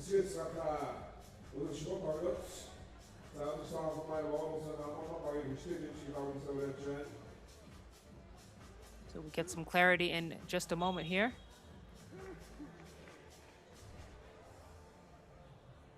Referee says it's all good. It's part of the game. Louise Boussier, you can see that she's getting up slowly. Glad to see her teammates helping her up, and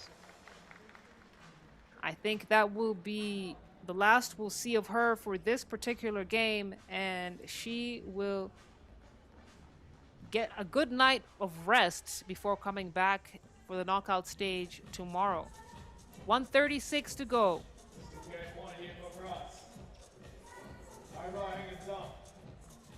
Give and go isn't going to get there. Ibarra. 3 seconds on the clock. Niz goes up with it. Misses. Paraguay wanted a call there. They're not going to get it. Pernod from downtown. Shot looked good. Then missing, but it's Gomez who will call game for France U25. Right on the buzzer. 21-12 against Paraguay. And Paraguay were out of sorts, really, from the opening whistle, whereas France U25, we saw them advance to the quarterfinals at the Amsterdam stop. I'm sure that was the bare minimum performance for them at this stop, knowing about the competition, knowing about where they want to go, and it will be France U25 who walk away with a victory against Paraguay. It is the end of the road for Paraguay. They'll have to enjoy the rest of this competition from the stands with the rest of the Mongolian fans. Pool B matchup coming up. It's going to be Yanjing taking on Mongolia's Amgalan, much to the delight of this crowd right here. And you don't want to miss it either. We'll be right back.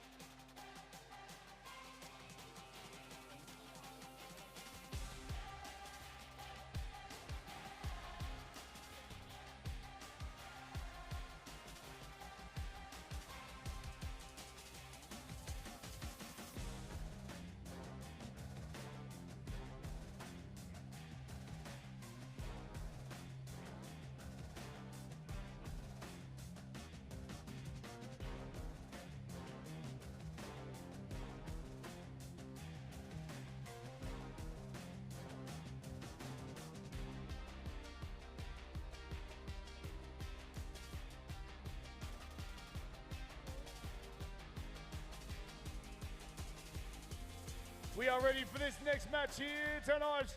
Pool B matchup. Yanjing taking on Amgalan.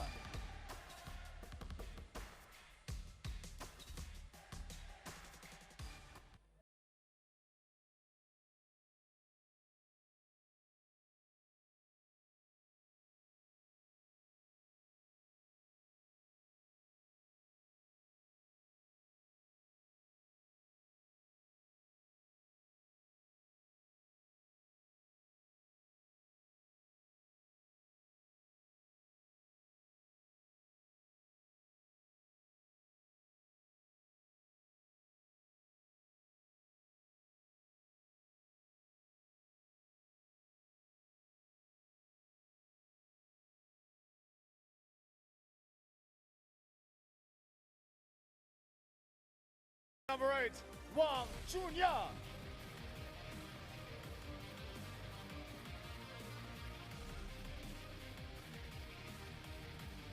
Please welcome to the court, Team Yanjing.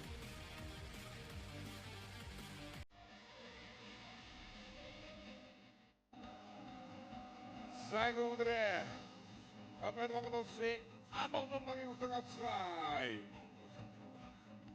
Oy naman sa Shusining Osnasay.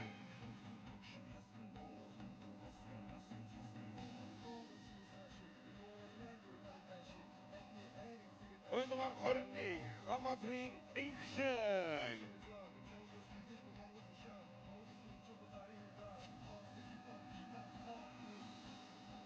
Oy naman Koro, Shudung Namding Imbachaw.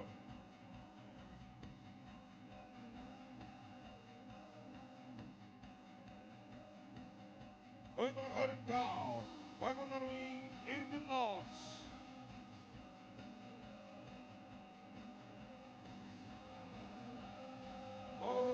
Si out the back. You guys can go. Ik schijn dat jullie zijn wel. Goed aan de schappen is koffie.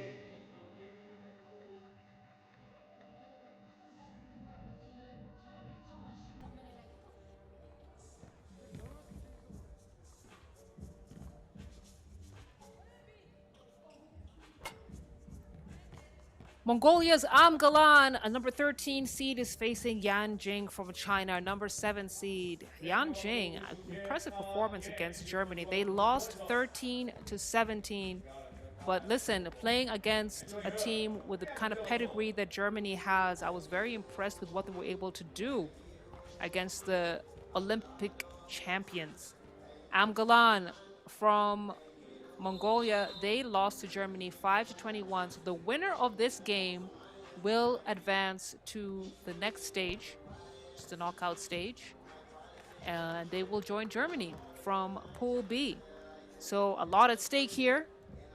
Yanjing certainly looking to enter the quarterfinals for the first time. They finished 12th at Shanghai, 10th at Sumgate, and 9th at Chengdu Stop. So them advancing from here would be the first time they come out of pool play. But Amgalan, I'm sure that they want to be one of 2 teams from Mongolia representing at that level. We saw the 3rd Mongolian team with the title Mongolia lose in Pool D. They weren't able to get past China and Manila. Ulaanbaatar have already qualified, so we'll find out if there'll be a second Mongolian team in the elimination stage. Wang, heat check. And Wang, she's a phenomenal shooter. Still building in confidence, but once she has that going, she is a real threat for Yanjing.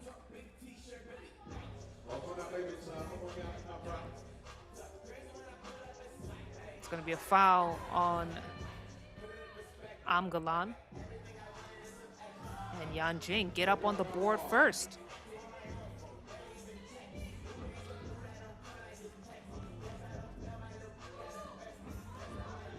Amgalan, they've got 1 to shoot. They got to put something up. Hits the front of the iron, and then the chase down from Shimetseren. See Yanjing starting to warm up. Listen, cold. Is the coldest city in the world, Ulaanbaatar. So if you see the players blowing their hands like that, trust me, it is nippy out there. As the referee is trying to get a handle of the situation here, telling the girls to slow down. Calma, calma.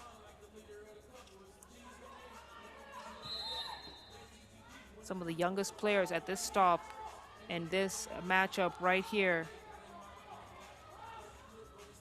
So take another look at that replay.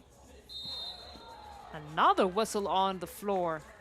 Amgalan have already picked up 2 team fouls. Yanjing now picks up 1. And these teams, they playing like they know each other. I don't think they do, but I always love to see a good rivalry. As another whistle.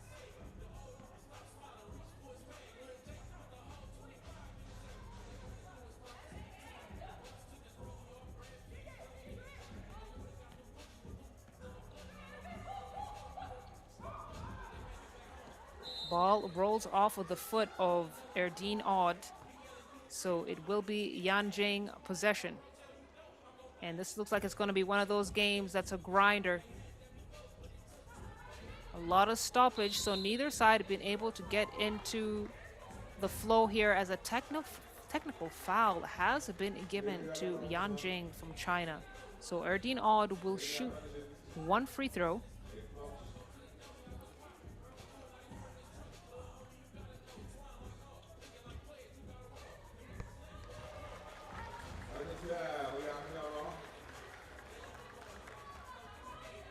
It will still be Yanjing possession, so Jia Jie, youngest player on the floor for Yanjing, get things started. On the attack now, Yu Wang goes up with it, off the glass, finish is good.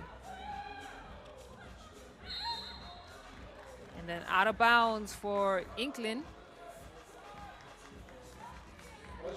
Get the ball right back into the hands of Yanjing. You can see right there.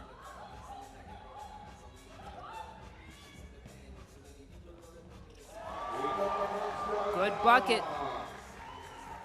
You can hear how much the fans love 3x3 basketball here in Mongolia, a country that is known for Genghis Khan,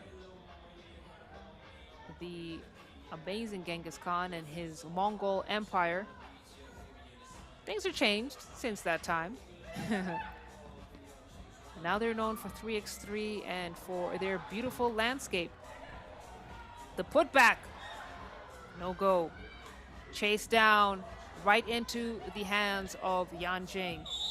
And then a foul, unsportsmanlike foul, called on Ulaanbaatar. And she and Ju Yanwan have been battling. You can see the holding foul right there. And according to me, I think that foul was on Erdine Odd. She had the holding before Inklin. I think Inklin just caught a hand in the face. Either way, Junya Wang will shoot a free throw.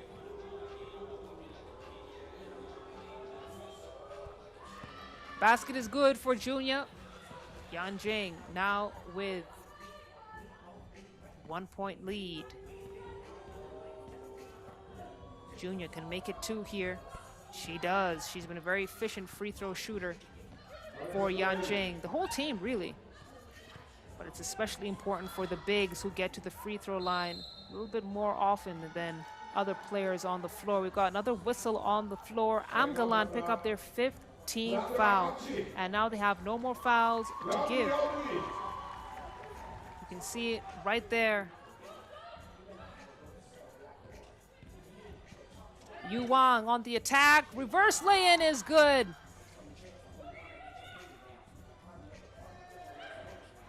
Now we can start getting some offensive flow here. The handoff. The 2-point shot comes up short. Mid-range bucket is good, though. Kudos to Erdine Odd sticking with it. Junia now. She's going to back down her opponent. No, kicks it out for the long two. Another attempt from Erdine Odd. She's looking for the pass.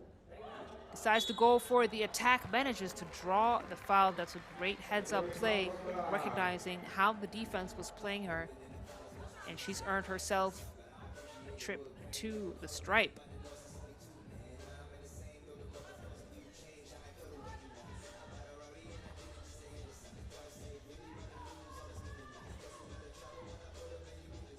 Erdine Odd rattles it home.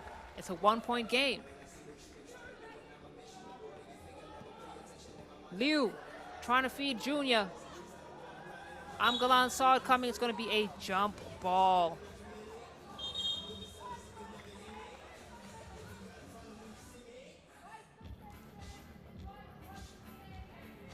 So, white possession.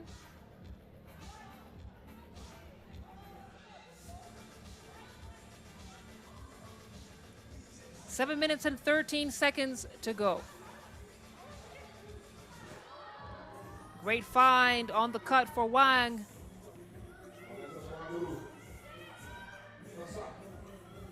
The step back, no. Great feed. In Qatar misses the first attempt, misses the second as well. Visibly frustrated. She knows she should have knocked down at least the first one. Got the second chance opportunity, wasn't able to convert that either, but Yanjing now in the lead by 2 points. 6:54 as we take our first TV timeout here. We take a look at some of the replays that we've seen so far. Yanjing have been hungry, they've been on the attack, and Yu Wang has been leading that charge, but Amgalan have been sticking with it. They've been getting great crowd support, but in terms of mechanics, Yanjing are moving the ball much better. They're spacing the floor. Regardless, it's a 2-point game.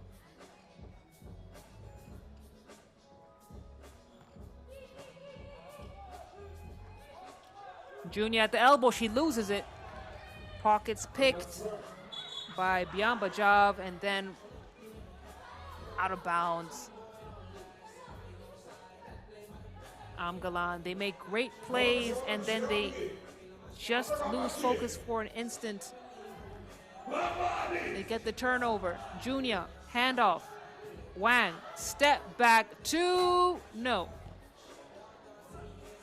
Junia secures the rebounds, has an opportunity to score here. Left-handed finish isn't going to get there. Here come Amgalan on the attack. Travel violation on Erdine Odd.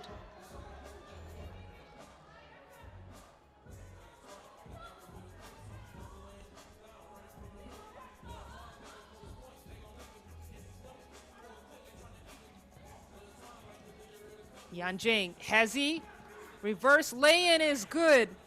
Jie Liu, at just 19 years old, such a great ball handler. Then the runner from Chimetseren. Wang. Oh, they're trading baskets now. We got a game now. Yanjing managing to extend the lead by 3 points. Amgalan looking to respond. Everyone showing off their bag here. 1 second to go on the clock.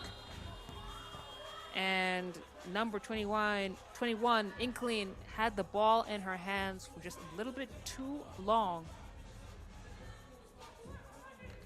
She's also 19 years old, has a national ranking of 16. Sure, gaining a lot of experience from this stop right here. Chimetseren puts her head down, goes at the cup. Way off. Junia to clear. Junia the handoff to Liu. Liu back into Junia. Junia, this is where she makes her money, her cash money. Can't leave her wide open like that in the paint. It's a 4-point lead now for Yanjing. Put back is good for Erdine Odd. Junia from deep. So close.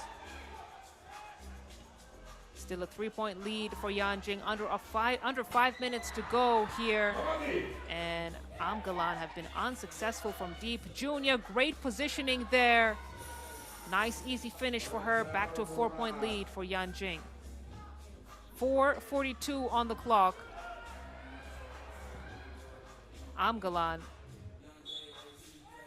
You get the sense that there's not so much organization and ball movement that I'm sure their coaches would want. But again, this is great. This is great for them to get a feeler of international 3x3 levels of play and to just face different opponents.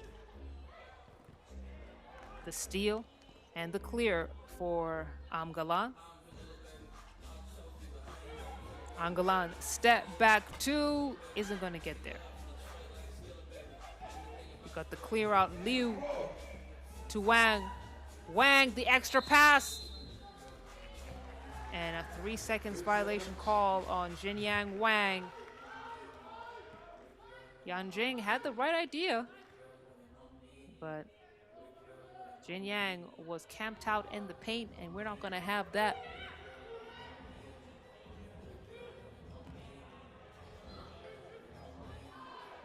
That's a beautiful shot from Chimet Seren. Long splash ball. And Amgalan now within reach. They are down by just 2 points. It's a 1-possession game. Look at how far away she was from the arc. Rattles it home. Amgalan, they're still in it, and they could win it. 3 minutes and 53 seconds on the clock.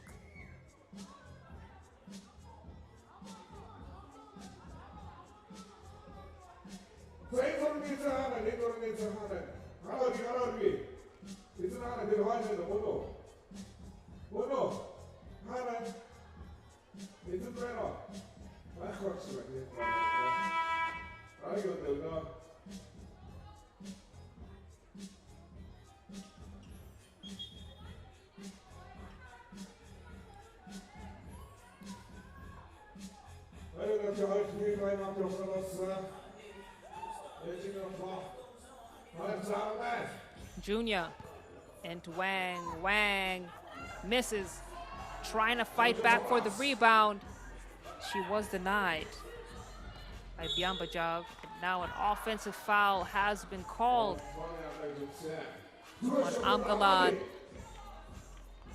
They're in the bonus now. As you can see there, the push off from Biambajav. So it's going to be 2 free throws for every shooting foul.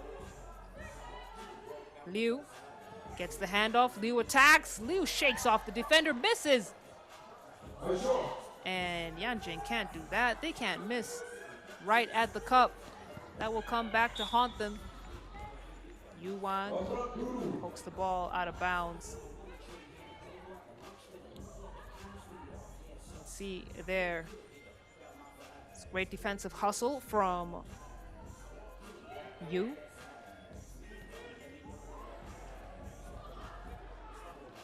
Amgalan almost losing a handle. Managed to get it off on time. Yanjing will let it go out of bounds and check it up top.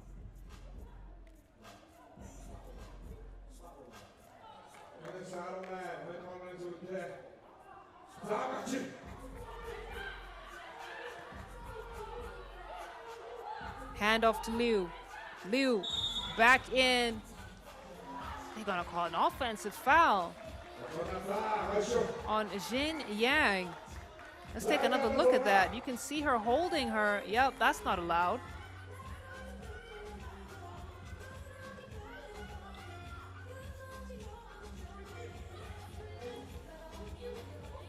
Just about 3 minutes to go here.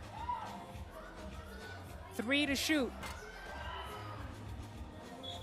The attempt is off the mark. Scoreline remains the same.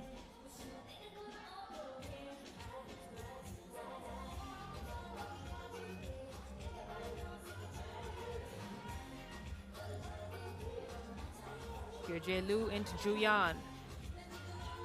Junior, rather. Junior, big boards, and the putback. She misses. Decides to not go back up with it. She should have stuck with it right there under the rim. And then off the glass. Huge, huge shot for Amgalan. And the scores are tied up at 10 apiece. And now this is where Mongolian teams start to really, really get dangerous. Chimedsarin has brought this court to life. And now Yanjing have to play with the 3 on the floor and the crowd. That's a tough take from Yu Wang.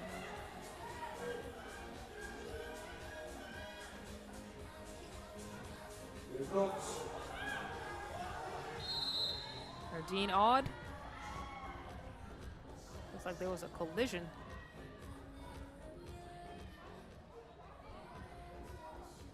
Take another look at that.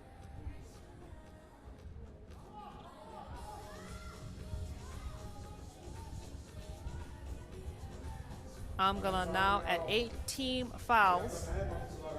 It's Yanjing possession. 1 point game, 2:13 to go. In this Pool B matchup, the final Pool B matchup of the day, Wang finds the bottom of the net to silence this crowd and remind them that they are the force to be reckoned with as far as it comes to junior teams at this particular stop. Junior, handoff to Wang. Wang back into Junior. Junior wanted it. She got it, but misses at point blank. And another foul on Yanjing. That's going to be their 7th team foul.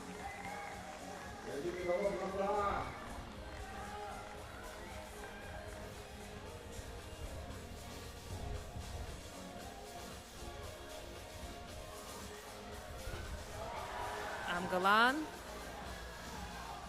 Chimedsarin misses first attempt. She has been a significant contributor for this Amgalan team, and her impact has really come through effort plays. Wang! Wang to silence the crowd again! Back-to-back shots from distance for her. And now it's a 4-point lead for Yanjing. They may be trading baskets, but Yanjing are hitting from deep as Amgalan are focusing on the mid-range game as they bring a knife to a gunfight. So Yanjing able to maintain the lead here even as they pick up their 8th team foul. So it's going to be 2 free throws for Chimedsarin. She connects on the first.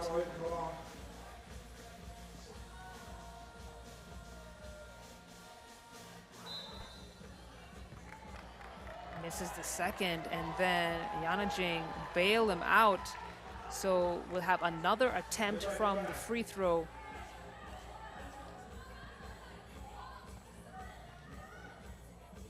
Chimedsarin has to make it count. She misses. Yanjing fighting to secure the boards. It's Amgalan who get it. And now the clear. 2-point shot way off. Amgalan try to keep it alive. Yu Wang has 10 points for Yanjing. She has scored 2/3 of the total points for China. She's a phenomenal shooter, but she's also been able to attack and get open. Great looks at the hoop. Not afraid to dish it out as well. Junior, she's fouled. And we'll head to the free throw line. She'll shoot 2, and she has been a great free throw shooter. So this is a big win for Yanjing, having her on the charity stripe.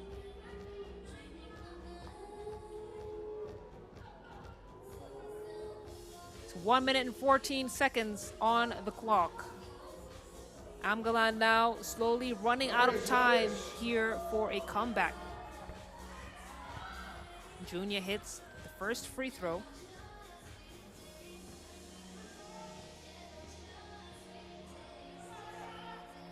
Gets the second as well.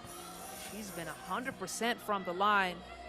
And now it's a 5-point lead for Yanjing. They are almost just about 1 minute away from advancing to the quarterfinals for the first time in the FIBA 3x3 Women's Series this season.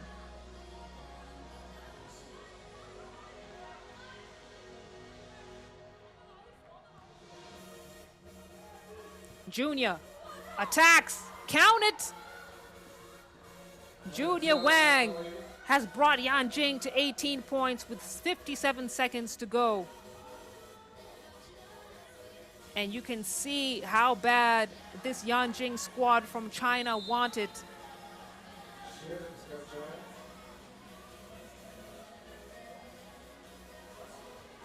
We have an out of bounds challenge here.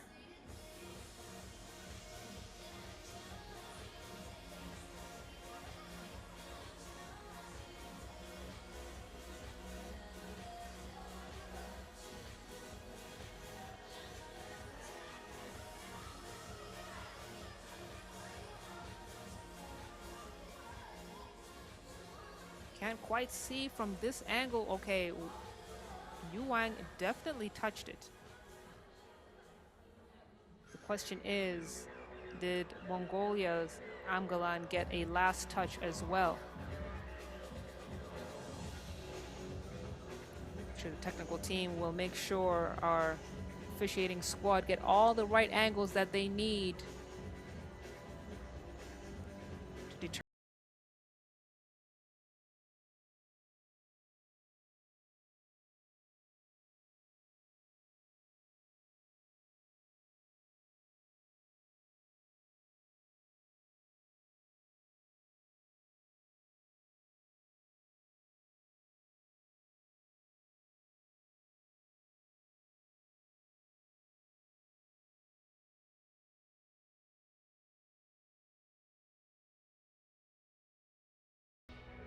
So, challenge was lost.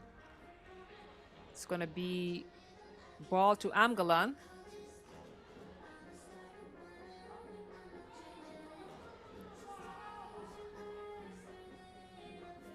Minute of action to go.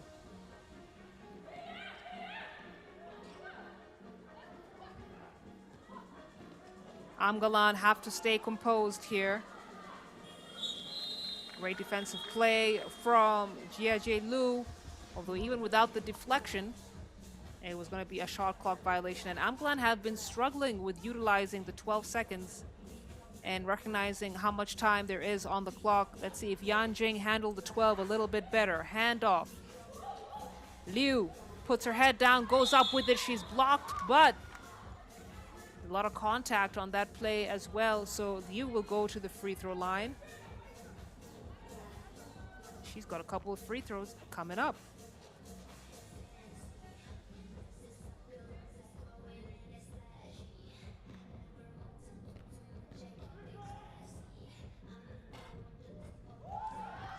First basket is good. And even if she misses the second basket, she does, the possession will still go to Yanjing. Amgalan are in the double bonus here. 41 seconds. Scores are 19-12. It's a nice floating pass in. Jin Yang Wang makes it count. And now they're just 1 point away from victory, 1 point away from advancing to the quarterfinals for the first time in their program history. The putback from Jin Yang Wang. A huge win for Yanjing. First time in the women's circuit, and they walk away with the victory, and the first time that they will move on from the main draw, from pool play into the quarterfinal stage. That's going to be the final score on your screens. Yanjing 21, Amgalan 12, and congratulations to the young team from China for now looking like they're going into new frontiers, new experiences. Love it for them. Here are some of the highlights from that game. Then we got our last matchup of the day coming out of Pool A. We got to figure out the second team to advance and complete the quarterfinals picture here. And the bracket stage, it's going to be Thailand taking on Singapore. We'll be right back.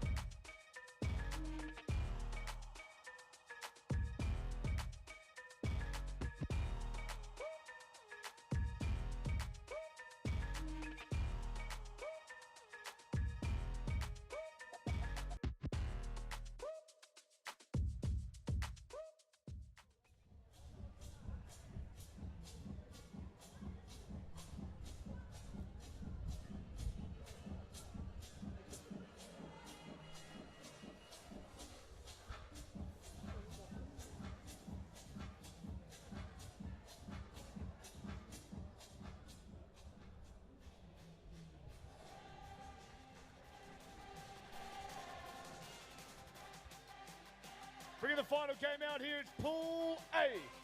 As we see Thailand v Singapore, both chasing first wins and an opportunity for the quarterfinals here tomorrow afternoon.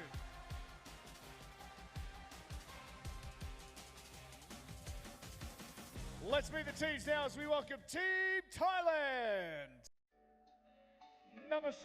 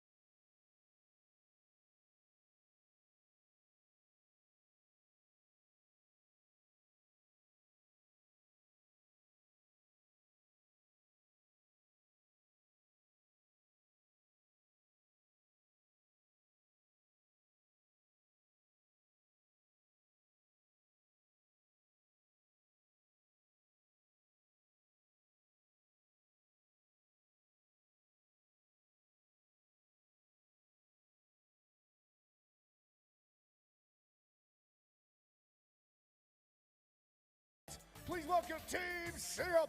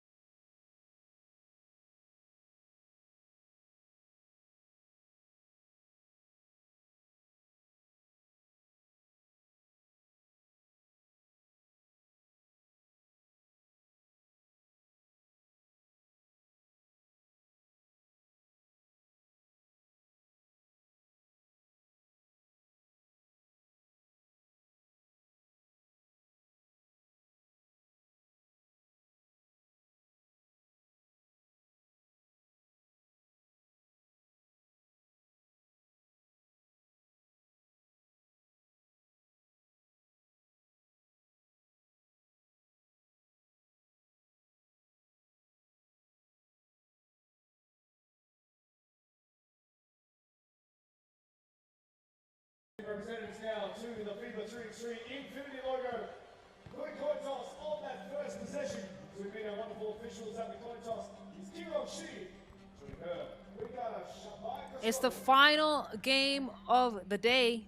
Day one here at the Ulaanbaatar stop, the 8th stop of the FIBA 3x3 Women's Series. And we got Thailand in the white jerseys playing against Singapore. Domsuk was raining down shots in the game against Ulaanbaatar, but it wasn't enough, and they lost 9-21. Wasn't a much better outcome for Singapore, who lost 6-21. But these two teams very evenly matched up in a style of play and height. Although Singapore had the slight height advantage, Thailand do have the offensive firepower to get them the victory. Winner of this game will join Ulaanbaatar in Pool A, advancing into the bracket stage. So a lot on the line. It's going to be Singapore possession first. We last saw them at the Manila stop. They finished 13th there, so didn't manage to get out of the qualifying draw stage. Already they have outdone themselves this season. Thailand is going to be their third outing this season. We saw them at Shanghai and at Sumgate. Let's see how they do here. We have the block, but it's got a foul as well on Germain.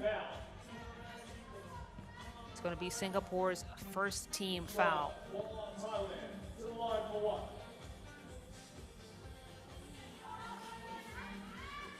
Kun Chuan will shoot one here. The #1 player, national ranking for Thailand, gets the free throw. Thailand now in the lead as Matilda is off on that attempt. We got a whistle on the floor. It's going to be an offensive foul called on Thailand. Wait to see the activity on our YouTube page. The group chat is hot. Good to see the supporters for Thailand and the supporters for Singapore as well. Kick out for the shot. Kunchuan, no. Decides to take it in. Maybe she should have gone for the shot. Blows the layup. And then an off the ball foul on Thailand. That's going to be their second.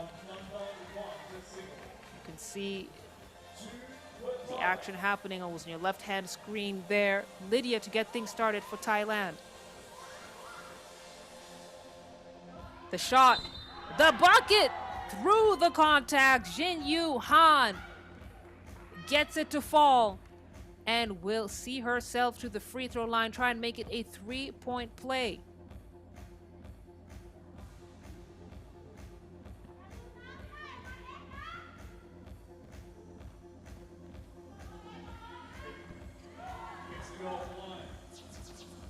Three points for Singapore. They got a 2-point lead here.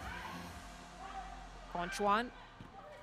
Kick to Wong Tafa. Wong Tafa almost loses it. 1 second. She's got to shoot. Not able to get it off before the buzzer. It's going to be a shot clock violation. Singapore ball. Singapore looking like the more composed team of the two so far. But plenty of time on the clock. Just over a minute gone here of this 10-minute sprint. Travel called on Han. And she provides size for this otherwise pretty small Singaporean team. And so she's usually matched up against the tallest player on the floor. Udomsik trying to use the screen. No problem for her. Gets herself to the cup. Sees herself to the cup. Thailand now down 1.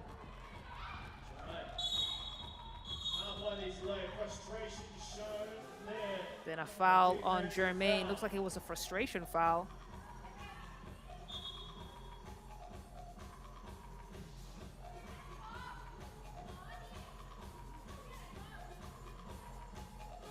Referee letting Jermaine know she got to calm down.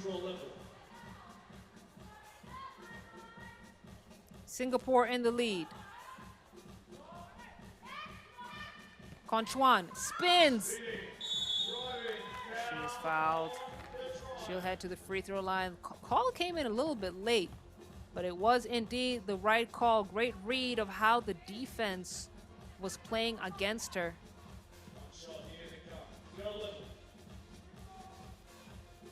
Basket is good for Kunchuan.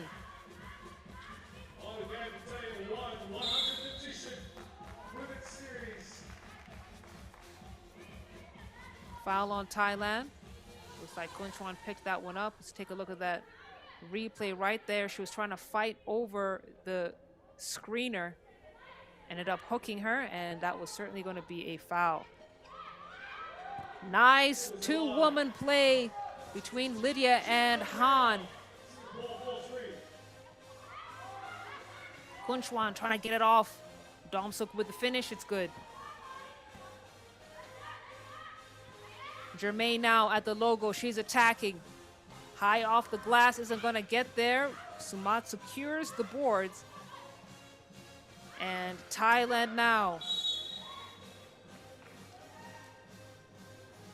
It's a tied game, and this is a team that really relies on Domsuk's hot hand. You see her being fouled there by Lydia.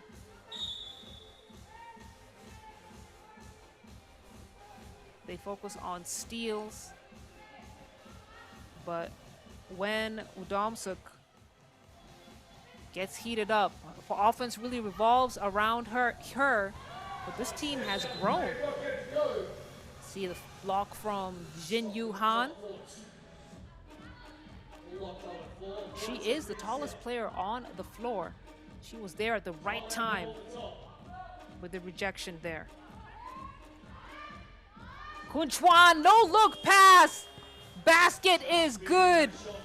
That's the chemistry that you can't teach. Thailand now with the 1-point lead. And then Thailand pick up another team foul. That's their 5th. And we haven't hit the 3-minute mark. So it could be a long day here for Thailand if they're not careful. Singapore have been known to be pretty efficient from the free throw line, as Lydia has a go at it. Gets the free throw to drop. Tied up once again. Kun Chuan. Good hand in there from Singapore's number 7. Good hands from Lydia.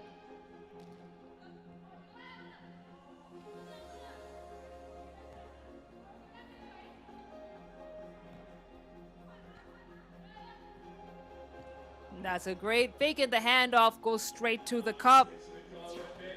Great heads up play from Sumat.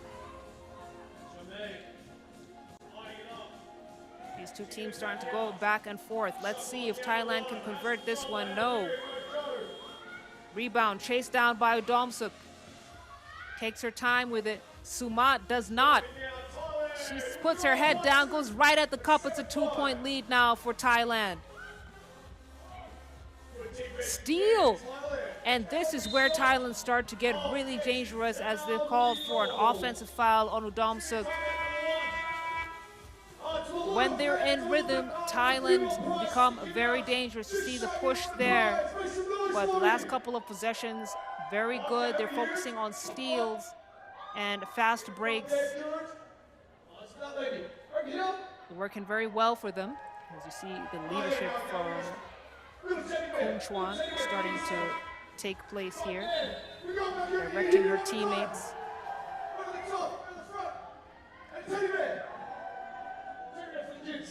And the play there from Domsuk, also known as Junie. When she is active on the offensive end, puts Thailand in a very good position. Again, the offense revolves around her. She has a seat. Right now, the steal now from Han.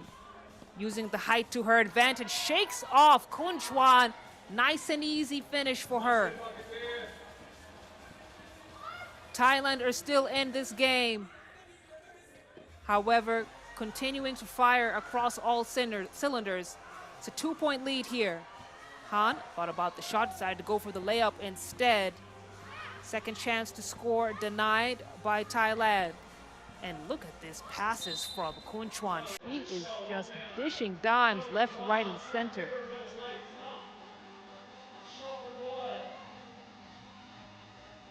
Look at that.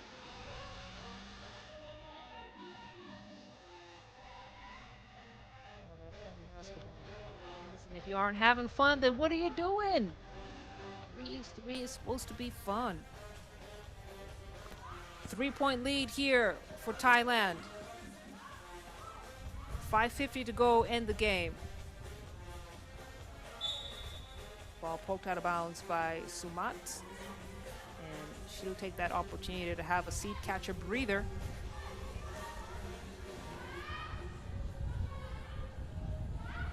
Jermaine on the attack, blows by 2 defenders.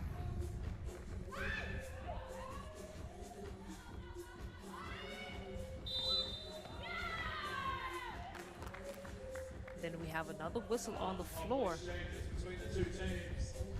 All to play for. The quarterfinals awaiting the winner. Domsuk kept the ball for too long.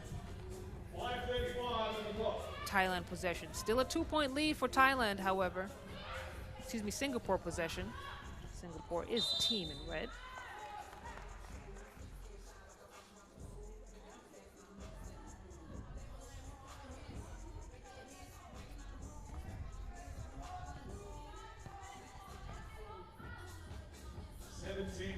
Here for Thailand. 2 shots they count. It's going to be 2 free throws coming up for Singapore. They could tie up the score once again here from the line. And we mentioned it earlier that Thailand have to be careful with their foul situation. Singapore isn't the team that you want to send to the line. And Jin Yuhan proves that point as she gets both her free throws to drop.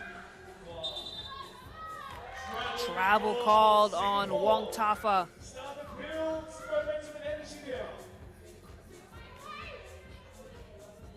Wong Tafa, she's an Olympian and has been in the game for a long time. Sumat chases it down, manages to keep it alive.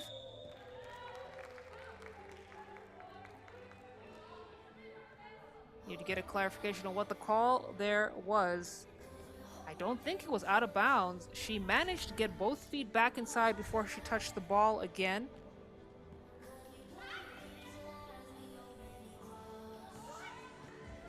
Lydia.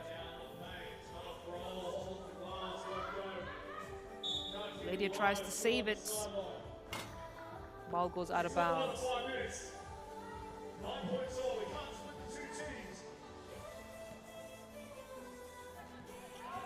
Unable to save it. Here come Thailand. That time comes up empty. Matilda now. Baseline drive. Spins back in. This help side defense. And a deflection by Thailand. So the ball is still with Singapore. 4:44. But 0.9 seconds on the clock. So not much Singapore can do with this one right here.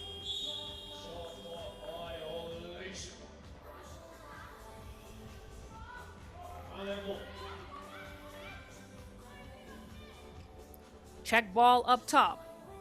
Wong Tafa gets it to Kun Chuan. Kun Chuan weighing her options. Takes Lydia mano a mano, goes back up with it. Another attempt, this time gets it to drop. And then the steal from Udamsuk. Huge defensive play from her. And Udamsuk now. No help side defense, misses the layup. Kun Chuan snatches it back. Udamsuk, another opportunity to score. That time she squeezes it home. It's a 2-point lead for Thailand. Kun Chuan, though, we have got to give credit where credit is due. She is using her physicality and size on the court so well. And it was because of her defensive efforts and crashing the boards that she was able to get Udamsuk that attempt. She knows that Udamsuk is the offensive engine for this team. And right now, it's a 3-point lead for Thailand.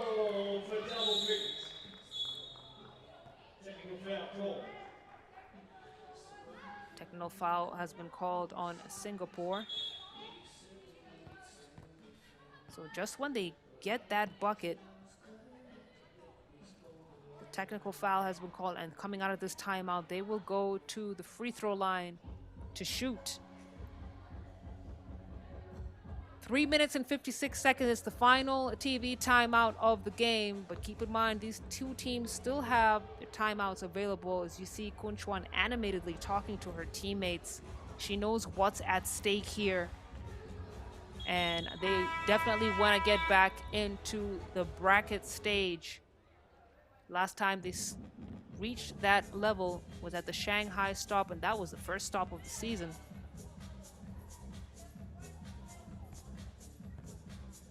Udamsuk to shoot free throws.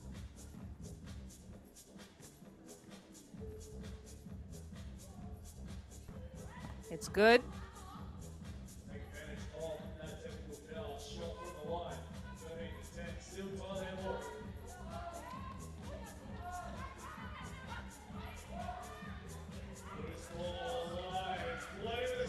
Oh my goodness.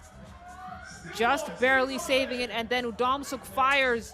She's off the mark. Thailand managing to keep the ball alive. Sumat on the attack. Left-handed layup, misses. What great hustle for the team in white. They were unable to convert the possession, and that's what really matters. You gotta score. They've been able to maintain the 3-point lead. However, 3:30 to go in the game. Lydia at the top of the key. Throws it in. Somehow managed to keep it alive. But no luck on scoring for Singapore. And now we have a whistle on the floor. It's going to be Thailand's 8th team foul. So Singapore will go back to the line to shoot two. You can see the foul called on Kun Chuan.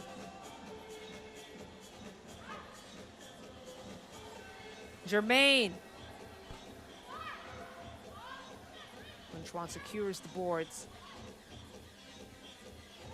You can see the pace of this game. The intensity starting to increase as the game clock starts to wind down. That's a great move from Kunchuan.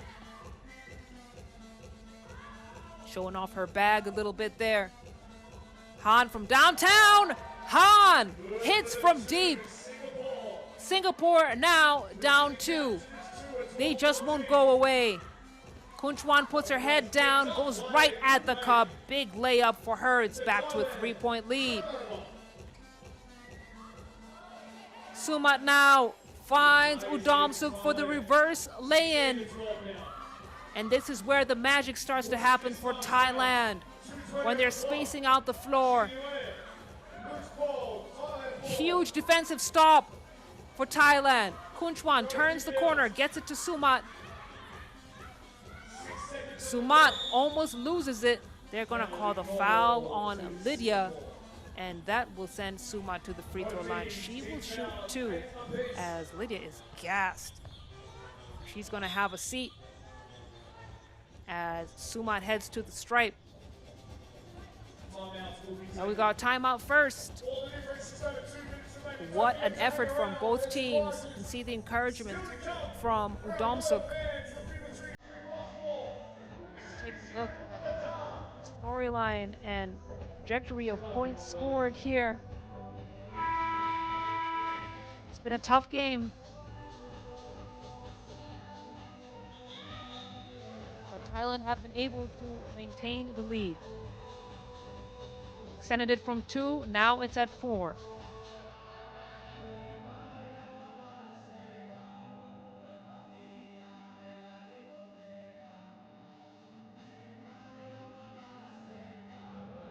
Sumat to shoot 2 here, and if she makes both free throws, puts Thailand in a very favorable position. Misses the first.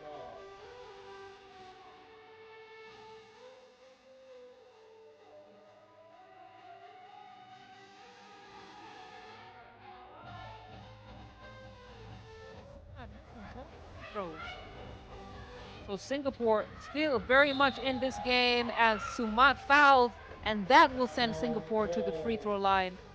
A team that has decidedly been more efficient from the stripe than Thailand.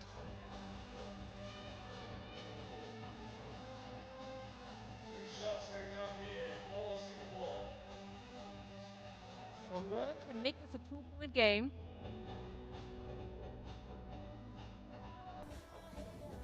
First free throw is good.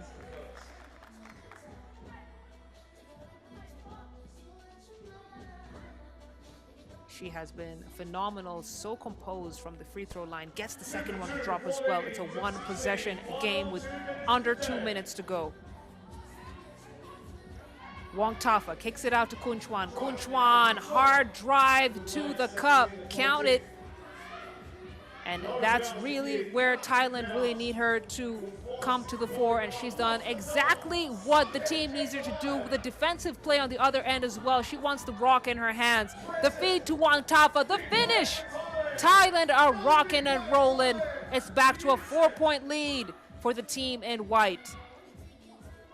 Wong Tafa comes up short. Kunchuan, plenty of time to shoot, decides not to go for it.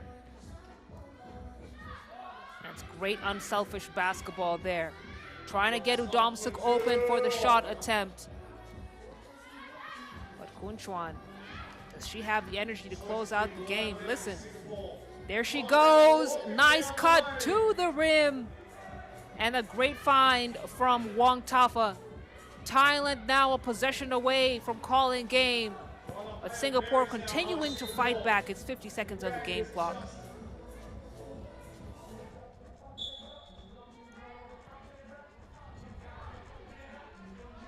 Jing Yu Han has 11 points for Singapore.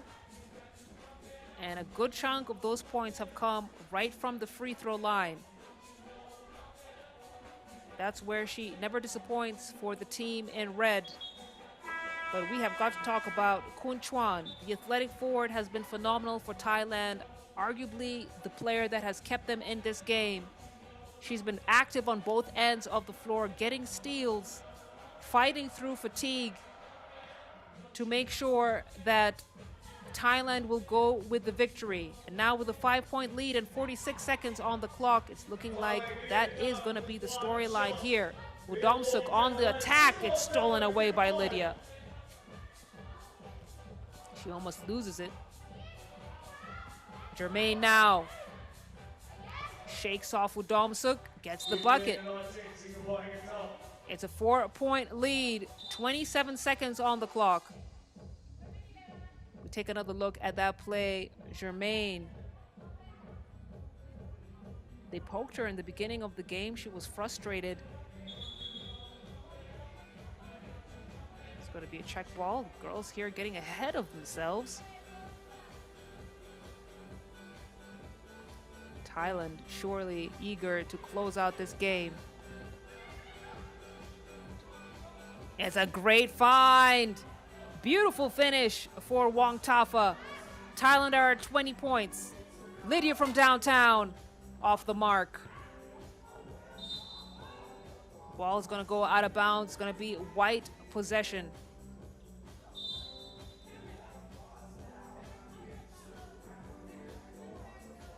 Oh, that's going to be a close call, but it looked like Wong Tafa might have touched it last, as we have an out of bounds challenge here from Singapore. Jermaine wanted them to take another look at that and confirm who had the last touch. But with 12 seconds left and down 5, it's going to be a tough ask for Singapore to bounce back. You take a look at that. It actually did look like Wong Tafa touched it last. The big moment now, forcing Singapore to keep their tournament alive.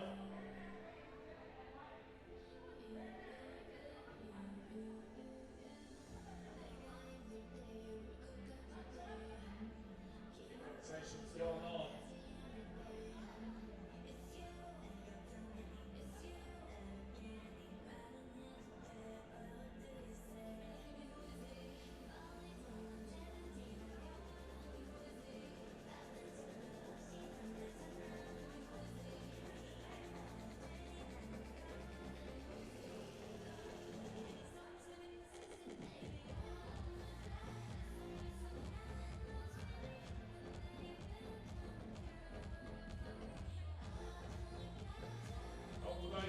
Looks like it's coming now.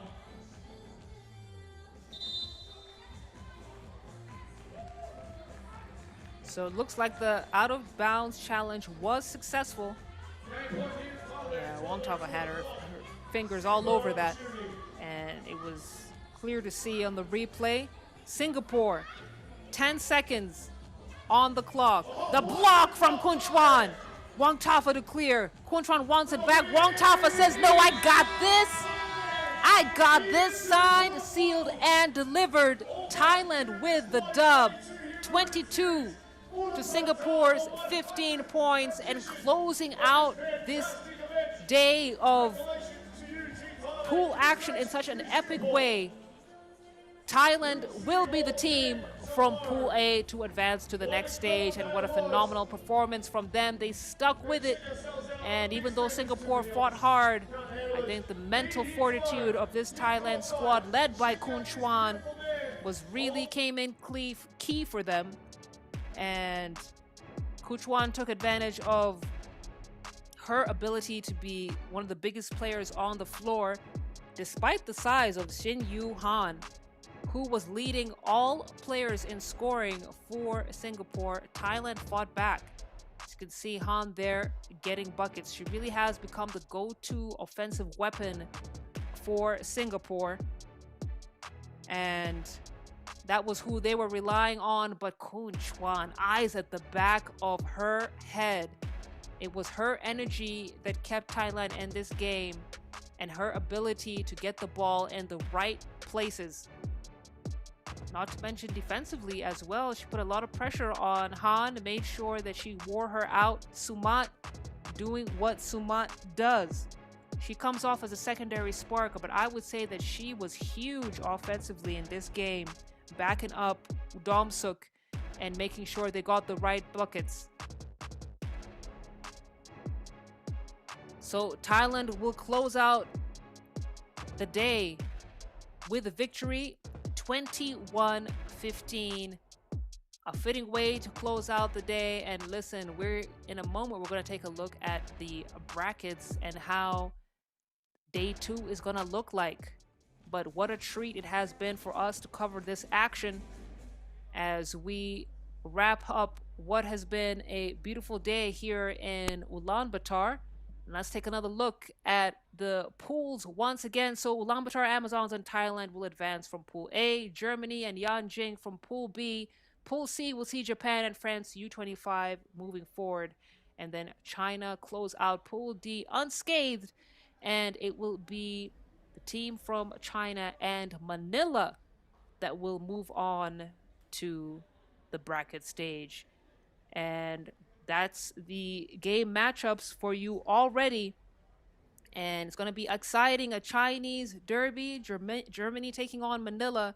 Japan versus Thailand should be an interesting matchup. And then, of course, the top-seeded Ulaanbaatar Amazons will play against France U25. Similar styles of play, so that's going to be a nail-biter. The action will kick off tomorrow at 3 o'clock. That's UTC +8. Make sure you're there. Make sure you put on all the alerts that you need to for the 100th Women's Series event as we wrap up this Ulaanbaatar stop day 1. I'm Silale Shani, and we'll see you tomorrow.